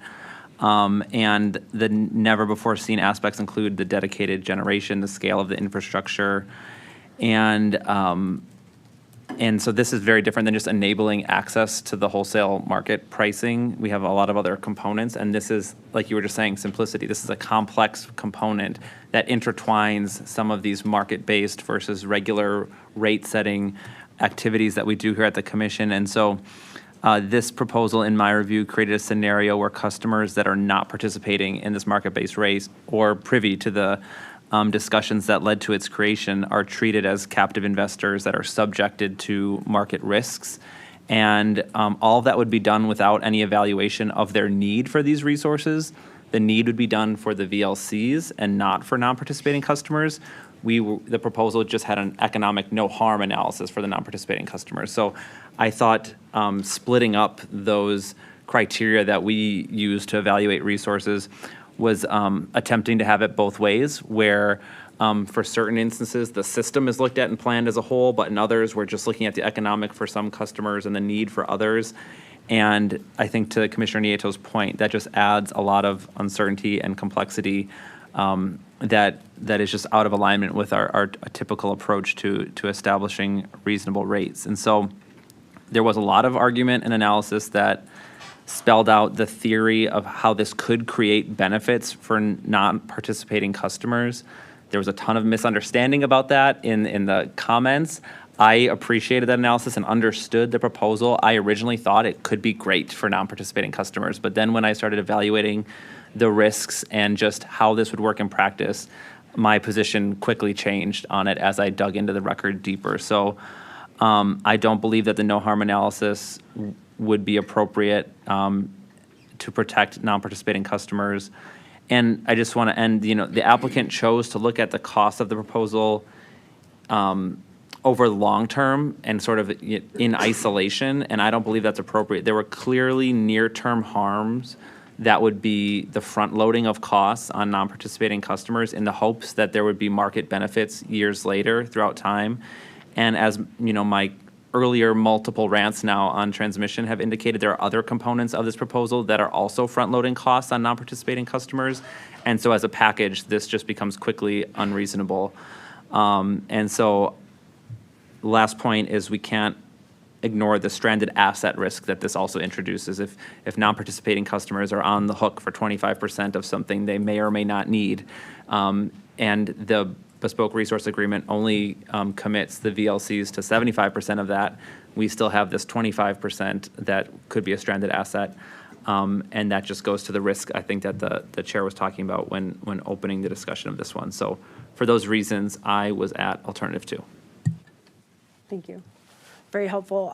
No, I will just restate that because of our denial of the capacity-only track in issue 12, we do not need to discuss the sub-issues in issue 12, so that would be 12A, 12B, 12C, and 12D, and 12E. So those are all moot since we denied the capacity-only track. That brings us to issue 13, which asks if the eligible technologies for bespoke resources should be expanded to include other options. So a few parties offered testimony on this topic and had some critiques to level at the tariff design because the bespoke resources tariff did not include behind-the-meter generation and battery storage technology, nor did it include distributed energy resources, demand response programs, or VPPs, virtual power plants. So I want to say here that I am very supportive of the concept of expanding the technologies available in the bespoke resources tariff. But I do worry that in reality, we could be stepping dangerously close to encroaching on a legislative function in terms of policymaking and the expansion of technologies that maybe are not prescribed or accounted for in the existing state statutes, given what we've all talked about in terms of the last time those things were significantly updated. I have strongly stated my desire, and I think we all have recently, for additional tools from the legislature on this front and on other fronts so that we can ensure that Wisconsin is not falling behind so that they can keep up with other states and remain competitive and innovative, including on these fronts that we're talking about with some of these new and innovative technologies. And some of them aren't that new or innovative, but we still don't necessarily have established options, opportunities, definitions, legislative granting of ability to do things as it relates to a lot of these programs that we know either, are far ahead in other states or are things that we're just maybe kind of taking baby steps on when we should be ready to run. So again, I think in terms of the technologies or like the creative and innovative additions to this, I'm very supportive of those. But I do worry a little bit about encroaching on that legislative function or drawing attention to something that we may not, that we should potentially take a more cautious path towards. But I don't want to preclude a discussion of this, and I also want to make sure that you guys are allowed to share your opinions and weigh in on these things, because I know you both have specific experience and desires as it relates to the expansion of some of these. So I'll turn it over to you all now for those discussions. And then I will talk just very, very briefly about kind of a pronouncement that I still think should be made no matter where we end up on this issue. So first we'll go to Commissioner Nieto. Thank you. Thanks, Chair Strand. I appreciate your perspective, and I think to your earlier point about there's a lot of complexity here and a lot of, I think, pressure to get it right because of the scale, the scope, the timing. Again, this isn't a typical case or tariff offering, and some of these decisions are locked in over life of assets, and there's a lot going on here. So just reiterating, appreciating the open dialogue on each of these to get to the right spot. On this issue, I was on Alt 1, and I'll just share a couple of comments as to why, and still open to the discussion. I felt that this was necessary to expand with the caveat that many stated on the record that expansion would be voluntary on the part of the customers. It's not a requirement that they take up any sort of certain technologies. They still enter into working with the utility on discussing the resources needed to serve them. I think on other points, ELPC made the point that these kind of demand side and distributed resources are exactly the kind of innovative resources that should at least be allowable under a framework that allows the VLC to take market risks. And there's some market risks being walled off if that's just flat out not available as an option. And I just thought about too, just the size of what would be added to the utilities system being equivalent to, say, a decent-sized utility. So that would be like building a decent-sized utility over a couple of years and saying up front the utility's not going to take advantage of any demand response or any demand-side management. And I think under, I don't know that would be a reasonable approach to planning for something like that. And the only other thing I'll mention is that there is a little bit of a tie-in with the ROE in this case too. We're not at the ROE and the capital structure issue yet. I don't have an issue with the ROE or the capital structure that the VLCs are proposing to pay to the utility, but I do think we have to be mindful of the incentives and disincentives that we're setting up if we approve those. And again, we're not there yet, but if we do approve those, I think we just have to be aware that the higher an ROE goes above a market return, the more intensified of an incentive it creates to reinforce a CapEx bias, and this isn't a CapEx bias that's a We Energies thing. This is a well-known industry phenomenon that's been studied for a very long time. So I think just we'd be reinforcing that potentially by allowing it to be closed off formally to those other kinds of resources. So that was just another concern that I had.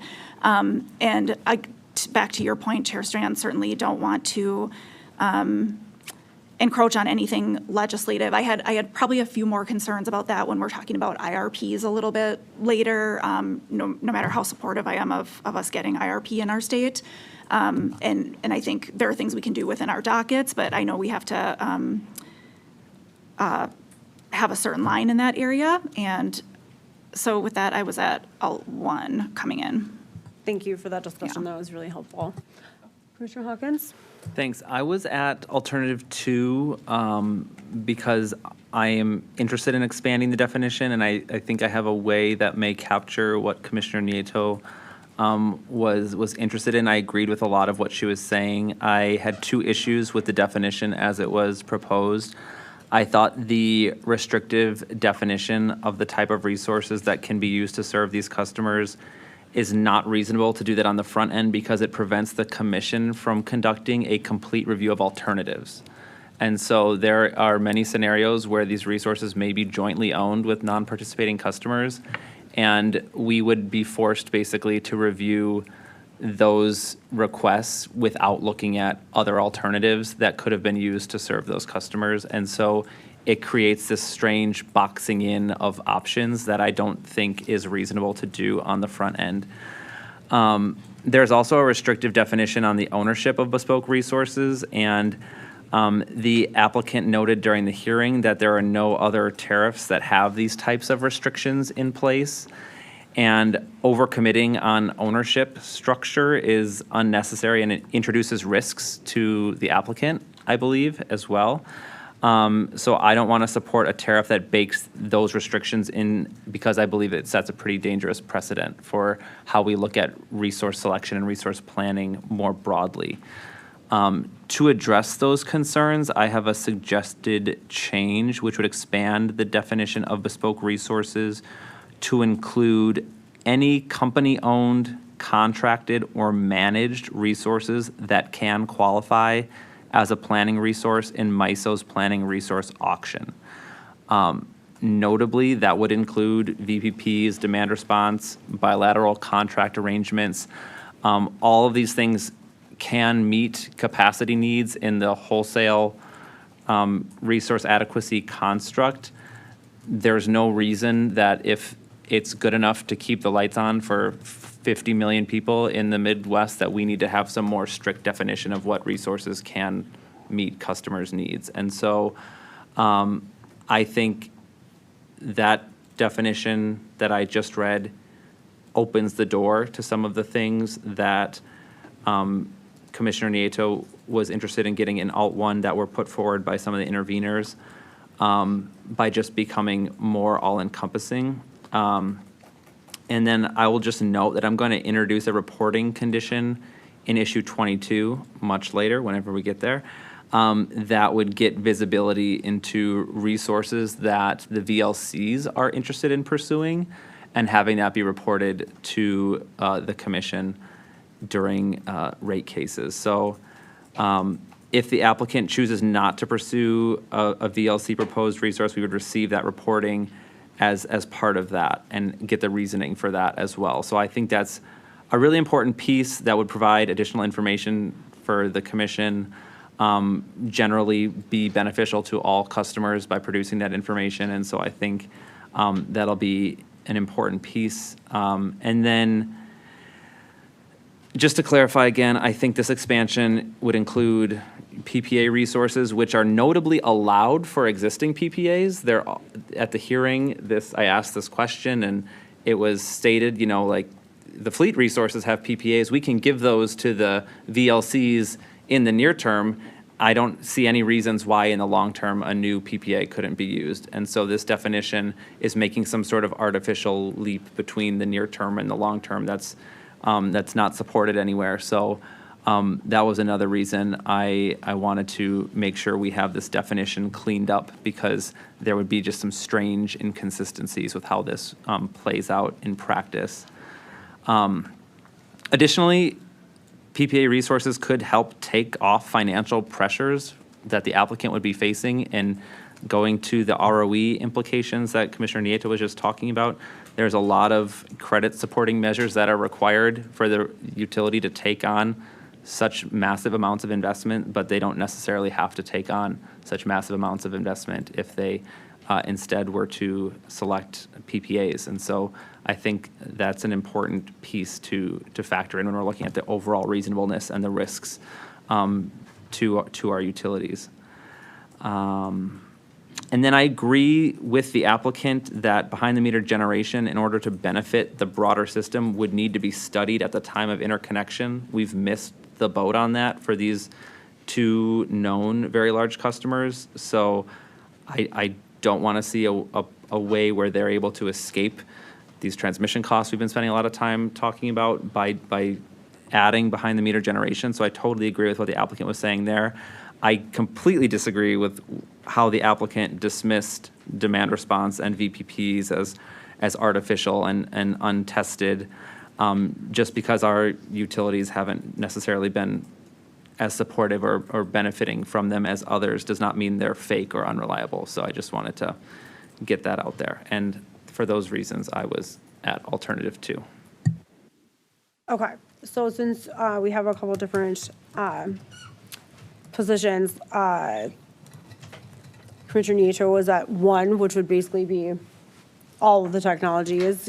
Commissioner Hawkins had a slightly more, I don't want to say limited, but nuanced alternative under 2 that was more specific regarding ownership and like the difference between not only just ownership, but the difference between the types, like whether it was through a PPA, company owned, et cetera. I don't want to speak for you, so I believe that at the end of your statement just now, you talked specifically about certain technologies, but maybe not about others, more about responses to the record, and, rather than delineating or preferring one or the other. So I will give you guys the opportunity to see if there is consensus to be built between the 2 positions that you have articulated. Because again, I do think there are some similarities in terms of where you want to go, but differences in terms of how you get there, which is the common theme for the 3 of us. So if you'd like to respond to Commissioner Hawkins' proposal, we can go from there if that's okay. Thank you, Commissioner Nieto. Thank you. I can align with the proposal. I think the definition that Commissioner Hawkins is proposing is a clean and elegant definition and works well. And I could support the reporting addition to have visibility into VLC resource preferences. Yay. Do you want Commissioner Hawkins to restate his again, legal? Yes. All right, so my suggested change was expand the definition of bespoke resources to include any company-owned, contracted, or managed resources that can qualify as a planning resource in MISO's planning resource auction. So the type of resource would be defined by that. Okay. Then was the reporting requirement the thing you were going to say under 22? Correct, I'll Okay. have it there. But it would refer back to this as well. Yes. Okay. Any other questions? No? Okay. I mean, I think that the discussions or the distilling down of the issues are more general and less prescriptive. And I think that it's good that there has been the discussion regarding ownership and tying it to an existing technology neutral definition as it relates to the RTO that we are part of. And again, I think in general, the 3 of us have stated in other dockets or programs the desire for Wisconsin to not be behind in this front. And I appreciate that not only is there this issue teed up for us here in this docket, but also the discussion and the thought that you guys have given to at least try to make this work. So I will join you guys at that aspect of it. And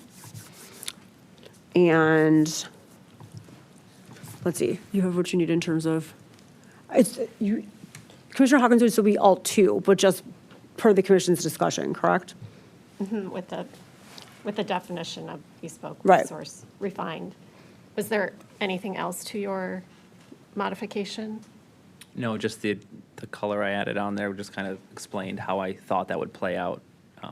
Right. And then when we get to 22, it'll be obvious if it's referring back specifically to an Right, aspect. and just to add on that, because this is expanding to company-owned, contracted, or managed, it's in no way taking away, it's still the applicant's and the VLC's decision to agree to these resources and then they send it here and we review it. We don't have a way to change that, but to get additional information on what resources the VLCs may have wanted and didn't get agreement on, we can have that reported. And so I think that keeps us in a safe place where it's still, the applicant still is calling the shots as what resources are being brought before us for bespoke resources. We've expanded it so that there can hopefully be broader evaluation and conversations, and then we're still able to do our alternatives assessment, which we're required to do to make reasonable decisions, so. Yep, so making sure that it's voluntary, making sure that it's the product of an agreement between these two entities, making sure that we have more information about these types of arrangements and these types of technologies going forward, and then ensuring that it is, again, that the scope of this is tied back to an existing definition in original market. Yep, I think those are good guardrails, for lack of a better term. Okay, and I appreciate, again, not only the discussion between where you two were initially, but also just the thought given to how to try to make something like this work. Okay, great, thank you. We are now moving on to number 14, which asks if it's reasonable to allow VLCs to subscribe to bespoke resources located outside of local resource zone or LRZ2. While the tariff here does require the resources to be located in LRZ2, we did have intervening parties in the docket recommending that we should allow resources from outside of Zone 2 to be a part of this. I know that my friend, the delegated commissioner, will have some strong feelings about resource zones, so I will not steal his thunder, but I will just say that I was pretty open to all of the options that were available to us here. And again, was very interested in hearing from both of you. I mean, we've had some discussions in unrelated things just about what those resource zones look like and what they're being subject to right now. And so I'm really looking forward to hearing your positions and your feelings, both of you, on, a limitation or an expansion as it relates to the LRZ. So we'll go to Commissioner Nieto first. Thank you. Thank you. I won't steal too much thunder either. I was fairly open on this issue, leaning a little bit more on the side of allowing it simply in alignment with some of the previous discussions that we've had about artificially restricting Zone 2 in other areas like modeling, and in alignment with some of the discussions in general LRTP dockets, which some folks referenced in this case as well, and I just thought it conceptually aligned. Thanks. Thank you. Drum roll. Yeah, I'll thunder the thunder.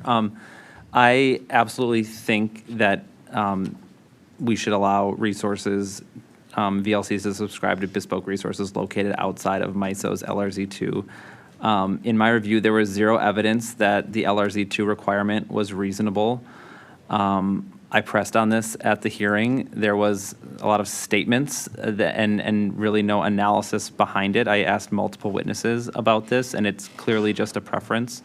Artificially constraining resource options, again, prevents a full and robust analysis of alternatives, similar to our last discussion. And also, over-indexing on a smaller geographic area comes with its own risks. The applicant cited risks of faraway resources. There's also risks of having all your resources located right next to each other if something is horrible going on in that area, and that went unanalyzed. The precedent that this restriction could set is also harmful, I think, in other cases where we look at resource options for other customers. I think, to Commissioner Nieto's earlier point, this is basically setting how resource planning is done for a very good-sized utility, and I don't think having this type of restriction in place is reasonable for any utility. And so I think if there are risks that are associated with individual resource locations, those can be considered in each of those applications when they come here for approval. We don't need to restrict it on the front end.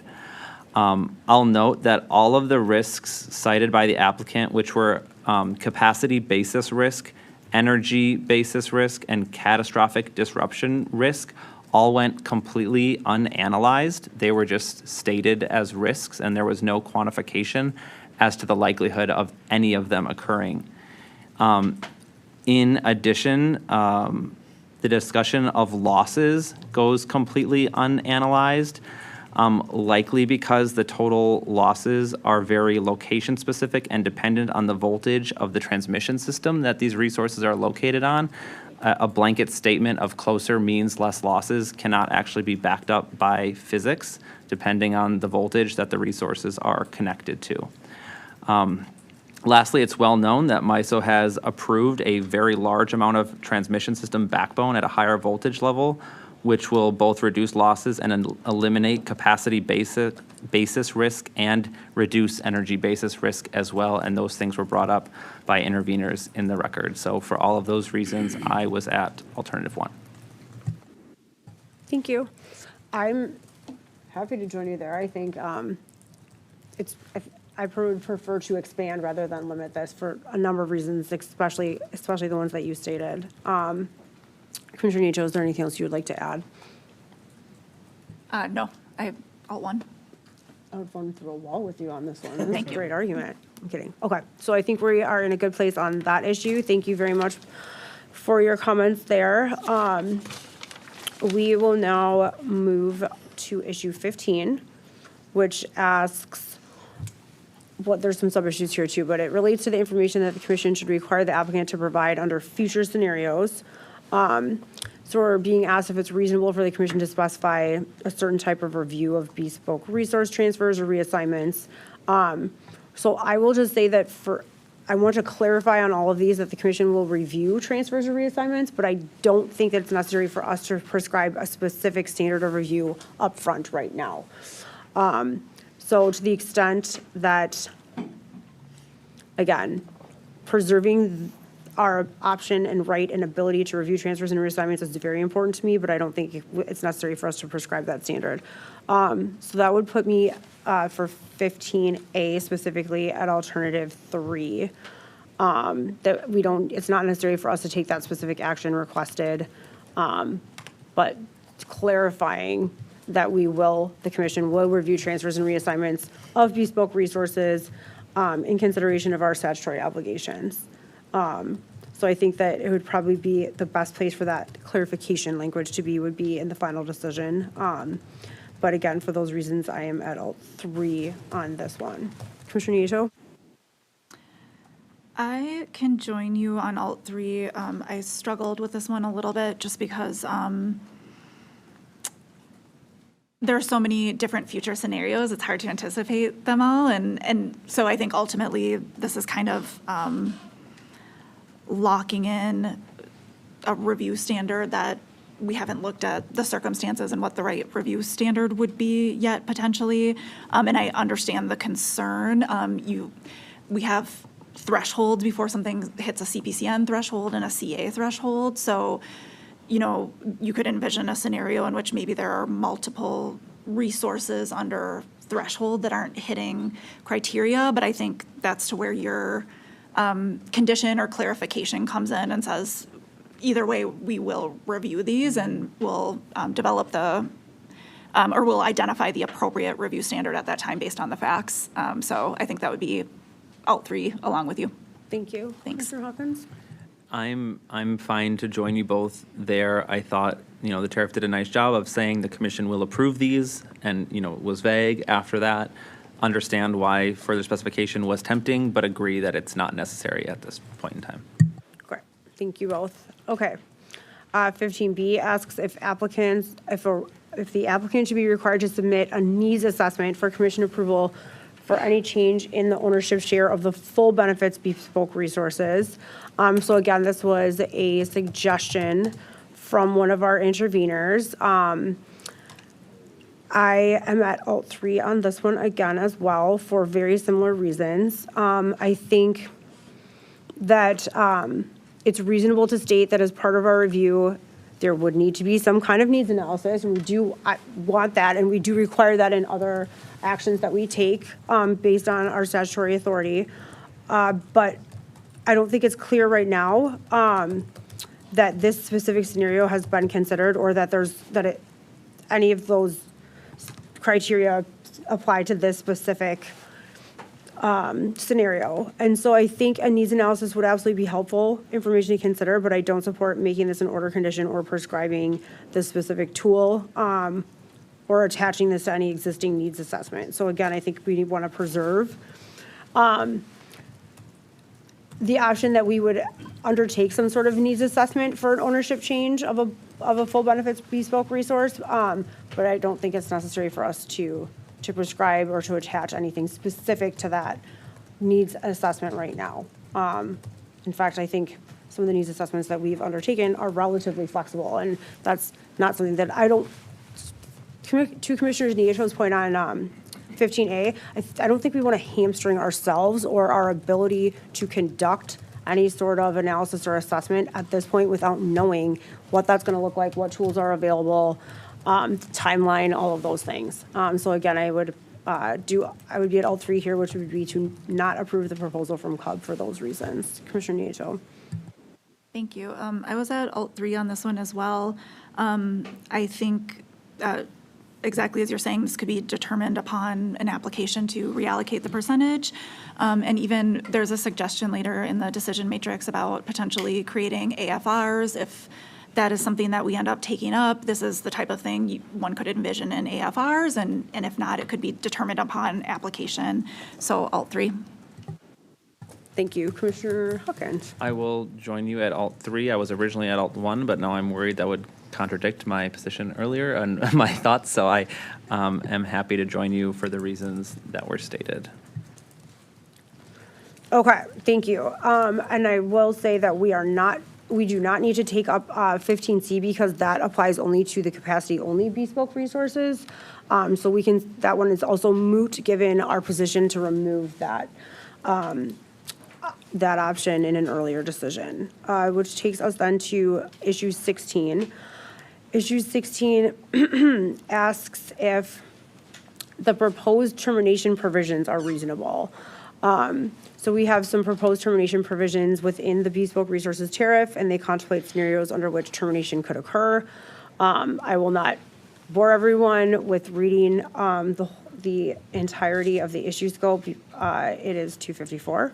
So I will just say that I was at alternative 1 here. I found that the termination provisions were thoughtfully crafted and that they offered clear customer protections, which again is something that we've strived for throughout this discussion in this decision matrix. And so I thought that it would be reasonable to accept those provisions as proposed. So for this one, I was at alternative 1. Commissioner Nieto. Alt 1 for me as well, as proposed. Thank you. Thanks. Commissioner Hawkins. And I was comfortable with alternative 1 as well. I thought this was a great piece of protection for the non-participating customers. And I just wanted to point out that this does not exist for any other type of customer in any other type of rate structure. And so I just really wanted to stress that, if other large customers go out of business, the, ratepayers in that territory are left holding the bag. I always think about Oscar Mayer leaving Madison here and what happened to the Madison water utility. So we can't underscore this enough, how important this piece of protection is. Thank you. Excellent points. And I think we've all kind of hinted at what we perceive as kind of these data center tariff best practices, and this is definitely one of those, and it's not just the floor. I think this is a really strong one. So I'm happy to see it here and commend the applicant for its inclusion and you guys for supporting that position. Okay, so we are now moving to issue 17, which asks an appropriate economic cost of capital under the proposed VLC and bespoke resource tariffs. So usually we see these kinds of decisions in our rate cases, and they are heavily contested, especially in the context of fully litigated rate cases. So here, issue 17 and the sub-issues pertain to the economic cost of capital. The applicant proposed distribution facilities and bespoke resources would be subject to their own economic cost of capital, separate from the applicant's standard operations. And in sub-issue 17A specifically, we're asked about the appropriate cost of capacity for the distribution facilities, which as proposed consists of the following. So we have 10.4, well, you guys know what it is, 10.48 through 10.98 return on equity. The debt cost would be based on the applicant's debt rating and the prevailing debt market metrics.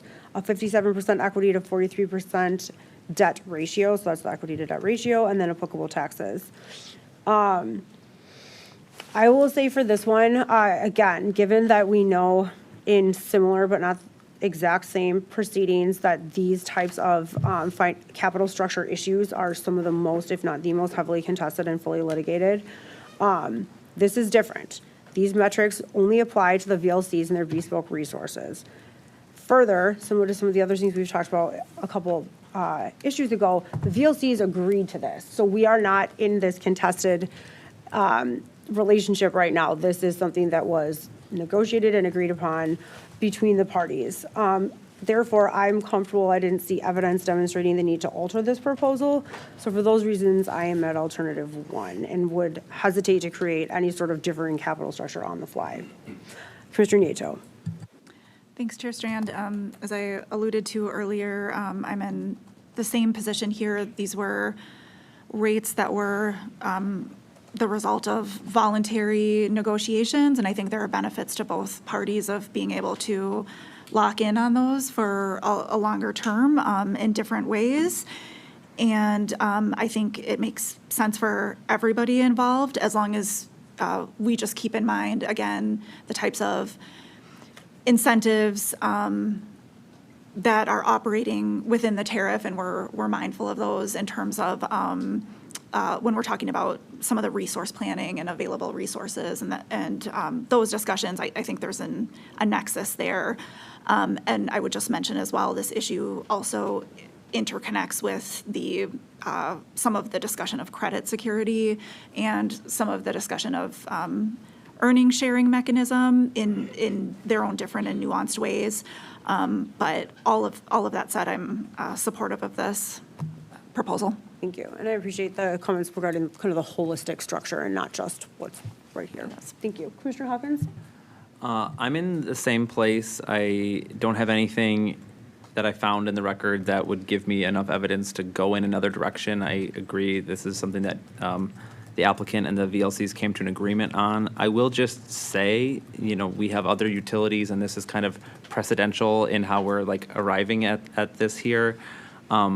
I was really intrigued by alternative 3, which was an adder, and I was intrigued by that for 2 reasons. We have experience with that when there is concentration risk for utilities. There is a lot of good evidence, and as the chair said, we get all sorts of evidence in rate cases that spells that out. So that is something that is done in other cases that could be used. It wasn't here. We don't have evidence as to why it would be reasonable or not. And then the other reason is that I think it would be really beneficial if we had very large customers participating in our rate cases arguing for a certain ROE that their ROE is then based on. So we're missing out on that opportunity here where non-participating customers could benefit from the involvement of very savvy, very well-resourced customers advocating for a particular ROE. A missed opportunity, I think, but I don't have any evidence or reason to pursue an adder, but that structure I think could have a lot of benefits, and so I just wanted to put that out there for anyone who wants to listen. So I'll leave that as it is, and I'm at Alt 1 as well. Thank you, and thank you for those comments about things that intrigued you related to alternative 3. 17B asks the appropriate economic cost of capital for bespoke resources under the bespoke resource tariff. So here, this is very similar to what we just took up in 17A, but here instead we are being asked to consider the economic cost of capital for the bespoke resources. Consistent with 17A, I do support alternative 1 here for almost the exact same reasons. I do want to note that the CUB position, that the commission should make clear that if a bespoke resource or some share of a bespoke resource is transferred to a non-VLC customer, the applicant may not recover the enhanced ROE from non-VLC customers. I think this is a good flag. I don't think that we need to address it here, but I just appreciated paying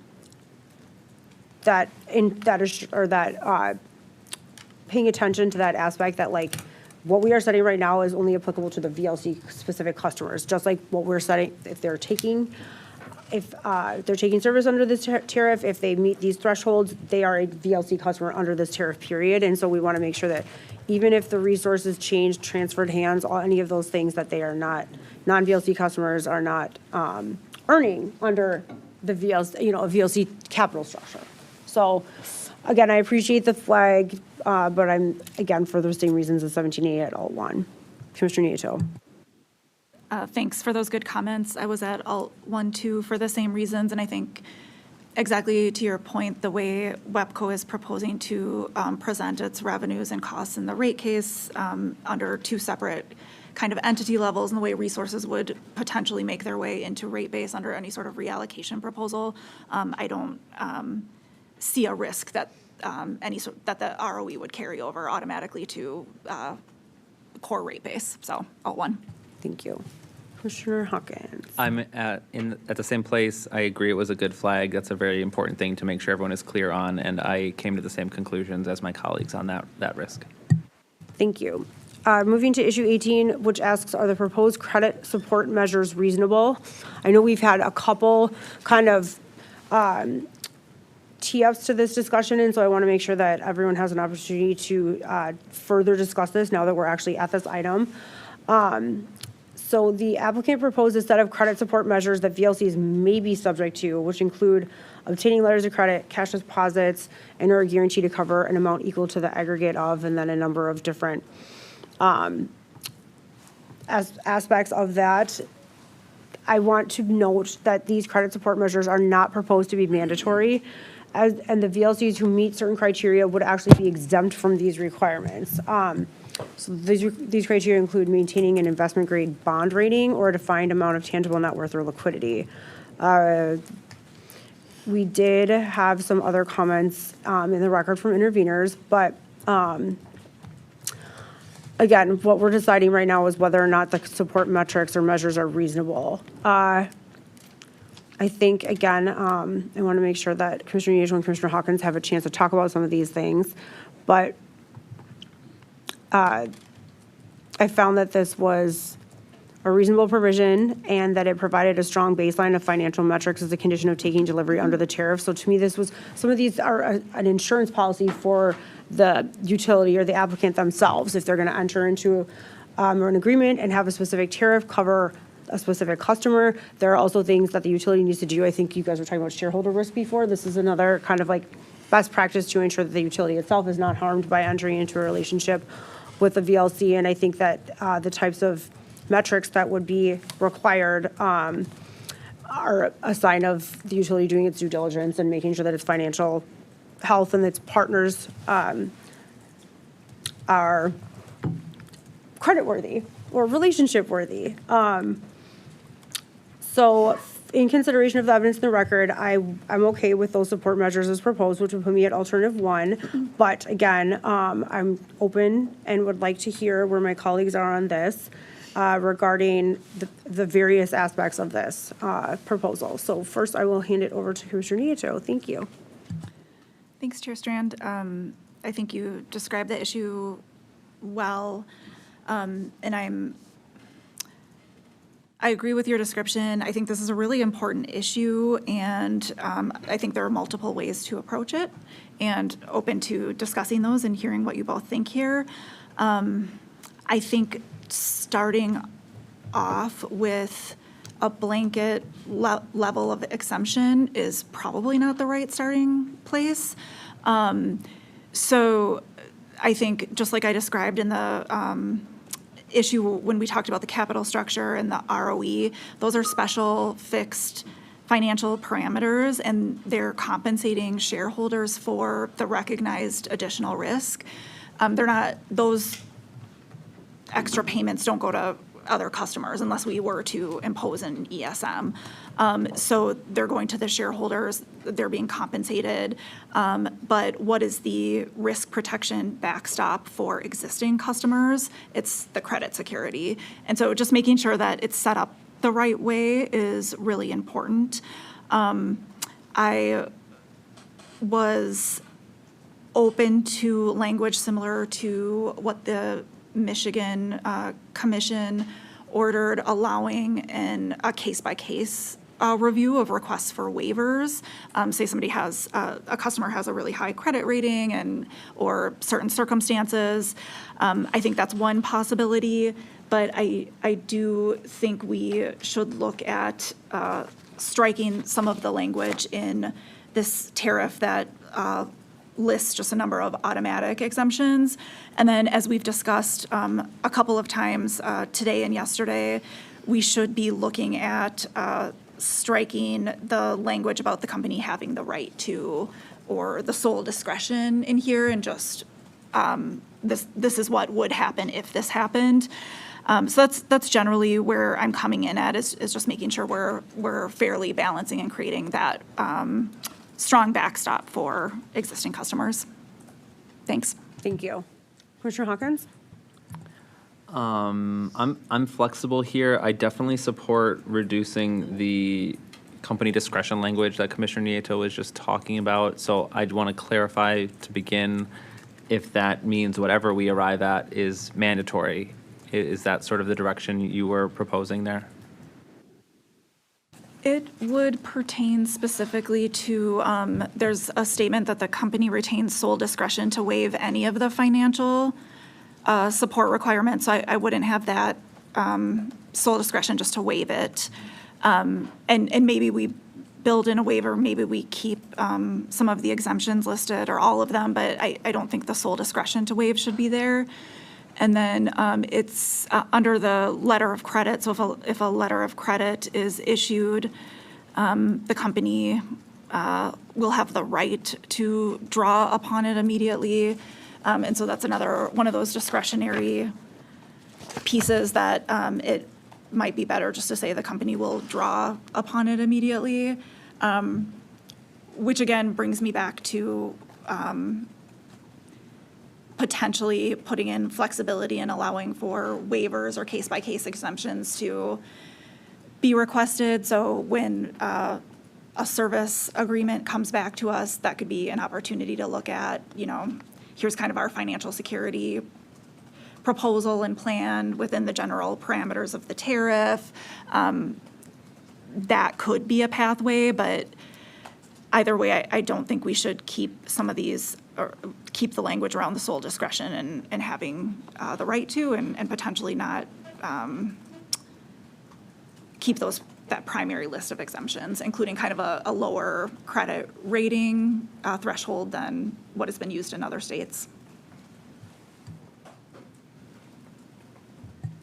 Okay, that's helpful. I'm open to having exemptions in place. I thought there were some good reasons for why there are exemptions, and I, share the concern about sort of the discretion piece to some extent. I was fine originally with the credit support measures as proposed. I will add in that was prior to us going down to the 100 megawatt threshold, and so there's just a certain degree of customer that is, assumed at 500 megawatts in the scope and scale of those types of investments. Now we're sort of opening the universe a little bit more, and so these take on probably more importance than I had originally envisioned. So that is why I'm sort of evolving my position from Alt 1 potentially, but I was originally comfortable with that. So if there's a minimal amount of modifications that we can make, I'd be open to that. But I do think there's some good reasons for those exemptions that were in place. And I also agree that we should try to eliminate some of the, subjective optionality that could be utilized to enact them. So If it helps, I'm supportive of striking the sole discretion language. I think, again, even if we're doing like a tariff cleanup, that's the kind of thing that that doesn't reflect the role of the commission in tariff review. And so I would be comfortable with that. I do think, similar to what Commissioner Hawkins said, that there are some good reasons for the exemptions described in the application, as described in the record. I also think just in general, I think everyone is making good points. I think there are certain aspects of running the business of the utility where they are not incentivized to enter into a relationship with a non-financially solvent or viable entity, because not only would it potentially hurt other customers, and I appreciate both of you raising the reach of these security or credit security measures, because they protect other customers, they also protect the utility, they protect the shareholders, and again, I think those are the reasons why they're not incentivized to do business with people that could potentially, or with companies that could potentially call those things into question. I do trust this applicant and these businesses to make those sound decisions. But again, I don't disagree that there are a couple little things of cleanup that could potentially just strengthen this one a little bit. But, you know, I don't see the need for us to just completely meddle or micromanage the aspects of how they want to ensure that the entities that they're entering into relationships and agreements with are fiscally sound. So again, striking sole discretion, I think, is totally appropriate and in line with what we've been talking about in general.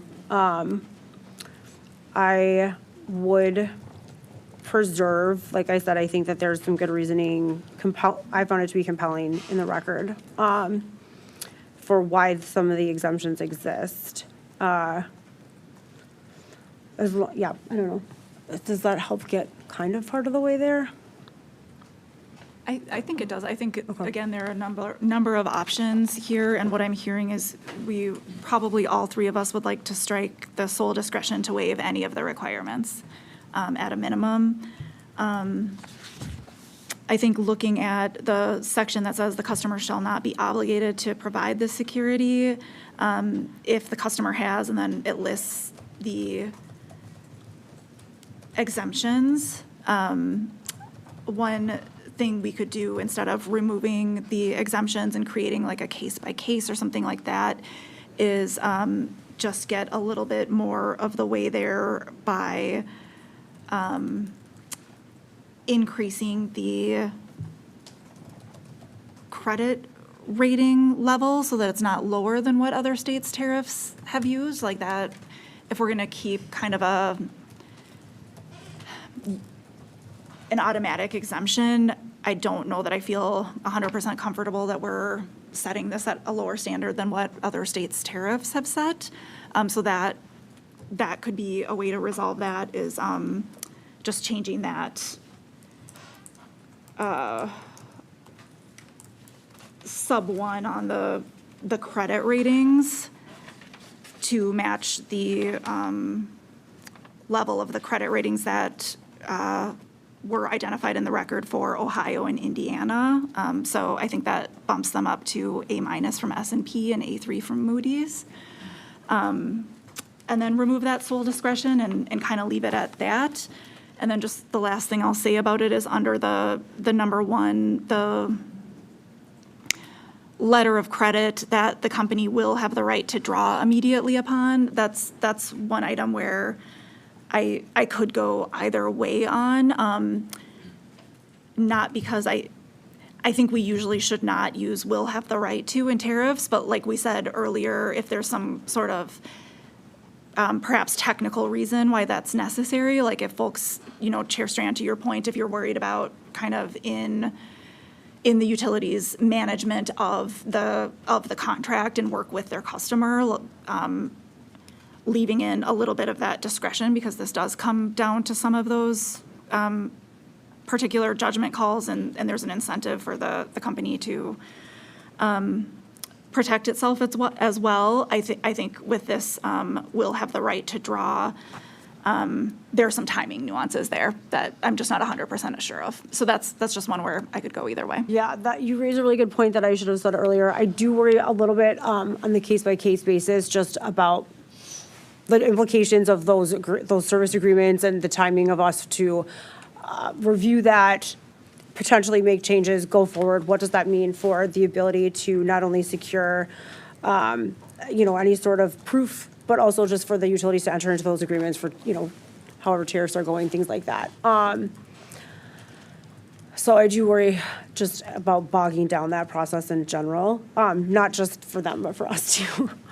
I opened up the specific provision in the tariff, and there are there's a lot in here, and I worry also about, aside from the things that we're discussing, like unintended consequences of and the impacts of any changes that we're making on the fly.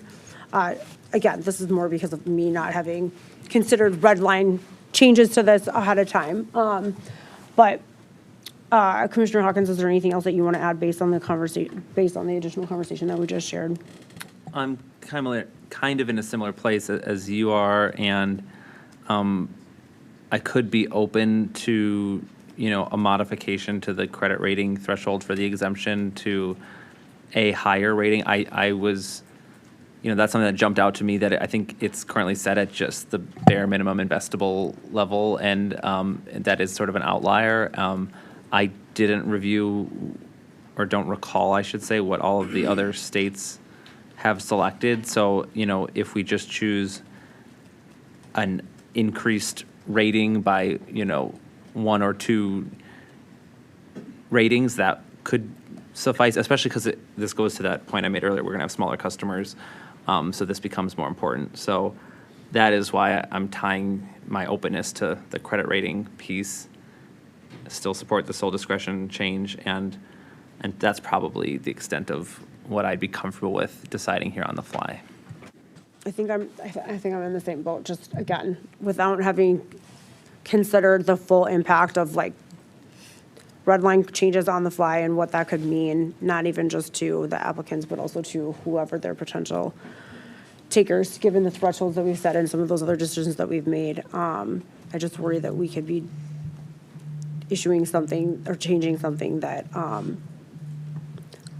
that could prevent the types of agreements and arrangements that we are now trying to get a handle on from even occurring in the first place. So, And I'll just add, I forgot to mention, I did think that the point that the chair made about the inherent incentive that the applicant has to strike agreements with creditworthy counterparties is something I hadn't considered. And so we have that sort of like built-in safety net to some extent. I don't think we should always give in to those sorts of things. But that was something I hadn't considered that I do believe has some merit to it. So something to consider as we contemplate changing the credit rating. I'll just share a couple of follow-up thoughts. I think this is really helpful, and we're getting close, it seems. I think in addition to the sole discretion, perhaps we, as we continue here, could ask staff to verify the credit ratings in that the other states referenced in the record we're using, just verify that 1 or 2 notches increase. So the A-, the A3, and see if there are any concerns around that. I'd be interested in considering pursuing that if you two would be open to it. And I think I agree on the kind of inherent incentive, and but to Commissioner Hawkins' point as well, just not drawing upon that too much, because the shareholders are also receiving some additional monetary compensation for the risk, and there's because there is some risk there, and I think there's just some general industry concerned about customers ultimately potentially being a backstop for stranded assets if something goes wrong. So I don't know if you two would be open to exploring the credit rating level. to restate, are you saying that we would like staff to just ascertain or find those references specifically to the ones that are in the record about, let's see, what did you say, Michigan, Ohio, Indiana, and Ohio? Okay. I know Michigan and Ohio obviously issued recent decisions similar to this. So are we asking for those specific references to be maybe Incorporated gathered, and then they could be presented to us just as a restatement, right, not now, but in the next couple minutes, and then we could consider that as it relates to where those are? presented what- as a markup to that To the tariff? tariff language, so that it's not just based on my own notes, to your point of not wanting to. Perfect recollections? Exactly. I think that could be helpful to see and consider. I'm not sure I understand Okay, what you're so proposing. the record has references to To the Ohio. changes that Ohio, Indiana, and Michigan made regarding, I believe, these types of, and specifically, yes, but specifically to what level of rating they would accept, correct? Exactly. So I think that Commissioner Nieto was thinking that those recent commission actions made changes or impacted those, what maybe the credit ratings that they would accept before versus the credit ratings that they now accept based on the action taken in their tariff review?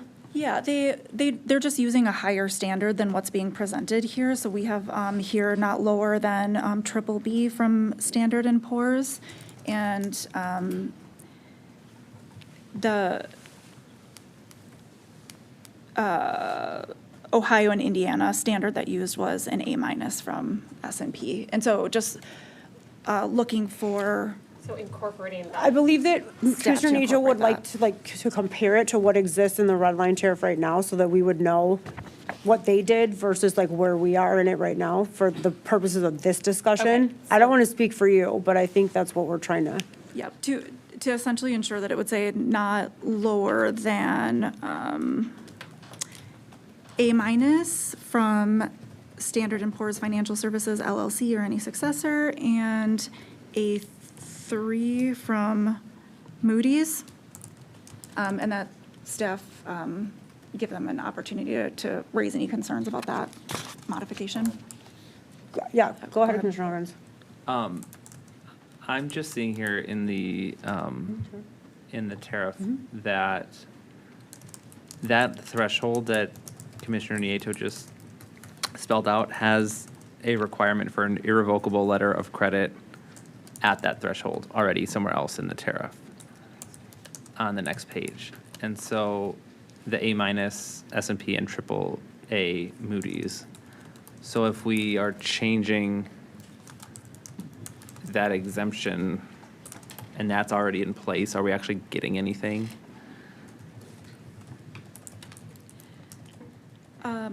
The way I'm reading this is that the customer shall not be obligated to provide the VLC security if they maintain these ratings that are listed. And then the VLC security that they're not required to maintain is the irrevocable letter of credit, et cetera, et cetera. So that language is they're not required to maintain 1, 2, or 3 if they have that rating, is the way I'm reading it. Okay. So how do you guys feel about setting this one aside and at least attempting to get through the rest or some of the other issues that we have before us? And then depending on either anyone's ability to track some of the additional information down, or if if this is not something that we're comfortable doing right now, we don't have to. And then seeing where we are before we make final motions and final decisions. Yep. Okay. Putting a pin in it pin sounds in it. great, and thanks to you Sounds both great. for Okay. being open to discussing it and finding the right Thank you. policy here. Yes, thank you. Okay, we'll see what we can do. Issue 19 asks if it's reasonable to require 3 various forms of ring fencing that were proposed by one of our interveners. So they are an operation ring fence, a resource ring fence, and a financial ring fence. So we have sub-issue 19A is the first, the operational ring fence. Here, the issues raised about whether or not it's reasonable to require various forms. The sub-issues ask about the operational, those 3.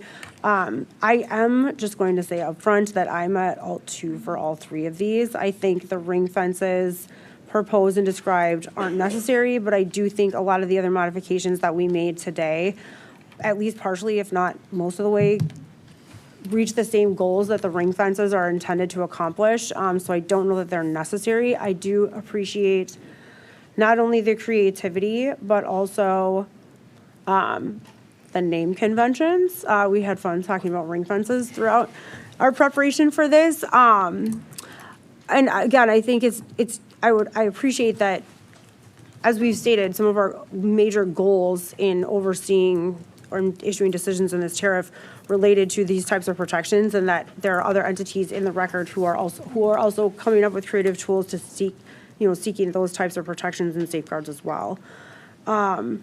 I think, again, if we hadn't done some of the other really important things that we've done thus far as it relates to especially non-participating customer protections, then I would be all over these. But I just don't think they're very necessary where we are right now. But I'm open to discussion, as we have been all day. So for now, I'm at Alt2 on 19A, B, and C, the three various mechanisms proposed. But happy to turn it over to first Commissioner Yato and then Commissioner Hawkins to hear where they are. Thank you. Thanks, Chair Strand. I had technical concerns around the operational and resource ring fence and how those interact with the fuel cost and fuel reconciliation process. And with regard to the financial ring fence, I don't have the same concerns. I would be open to that one, but I think also to your point, I thought a lot of that was already covered. So there was some back and forth in the record, and the utility is saying, if the utility's objection to this would be the commission doing this with the goal of preserving some sort of pre-VLC status quo, and WIG provided that no such hypothetical analysis is required. That's not the intent of this. But the utility also described well, I thought, that if this is about continuing to scrutinize factors motivating ROE requests from non-VLCs, as the commission already does, and require Wisconsin Electric to track and report its costs of service for non-VLC customers, as it already does, then the utility doesn't object. So on one hand, the utility doesn't object to this. It just kind of states something explicitly that's already happening. On another hand, to your point, it is already covered, I think, as far as the substance. So long way of saying I could go either way on this one. And just to be clear, it was the financial ring fence under 19C that you Yep. didn't have issues with? Yeah, Okay, that's the thank you. third, 19C. Thanks. Thank you. Commissioner Hawkins?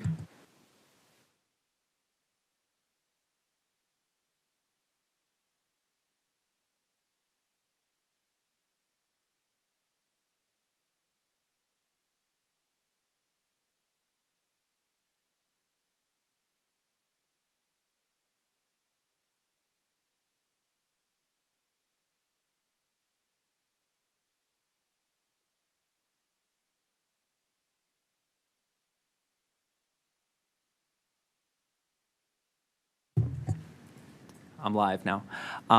The retail sales would be pass-throughs of wholesale energy market transactions. And so this is just a pass-through. And so if they don't happen, they were never going to be retail sales that were going to WEPCO to,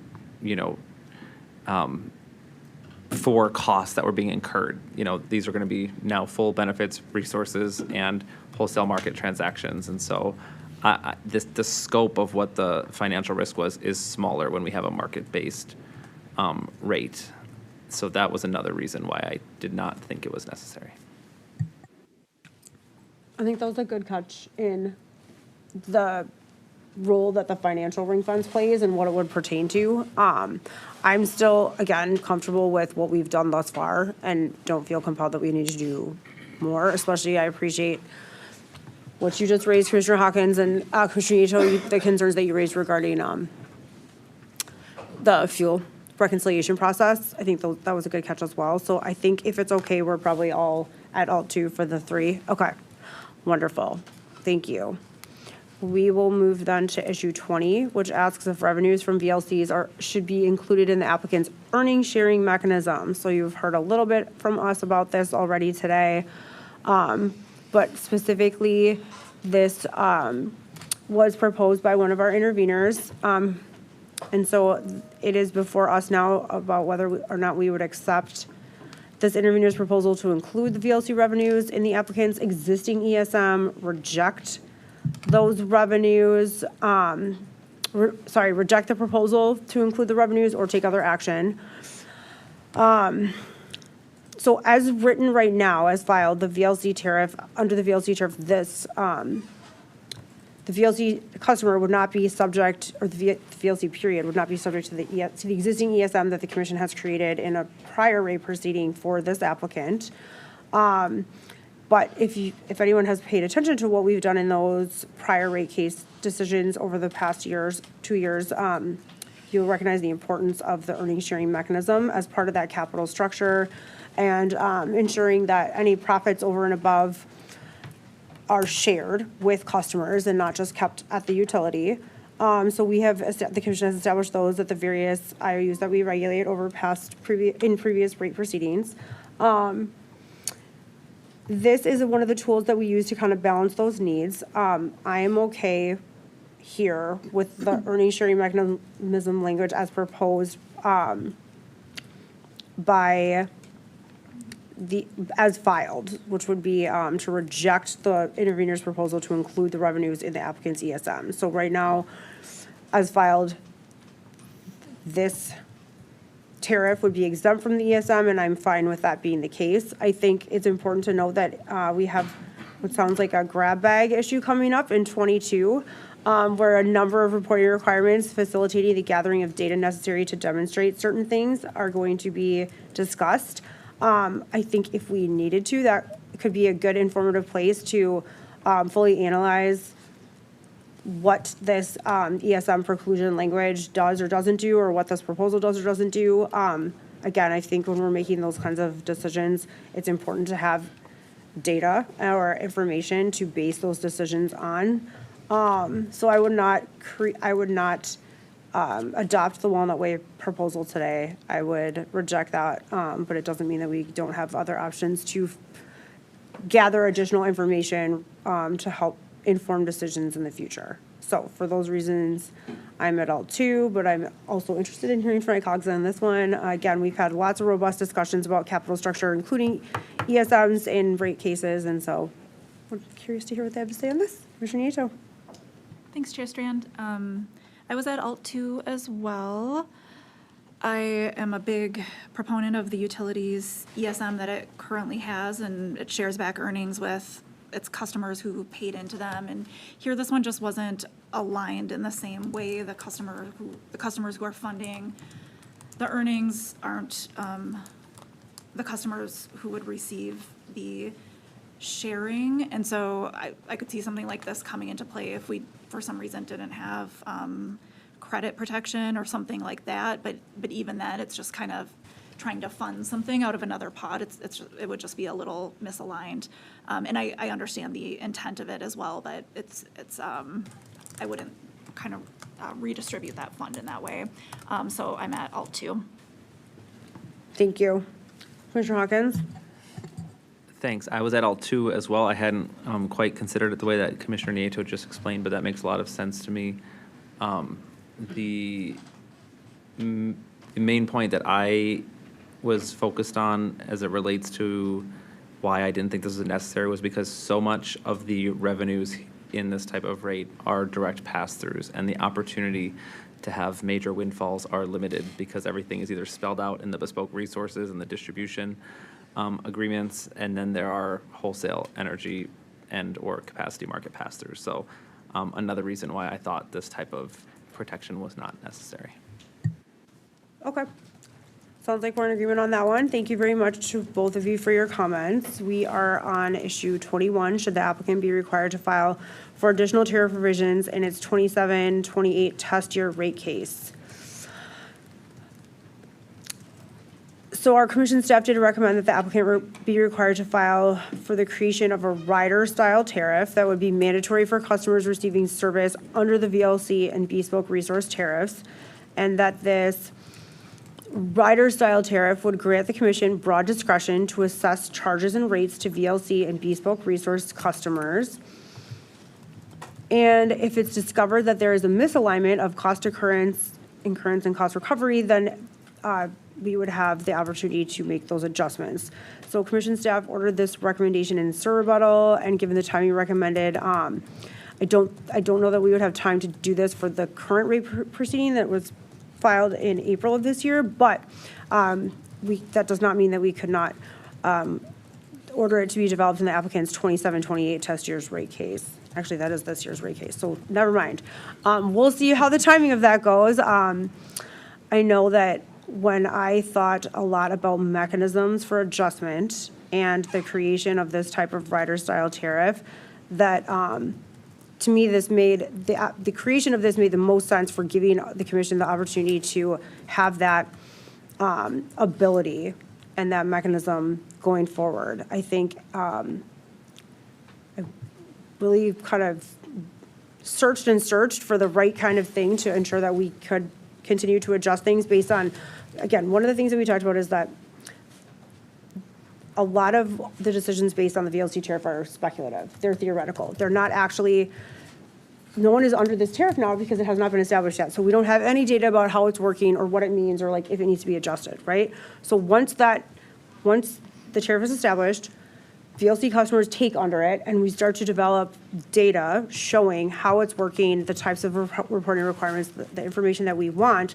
I think we need to then make sure that we can do something with that information. And to me, the best thing to do, the best way to ensure that we have the future opportunity to do something and adjust based on the information that we receive is through this kind of rider-style mechanism.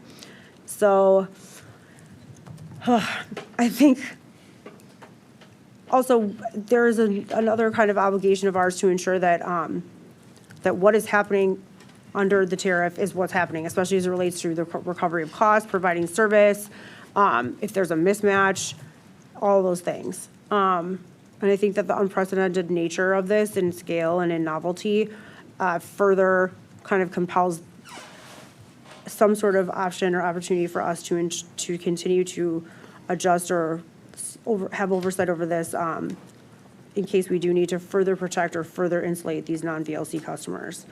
So let's see. I think we have fairly little discussion on some of these things and have talked a little bit about whether the explicit adjustment mechanism was present or missing from the filing.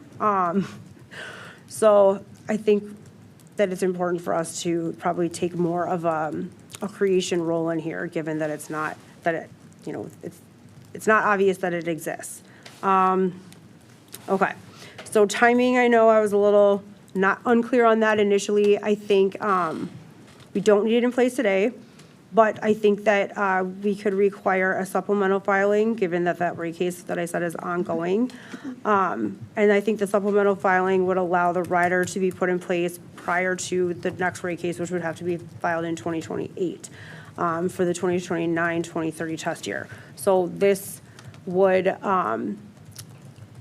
be considerate of the fact that there is already this filed rate case, so we would do supplemental now and then get the rider in place prior to the next rate case. And I do think some of the timing of that could line up given what we know about the establishment of this tariff and when VLCs will start to kind of take underneath it. So again, I want to be clear that I'm not trying to propose developing a mechanism with an initially specified rate or cost assignment, that the baseline would be 0, but so the certainty of what we are doing right now would be preserved. But the rider itself would outline that the rate or the cost adjustment, like what it is and how it can be utilized in future proceedings in case we do need to address a mismatch between especially costs and revenues that a future commission determines needs to be is reasonable to be addressed. And that would obviously be within our purview as well. So let's see, I think we have some latitude here and I think it's fairly wide. So again, I'm not trying to do too much or encroach. But again, given the lack of obvious tools to allow for review and adjustment going forward, I would like to, develop or create or propose a mechanism that will work within the existing tariff, our purview, the rate case process and the proceedings that we know are going to occur this year and in 2028, like I said. And again, maybe you guys have some other very creative ideas of how to do this, but I do think that ordering the applicant to file for the creation of this kind of tariff is probably, as far as I could see, the best way to get to what I think is important for us to maintain going forward. So with all that being said, I would be at an 1 on this one. With that adjustment to the timing of the supplemental filing, given where we are in April of 2026. But I'm curious to hear if my colleagues have any additional thoughts or creative ideas for how to do what I'm trying to do on this one. Commissioner Nieto. Thanks, Chair Strand.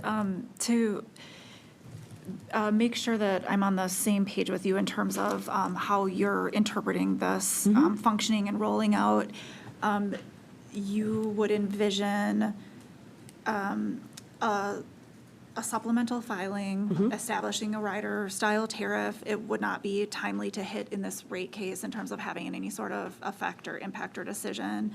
And then in the subsequent rate case, it would be effective, and at that time, that would be the concept is that it would be a look at anything that was that's not lining up in terms of cost recovery, and then any sort of forward-looking adjustment to rates or charges based on anything that's identified at that point. Yep, so, yes, okay. So I think that we need to make sure that we're maintaining the customer protections and the just and reasonable rate standard that we're attempting to establish in this. And I think that would be challenging if we didn't have a way to make an adjustment in case that's not occurring. So what I foresee is that if there's reporting that we're requiring that demonstrates that there's a mismatch between what we expect to happen versus what happens, then we could use this rider to kind of define how we want to address that adjustment. I think let's see, I'm trying to figure out how to best explain how this would actually work in mechanics. I think that I don't intend to develop anything that's going to specify upfront a different rate or a different cost adjustment. So the tariff exists as however its final version is approved today. So the baseline default of the adjustment would be 0. And then the certainty of what we're approving today would remain and be preserved. But then the creation of this rider that we would direct the applicant to do through this order, and then that supplemental filing, and then to be taken up or at least reviewed in the 28 rate case, would outline again what the rate or the cost adjustments are, and then how we could address future if there are mismatches that are established, how we could address those in that future proceeding. And then again, it would be up to that commission at the time of that next rate case filing to decide. I don't think we need it right now because we are setting it, but we also have, I think, implied that we are not willing to set this and forget this, given, like we've talked about, the speculative nature, how things could change, what we don't know now, all of those things. So again, unless anyone has some silver bullet thing to get to what we're trying to do or give us a mechanism for future adjustment, then I'm all ears. But I think what we arrived at is probably trying to establish some sort of rider to do that. I don't know. I guess we went round and round with staff on this as well. So again, I hope that you guys have some good ideas because maybe this isn't the best one, but it's no harm in trying. I don't know Nato? if I'm going to meet your expectations or hopes on this one. That's fine. I'll just have to put that out there. Don't worry. I will not be disappointed. Yeah, I like the idea of preserving some sort of placeholder to what you said of not setting and forgetting when we're establishing something that is very new and very large in scale here. You know, I think on the other side, there's this discussion of big windfalls on either side are not very likely because of the market-based nature. But then I think you kind of come back to, we just don't. I don't know. We don't fully know. We haven't, we just don't. So I've struggled and gone in circles with this concept. I'll just put it that way. I don't know if maybe Commissioner Hawkins has the silver bullet. silver The bullet. only other thing I'll say is that it was very briefly discussed in SIR rebuttal by our staff. Again, it was just kind of like thrown out kind of late in the SIR rounds. And I think that part of that limited recollection or discussion of it was partially because of the timing. Again, the closer we got to this, the closer we got to the filing of the 27-28 test year rate case. So it was in there. This is not just like, you know, grabbed out of thin air. But Commissioner Hawkins, curious to hear what you have to say. Michaela said, "Oh no," because she knows I don't have the silver bullet. I appreciate the goal of making it clear that there's this placeholder, and I think that's important just because it's unclear where those other levers lie, and so identifying a lever, just, you know, break glass in case of emergency type of thing, you need to know where those are located. And so I think establishing this is fine with no intent of using it or what it might entail. I do think there's very limited cases where this could be useful and helpful at all, just given how comprehensive the tariff is and the protections that are in place. So in its development, maybe there could be some scoping of it as well. And I'm fine with seeing that. And, you know, that could be something that happens in the rate case. I did identify this as, you know, potentially if something does happen at the federal level related to transmission costs, they could either organically flow through the transmission service charge as we have approved it here today, or it might not, and we might need some other vehicle for that. And this could be the most administratively smooth place to achieve that without having to go back and revise that component of the tariff. So I saw this as a potential path for that. Yeah, just unknown what that might look like. So at the bare minimum, it could be useful in achieving that relatively pain-free.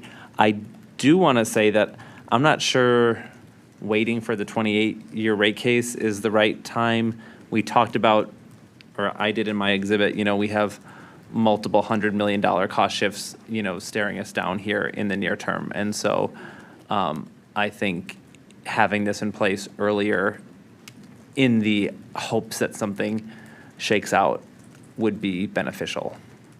And because it probably doesn't entail all that much, if it is truly just a placeholder, I don't think we're too far gone in this year's rate case process to achieve that.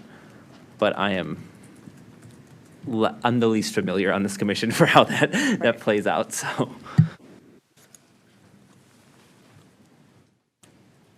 I mean, I think you're spot on in terms of the role that it could play. It could be fairly vague, especially because we don't know what we don't know, to your point. And then the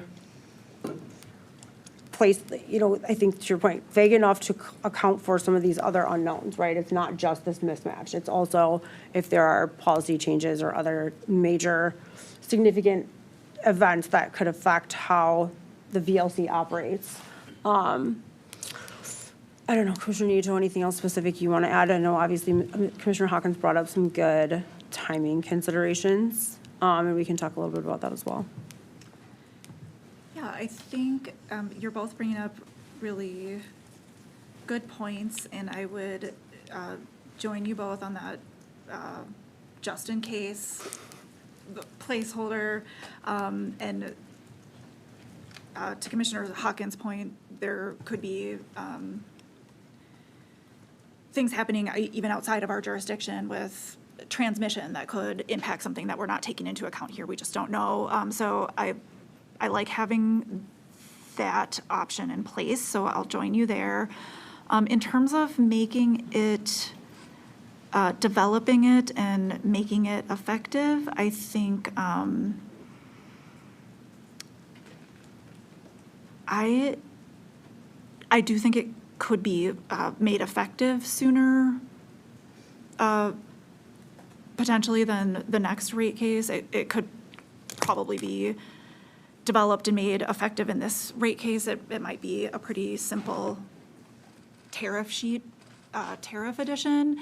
It could even be one of these supplemental filings to this one Yeah. that the applicant puts forth as a tariff sheet with the amendments. And so I think there are opportunities to do it that way too. Yeah. I think it's because we don't need it right in place right now, the supplemental filing could occur as part of this rate case, and then the rider would then be established by the next rate case in case there needed to be adjustments made then. So, let's see here. Yeah, I think it could be, could provide some more transparency and be complementary to what we've talked about with like some of the miscellaneous service charges and some of those other aspects of the tariff itself. Yeah, so let's see. I think we have coalesced around the fact that we want it to be broad. We want it to be potentially broad enough to address potential unknowns. We don't need it to happen right now, but we also would like it to be in place for at least the 29-30 test year rate case, so that if things needed to be changed then, that we would have that vehicle already established. We're not trying to alter the service design or any of the actual elements of the tariff that we're approving today. So it would just be kind of directing the establishment of a well-defined or a method of review and adjustment, I think, going forward. So I think if we are just in agreement at alt one, just directing the applicant to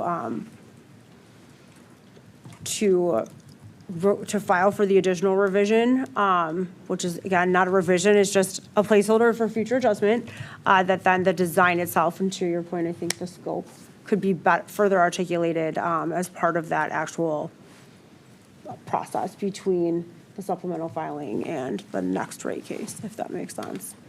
I think it makes sense. Okay. Yeah. All one. I'm good with that. Okay. Thank you for that lovely, long and winding road discussion. Okay, so we're in agreement at alt one, and again, we can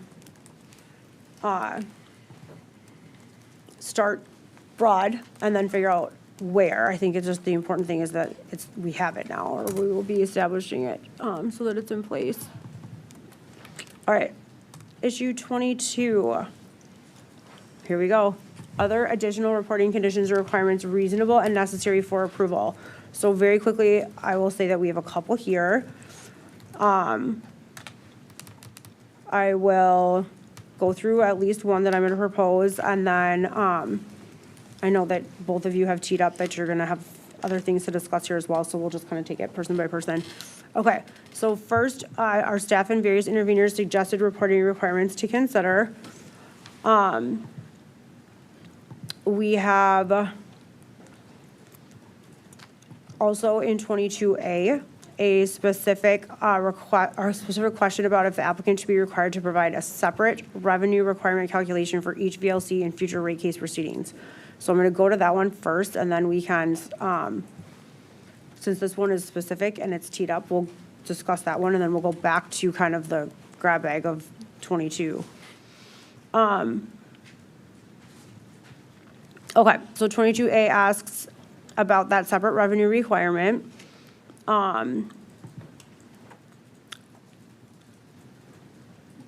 So I am at alternative 3 on this one, which would be to accept the presentation of costs and revenues as proposed by the applicant's witness.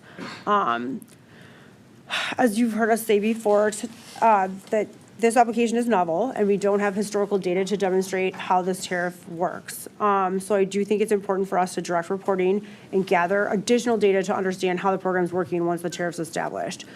So again, we do not want to set the baseline, and then not do anything with it. I think we would require this reporting based on the premise that, non-participating customers are fully insulated and won't be harmed. Okay, show us, right? So I think that this reporting as described here is probably the best way to get us there. And I think this is another example of a place where the applicant will have to work with commission staff to answer questions they have as they review the data in this rate case and going forward, about how this tariff is working, because it's going to be new for them as well. And our staff will probably have a lot of questions. And I think, as you heard Commissioner Hawkins say earlier as well, it's important that when the staff and the commissioners are asking questions, that substantive answers are given, because, these questions are well-intentioned and it's information that's needed to help either build a record or make decisions. I also think that we can start with this initial reporting approach now, and that it's very possible that we would need to modify it based on the information that we receive, based on how the tariffs start to work in actuality. And so, again, like everything else, the reporting requirement itself is not set it and forget it. But I would like to start at least with how the language is proposed today, which would be based on the Webco witness, that we would accept the presentation of cost and revenues as proposed by them. So that would put me at alternative 3 for this one, with those caveats that questions need to be answered, data needs to be produced under this, and this is the way that we're going to take it for now, but we might change it going forward based on how it looks for us. So that is where I am on this one. So this is 22A Alt 3, which would determine how the cost and revenues would be reported to the commission under this specific reporting requirement. And then once we have a discussion on this, we'll go back to 22 and then talk about all the rest of them, including the ones that we want to propose ourselves. So 22A, Commissioner Nieto. I was at Alt 3 as well, and I thought Webco's testimony did a good job laying out how all of the costs and revenues will be presented, all very clearly, with some bright distinguishing lines, and I agreed with the limited value of distinguishing among the VLCs themselves. And I know, just like you said, throughout the rate case process, staff and the applicant will be working together with questions and answers either way. So thanks. Thank you. Commissioner Hawkins. Thanks. I went back and forth between 1 and 3 here. I was at 3 for a very long time and kind of ended up in a either or scenario. So I'm happy to join you both at alternative 3. I, am very comfortable in the fact that, like you both said, it's not set it and forget it. This will evolve in real time as we know better questions to ask and what information is actually critical. So I'm happy to start things here with Alt 3. Thank you. Okay, so now we're on 22. That was 22A. We're going to go back to 22, and then we'll go to 22B once we're done with 22. So 22, we're asked if there are additional reporting conditions or requirements that are necessary for approval. So we do have, like I said, reporting suggested here in 22 specifically. First, I think that a lot of what's here is already contained in the reporting we just discussed in 22A and in potentially in other requirements that we're going to talk about individually right now.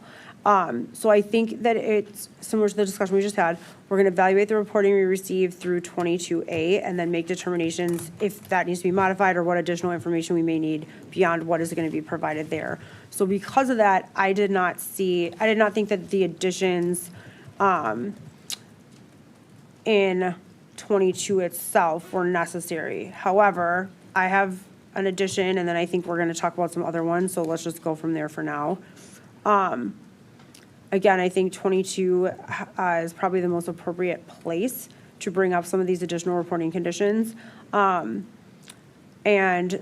in thinking about the reporting requirements that we're requiring and my earlier stated goals of improving transparency and protecting non-participating customers, I did feel that there was still this information gap between what we knew and what we wanted to know, or what we were going to ask for to be reported to us, versus like what else we could possibly try to ascertain as it relates to VLCs and in furtherance of those two goals. I think also we've talked a lot about, based on the record and including what other jurisdictions have done, developing kind of some best practices for how to at least begin to review and gather information from very large customers. So I think that it would be helpful to us to have or to receive contracts between the applicant and their customers that are taking service under this tariff. So we know that there are certain things that are going to have to be reported to us, but we also know that there are certain things that in the absence of this wouldn't be, and that are still being developed right now because they're theoretical or they're speculative. And so I think it's important that as information becomes available, as contracts and agreements are entered into and modified, that the commission has some transparency and visibility into those agreements.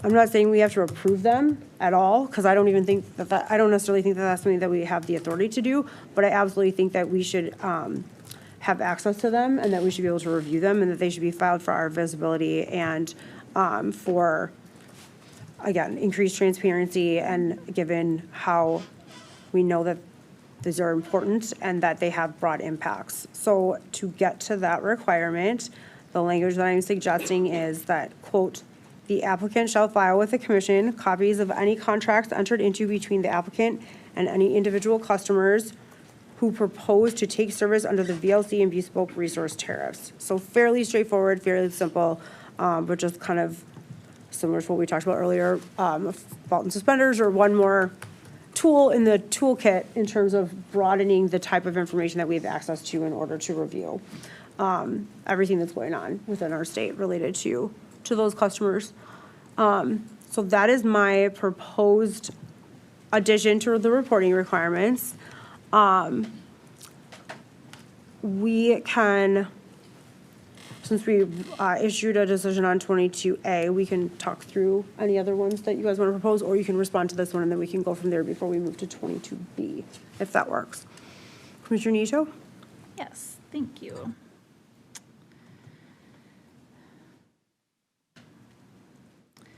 So, under 22,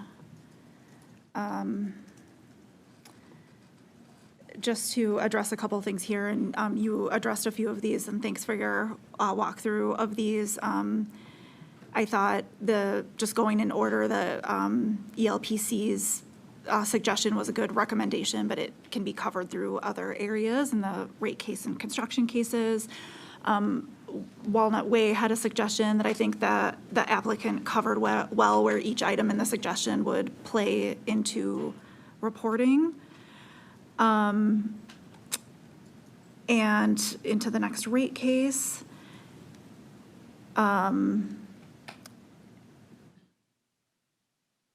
then, as I had alluded to earlier, I was interested in some sort of general discussion in terms of there's Walnut Way and Sierra Club suggestions essentially on conducting a full comprehensive analysis of fleet resources. As I mentioned earlier, I would stop short of something that resembles an IRP for obvious reasons, but I am on an ongoing basis, as we've already discussed before in other construction dockets, just interested in continuing to evolve the way that we are getting information and analyzing it. So this, I think, particularly when it comes to this portfolio and this concept that in a short number of years, something, a quite large addition of the system is being constructed, I thought there may be a way to do what Fisher says at a core minimum. The commission should require a simultaneous assessment of resources presented for review rather than assessing each as a bifurcated resource devoid of context. I didn't necessarily think we needed to do that in some sort of separate docket or anything like that, but just in our construction cases, working with staff and making sure that our review is as holistic and as comprehensive as possible so that we can review the bespoke resources portfolio, look at the core portfolio, look at, to the applicant's point, how those two work together and the efficiencies, and just ensuring we have all of the information that we need. That's a little bit where I thought we could go with that one in order to ensure we're doing our due diligence, but also not walking into an IRP that, as we discussed, that's a proposal that I know folks are interested in at the legislature. And then I am going down to the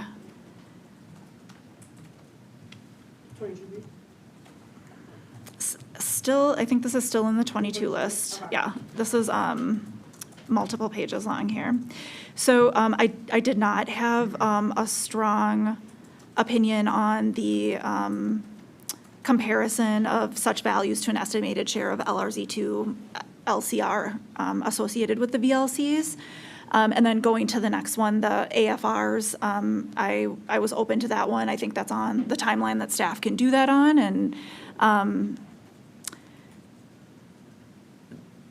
was interested to hear what you both have to say about that as well.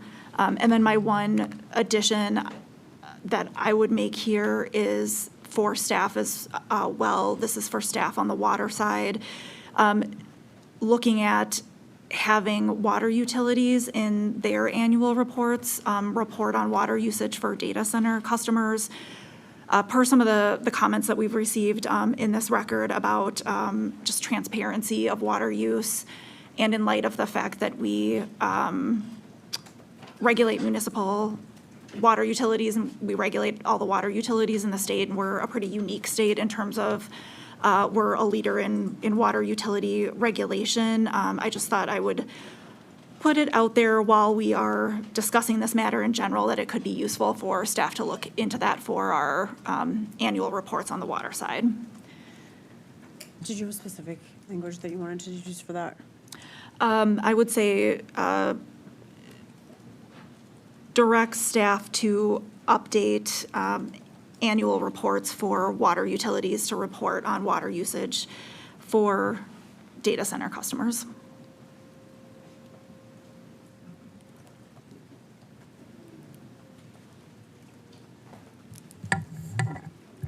I don't have anything. I mean, this isn't an order. This isn't a condition for the applicant. Right. It's just something that you all can discuss as to whether or not you want the direction put into that. Right. Right. Yep. Okay. Something for staff. Right. Sorry. So you walked through the other conditions that are offered in 22. Yep. And then we talked about this. Did you talk about the one that I proposed? Or are we gonna do that later? It's whatever you wanna do, it's totally fine. I was comfortable with the one you proposed. Okay, Thank you. thank you. Commissioner Hawkins? Starting off where you left off, I'm comfortable with what the chair proposed as well. I agree the ELPC recommendation is not necessary. I had the requirement that I previewed earlier related to reporting associated with the VLC's pursuit of certain resources, and I'll just state the language I have here that I've already run by legal, which is to require the applicant to report all resources that VLC's independently identify and present to applicant for consideration to meet their needs, including available cost information, location, size, whether the resource was pursued or not, and reason for decision. So in our discussion of bespoke resources, we talked about how things were definitely left in the applicant's hands as to what resources move forward. through this reporting requirement, I'm hoping to empower the VLCs to, pursue resources that they wish to be served by, work with the applicant on that, and then we get visibility that I think benefits all customers by having that information made available to the commission. So that's my proposal here. I'm happy to pause before we go into other ones if either of you want to react to that one first. I can absolutely support that. I Okay. think that makes a ton of sense, and I appreciate you developing it and checking for the legal viability. But yes, I think, that's what we're hearing they want, so let's do it. Okay. Thank you. And I support that one as well. All right. Thanks. Going to the staff suggestions, I was supportive of those reporting conditions. And this specifically requiring the reporting condition for a forecast of estimated values in future years. I think there's going to be some interactions between what the VLC resources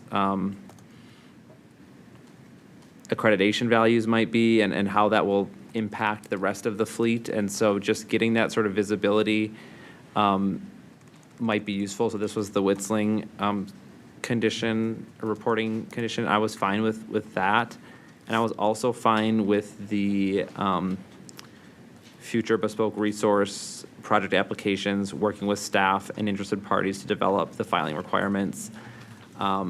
I think that will be really helpful. There's a lot of discussion in the record about how we do this sort of disjointed yet one system planning, and it's not clear to me how that will evolve, and I do want to empower staff to be able to develop those requirements that they need to help evaluate these proposals as they start to come through and we get to what the new normal is with resource decisions here. And so I think that one's pretty important. It has the delegation to the DURA administrator to finalize what that is, but I do think we need to set some sort of guardrails there as to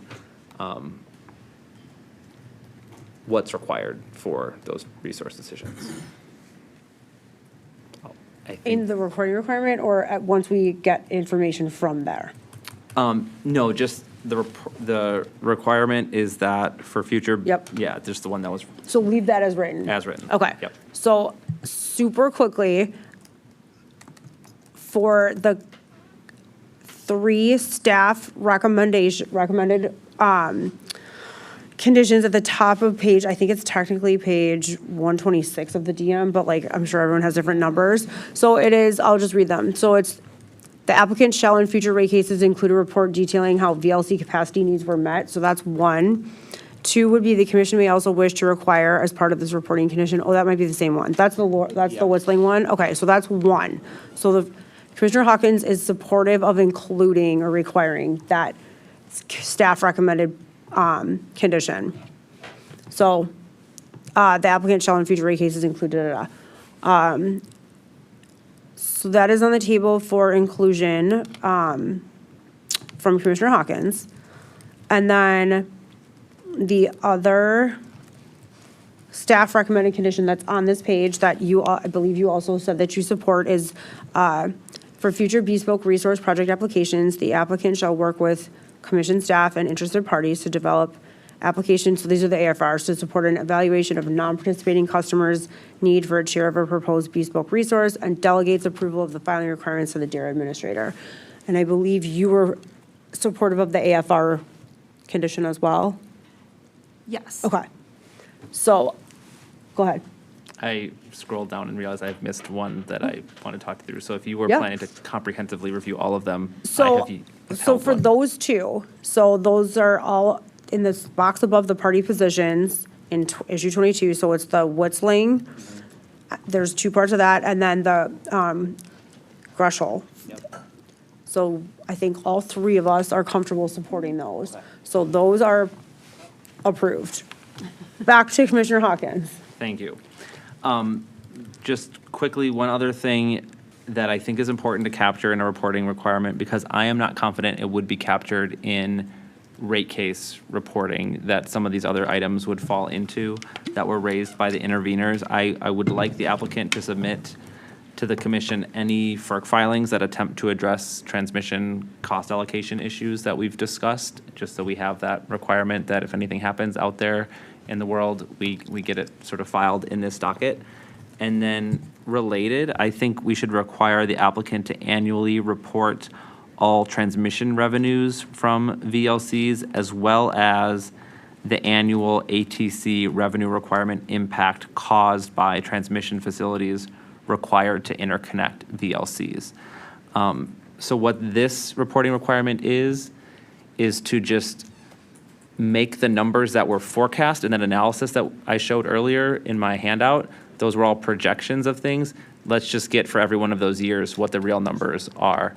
And so it's easily produced. These things are already publicly filed and available, but I think it's really relevant for us to monitor this outstanding issue that we know that we can't fully resolve. So I think it's important to have transparency there.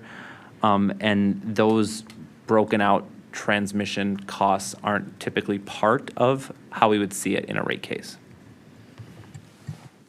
So is what you just said about the FERC filing and the second part, one, and it's an additional condition that you're proposing? Yeah. Okay.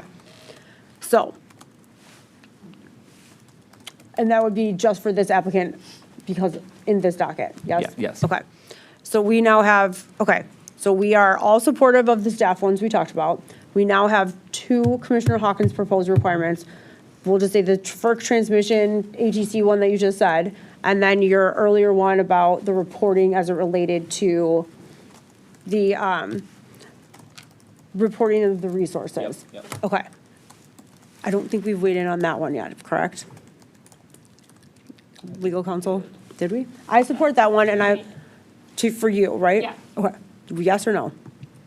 Has Have Commissioner Nieto and I weighed in on Commissioner Hawkins' earlier proposed? No. I'm not clear on that. Okay. From the beginning ones, but not the proposed ones. So Okay, If you so- want to weigh in again, or, Let's finish the ones that are in front of us, and then we can go back to like the new ones. Okay. So I think we are all in agreement that ELPC not necessary. Yes or no? Yes. Okay. ELPC not approved.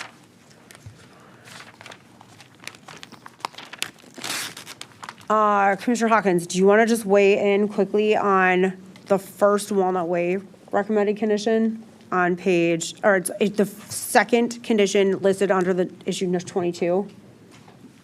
Yeah, I didn't think that was necessary. I did take part of that recommendation into my FERC transmission reporting Okay. recommendation. So I don't think that that one's necessary either, so go ahead. so, I think I'm clear on this.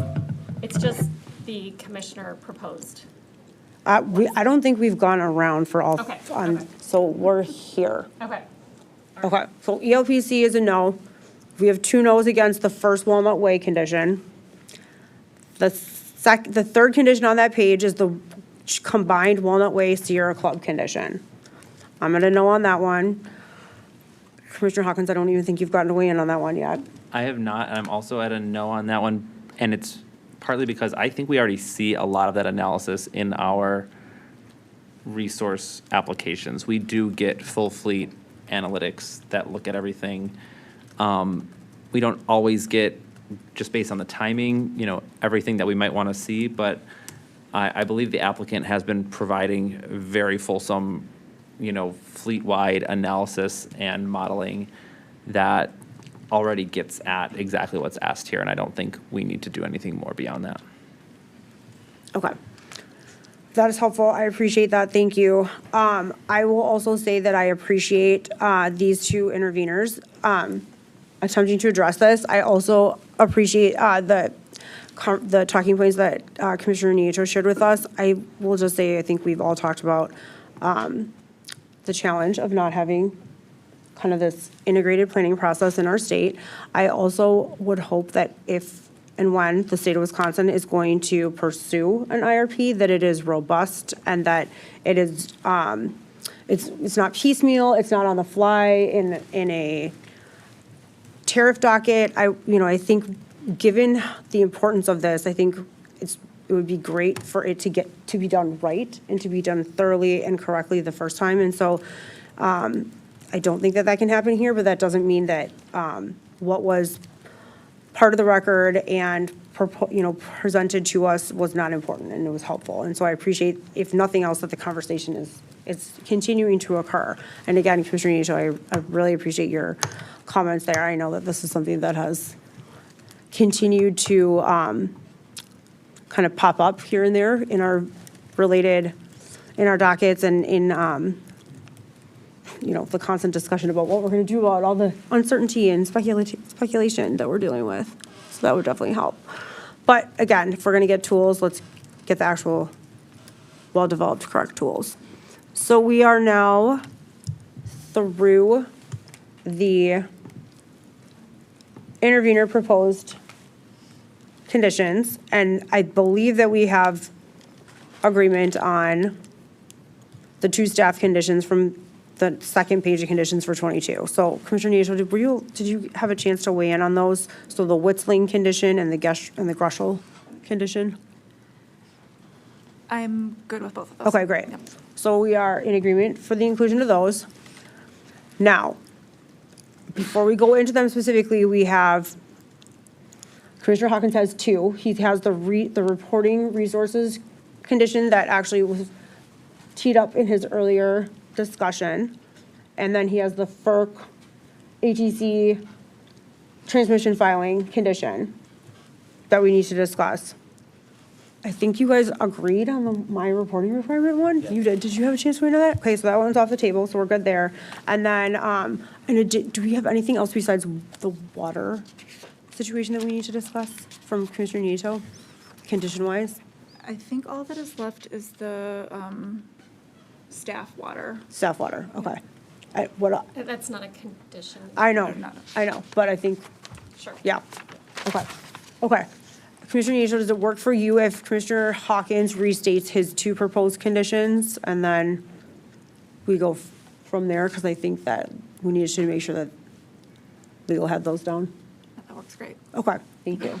Commissioner Hawkins? Yep, the resource one was the first one I laid out, which was require applicant to report all resources that VLCs independently identify and present to applicant for consideration to meet their needs, including available cost information, location, size, whether resource was pursued or not, and reason for decision. Full stop. Yep, Cool. strongly support, thank you. Hold on, Commissioner Nieto can weigh in. Oh, sorry. Yes. Okay, perfect. I saw a big nod and I just took that, sorry. The microphone does not record Yes, nods. yes, sorry about that. No, I'm teasing. Go And ahead. then the FERC transmission reporting requirement is kind of a twofer. So there's the first part, which is applicant shall submit to the commission any FERC filing that attempts to address transmission cost allocation for VLCs. So if there's a filing, send it our way. Do you want it to be simultaneous? Sorry, I was gonna ask you about the timing of that before. Oh, yeah, that's Or fine. contemporaneous? Yeah. I feel like we're always last to know on those, so. Right, yeah, that's great idea. Okay, thanks. Yeah. Yeah, mine was very open-ended. We could be as clear as we want to be there. The other one was require applicant to annually report all transmission revenues received from VLCs, as well as annual ATC revenue requirement impacts caused by transmission facilities required to interconnect the VLCs. And so that's really the end of that one. Yeah, I'm supportive of that one. Commissioner Nieto? I'm supportive of all three of those. Great, okay, thank you. Okay, so I think the water directive is a directive and not a condition because of the docket that we're in, and I will just, do you need Commissioner Nieto to restate? Nope, okay, perfect.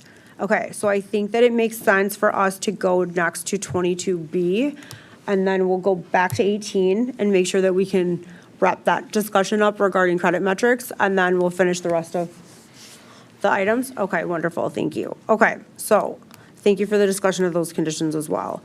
I will get to 22B, which asks if the commission should require the applicant to include VLCs in its class cost of service studies presented in its rate cases. I am at alternative 2 on this one, which would be to not require the inclusion of VLCs in the applicant's cost of service studies in their rate cases. I think that the record demonstrates here that cost of service study level reporting is not necessary at this time. I think that the commission can reconsider this in future proceedings after we've, again, had a chance to gather and analyze the data received. Right now, we just don't have that. And I think that once that information starts to become available, we can, it'll facilitate a more evidence-based decision in the future regarding how we want, if there are changes we want to make or if there are things we want to do regarding cost of service studies related to the LCs. So for that reason, I am at alternative 2. Commissioner Nieto? I was at Alt 2 for the same reason here. Thank you. Thanks. And I'm at alt 2 as well. Awesome, thank you, guys. Okay, quickly going back to item 18, credit metrics and the potential revisions. I think, to summarize, we are all comfortable with removing references in the tariff to sole discretion of the applicant to ensure that the tariff language better reflects the appropriate role and statutory obligations of the commission. Are we still in agreement on that one? Yes. Okay. Specifically removing the sentence, the company retains sole discretion to waive any of the VLC financial support requirements. Perfect, in yes. that one. And then, I think that we want to make sure that we also have just clarification on, especially the modifications related to what other jurisdictions did related to, those ratings. Yes, so we'll have that on the table so that we can respond to that, and then go from there. Thank you. So I can read what that would say. So this is providing an exemption, the very large, the customer shall not be obligated to provide the security if, as of the effective date, it has and maintains the credit ratings would be non-credit enhanced indebtedness of not lower than A- from Standard & Poor's Financial Services LLC or any successor, parentheses, S&P, and A3 from Moody's Investors Service, Inc. And thank you. Just to recap, that is consistent with action taken in other jurisdictions related to, Yes, so Okay. the testimony in the record states that Ohio and Indiana collateral agreements call for stronger bond ratings before an exemption is granted than the proposal here. While there are differences in their approaches, in both of those states, the customer must have a credit rating of A- from S&P and A3 from Moody's before an exemption is granted. I think that makes a lot of sense, and I really appreciate, A, your patience, and B, the presentation of it as it relates to what it will do here and why it was implemented in other states. Commissioner Hawkins? Yeah, I'm good with that. I think with the lowering of the threshold and the fact that it was already much lower than what we've seen in other jurisdictions and really just a bare minimum requirement, I think this is an improvement that I can support. Okay, thank you.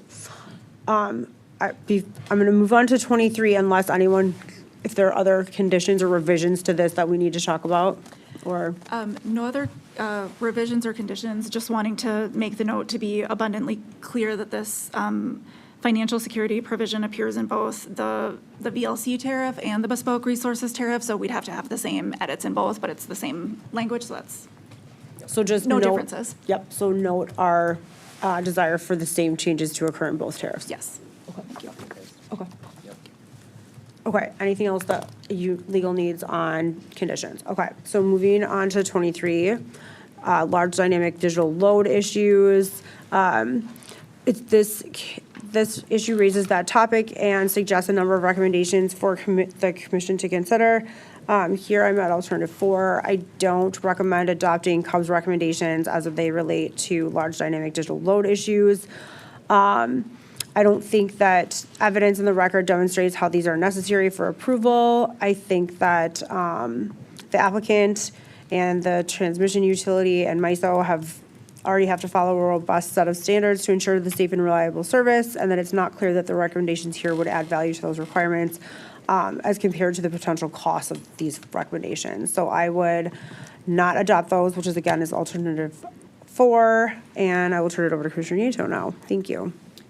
Thanks, Chair Strand. I was at alternative 4 for this one as well. I thought the presentation of the issues and the testimony was helpful and informative. I thought perhaps this could be part of our resource adequacy generic, but I don't think it is fully within the scope. I was interested to hear what you both had to say, but I was coming in at alt 4. Thanks. Thank you. I came in at alt 4 as well. I also had thoughts of whether or not this was relevant for our 5EI 161 generic. There's a lot of changes going on in the industry. A lot of these standards are not yet fully baked, and so I do think I really appreciate all these issues being raised, and am kind of on the front lines of watching them develop. And I do think at some point our planning processes will need to, consider the outcomes of all of those. The time is not now, however, and this is not the appropriate docket to do that. So that's why I ended up at alt 4. I do think a lot of the evidence that was provided on this topic is further justification for why existing transmission cost allocation is not appropriate. There are a lot of special considerations and robust reliability requirements associated with reliably serving these very large single point loads that are not typical and help drive that incremental cost difference that we saw in my handout earlier. So I think the analysis and a lot of the work going on at NERC proves out why there's sort of a new treatment here as it relates to the reliability of the system. And so, again, that's really not in scope here, but I appreciated having that as part of the discussion. Thank you, and I appreciate your comments on that. We are now moving to issue 26, if I can get my computer to work. Okay.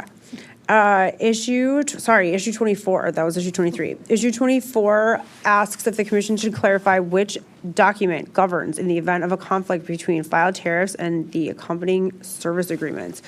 This issue was brought by one of the interveners. Here, I would not take action on this issue, so that would put me at alternative. I wouldn't take action, but I would like to know that the commission should follow the legal standards as they are. If and when and if this issue comes up, I think it's important. There's some fundamental utility law and doctrine here that would determine precedence, and that tariffs would take precedence there. So I will just say we need to follow the law before we would follow any sort of recommendations. So again, I would be a take other action consistent with the commission's discussion, which would be don't approve the recommendation or the proposal, but also take note that we will follow the law if we are confronted with this uncertainty or this challenge. So again, all 3. Thank you. Commissioner Nieto.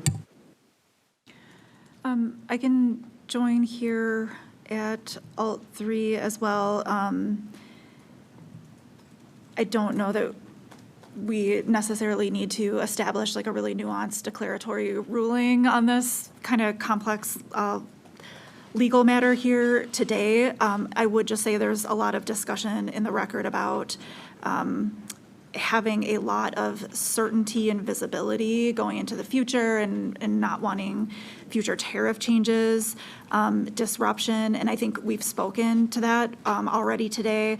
And the only thing I would add to that is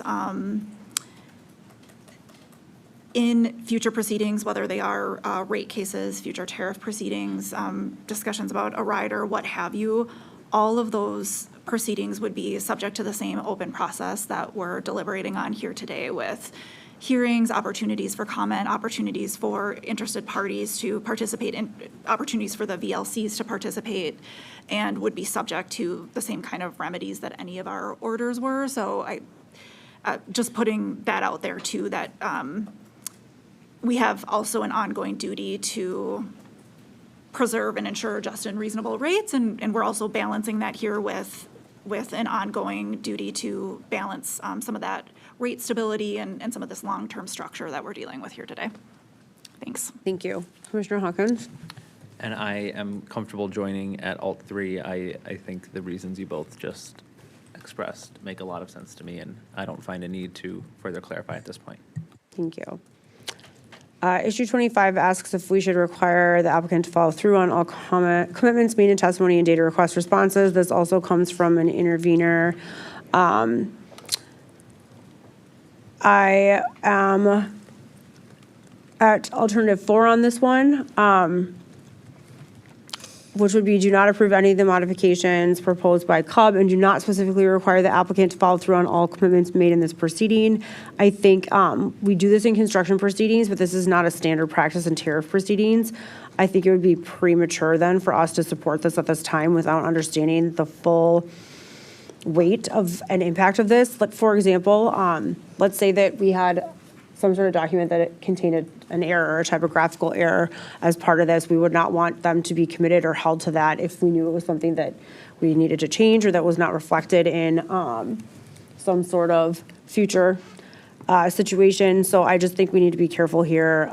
Don't approve the modifications. Again, we hold our CPC and applicants to a lot of commitments for good reason in those dockets, but that's when they're committing to do something on a project that we may or may not have to officially order. That is not the case here.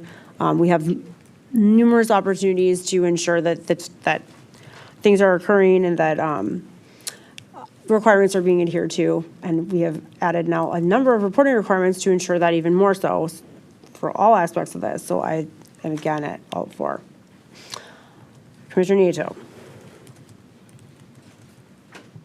Thanks, Chair Strand. I was coming in on this one at either just doing a broad follow through on all commitments, but not naming specifics, or else pinpointing potentially 1 through 3 as specific items raised back and forth in the record. I think you make really good points about the difference between this and construction proceedings and kind of why we use that condition there. I don't know if I love the language that do not specifically require the applicant to follow through on all commitments. Like I wouldn't want to interpret that as like don't have to do there's no anything. expectation Yes. to do not follow those. Sure. Because I think we do have the expectation that when commitments are made on the record, we're taking those into account in our decision-making, that those are components of what we're approving, and that's kind of implied. I think it's more of an explicit thing in construction dockets, to your point. So I could get to an Alt 4 if we are explicitly stating our intent there. I think you raise a good point. So we can see what Commissioner Hawkins does and then figure out a way to like not make it sound like we're not going to have anyone stand by anything. Please do not follow through. It's Yes. not Let's just ignore everything we're doing. yes. Commissioner Hawkins. Obviously, that's not our intent. Yes. No, I agree. It's a good catch. I was at Alt 3, require follow through on commitments, full stop there, do not approve any of the other modifications. And the reason I was there is that there was a lot that was talked about reporting that'll happen in the rate case. A lot of good data requests happened where the applicant had really good reasons to say, no, we don't need to do that because look at what we're already doing. And so like, in my mind, that is a commitment that they're making, or it's an intent that they've spelled out. And there's just a ton of instances of that. And I really don't want to say, don't do all those things, because they were really good back and forth with staff and interveners and different data requests. So to put a bow on all those, I'm comfortable with this type of like standard condition, which is Alt 3. But I had not thought about how different this is than where we typically see this for construction. So a new wrinkle for me that I'm digesting on the fly. So interested to hear. I think that both of you raised excellent points, and I think applicability is a good point, is one interesting aspect of this. But I do think what we don't want to do is approve anything that makes it sound like we don't want commitments adhered to. So I think that Commissioner Nachel's alternative 3 is probably like that safe middle ground. Obviously, the way that you constructed it as well gets us there without that like Oh, by the way, just ignore us. So I think that we can all agree there that we would require applicants to follow through on commitments, but not approve modifications approved or proposed by the applicant, the intervener, which is how it got here in the first place under issue 25. So all three, I think, agreement there. Okay. Yes. 26 asks about what, if any, additional action is appropriate for the commission to take based upon evidence of the record when considering establishing just and reasonable rates and services. I'm not reading all of this right now. So I'm at alternative 2, do not take additional action. Again, we have done a lot today, which I will talk about again when we get to issue 28. I don't think that there's anything else additional we need to do right now, so I'm at alternative 2, which would be to not take additional action. Commissioner Nieto. I was at alt 2 on this one as well. Thank you. Thanks. Commissioner Hawkins. I was at alternative 2 as well. Thank you. Okay. We are now at the question about whether the commission should approve the VLC tariff, which is issue 27. So here I was at alt 2, which would be to approve the VLC with modifications we made today. And would hand it over to Commissioner Nieto. Alt 2. Alt 2 as well. Thank you. Issue 28 asks if we should approve the Bespoke Resources tariff. We talked about this a little bit, but I'm just going to say it now, even though it kind of applies to the whole thing. So we talked earlier about, and this is not unusual for us, to ask the order to come back to ensure that it accurately captures all of the discussions, nuances, changes. We've had a lot of those things occur today, and I think it's important that we have one final opportunity to review that before it's issued.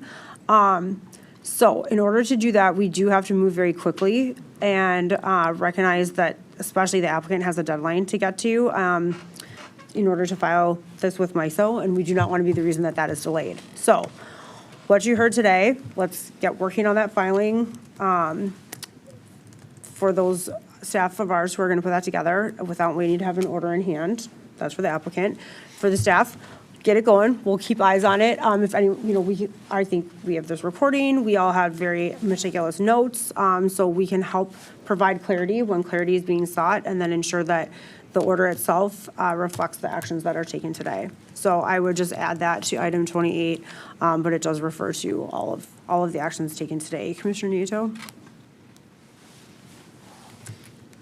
Are you okay with it coming back? Yes, so Okay. that still alt 2 with the idea that it's coming back. Yeah, all two, and then, yes, even though this 28 is just about Bespoke, it would be The the entire order, exactly.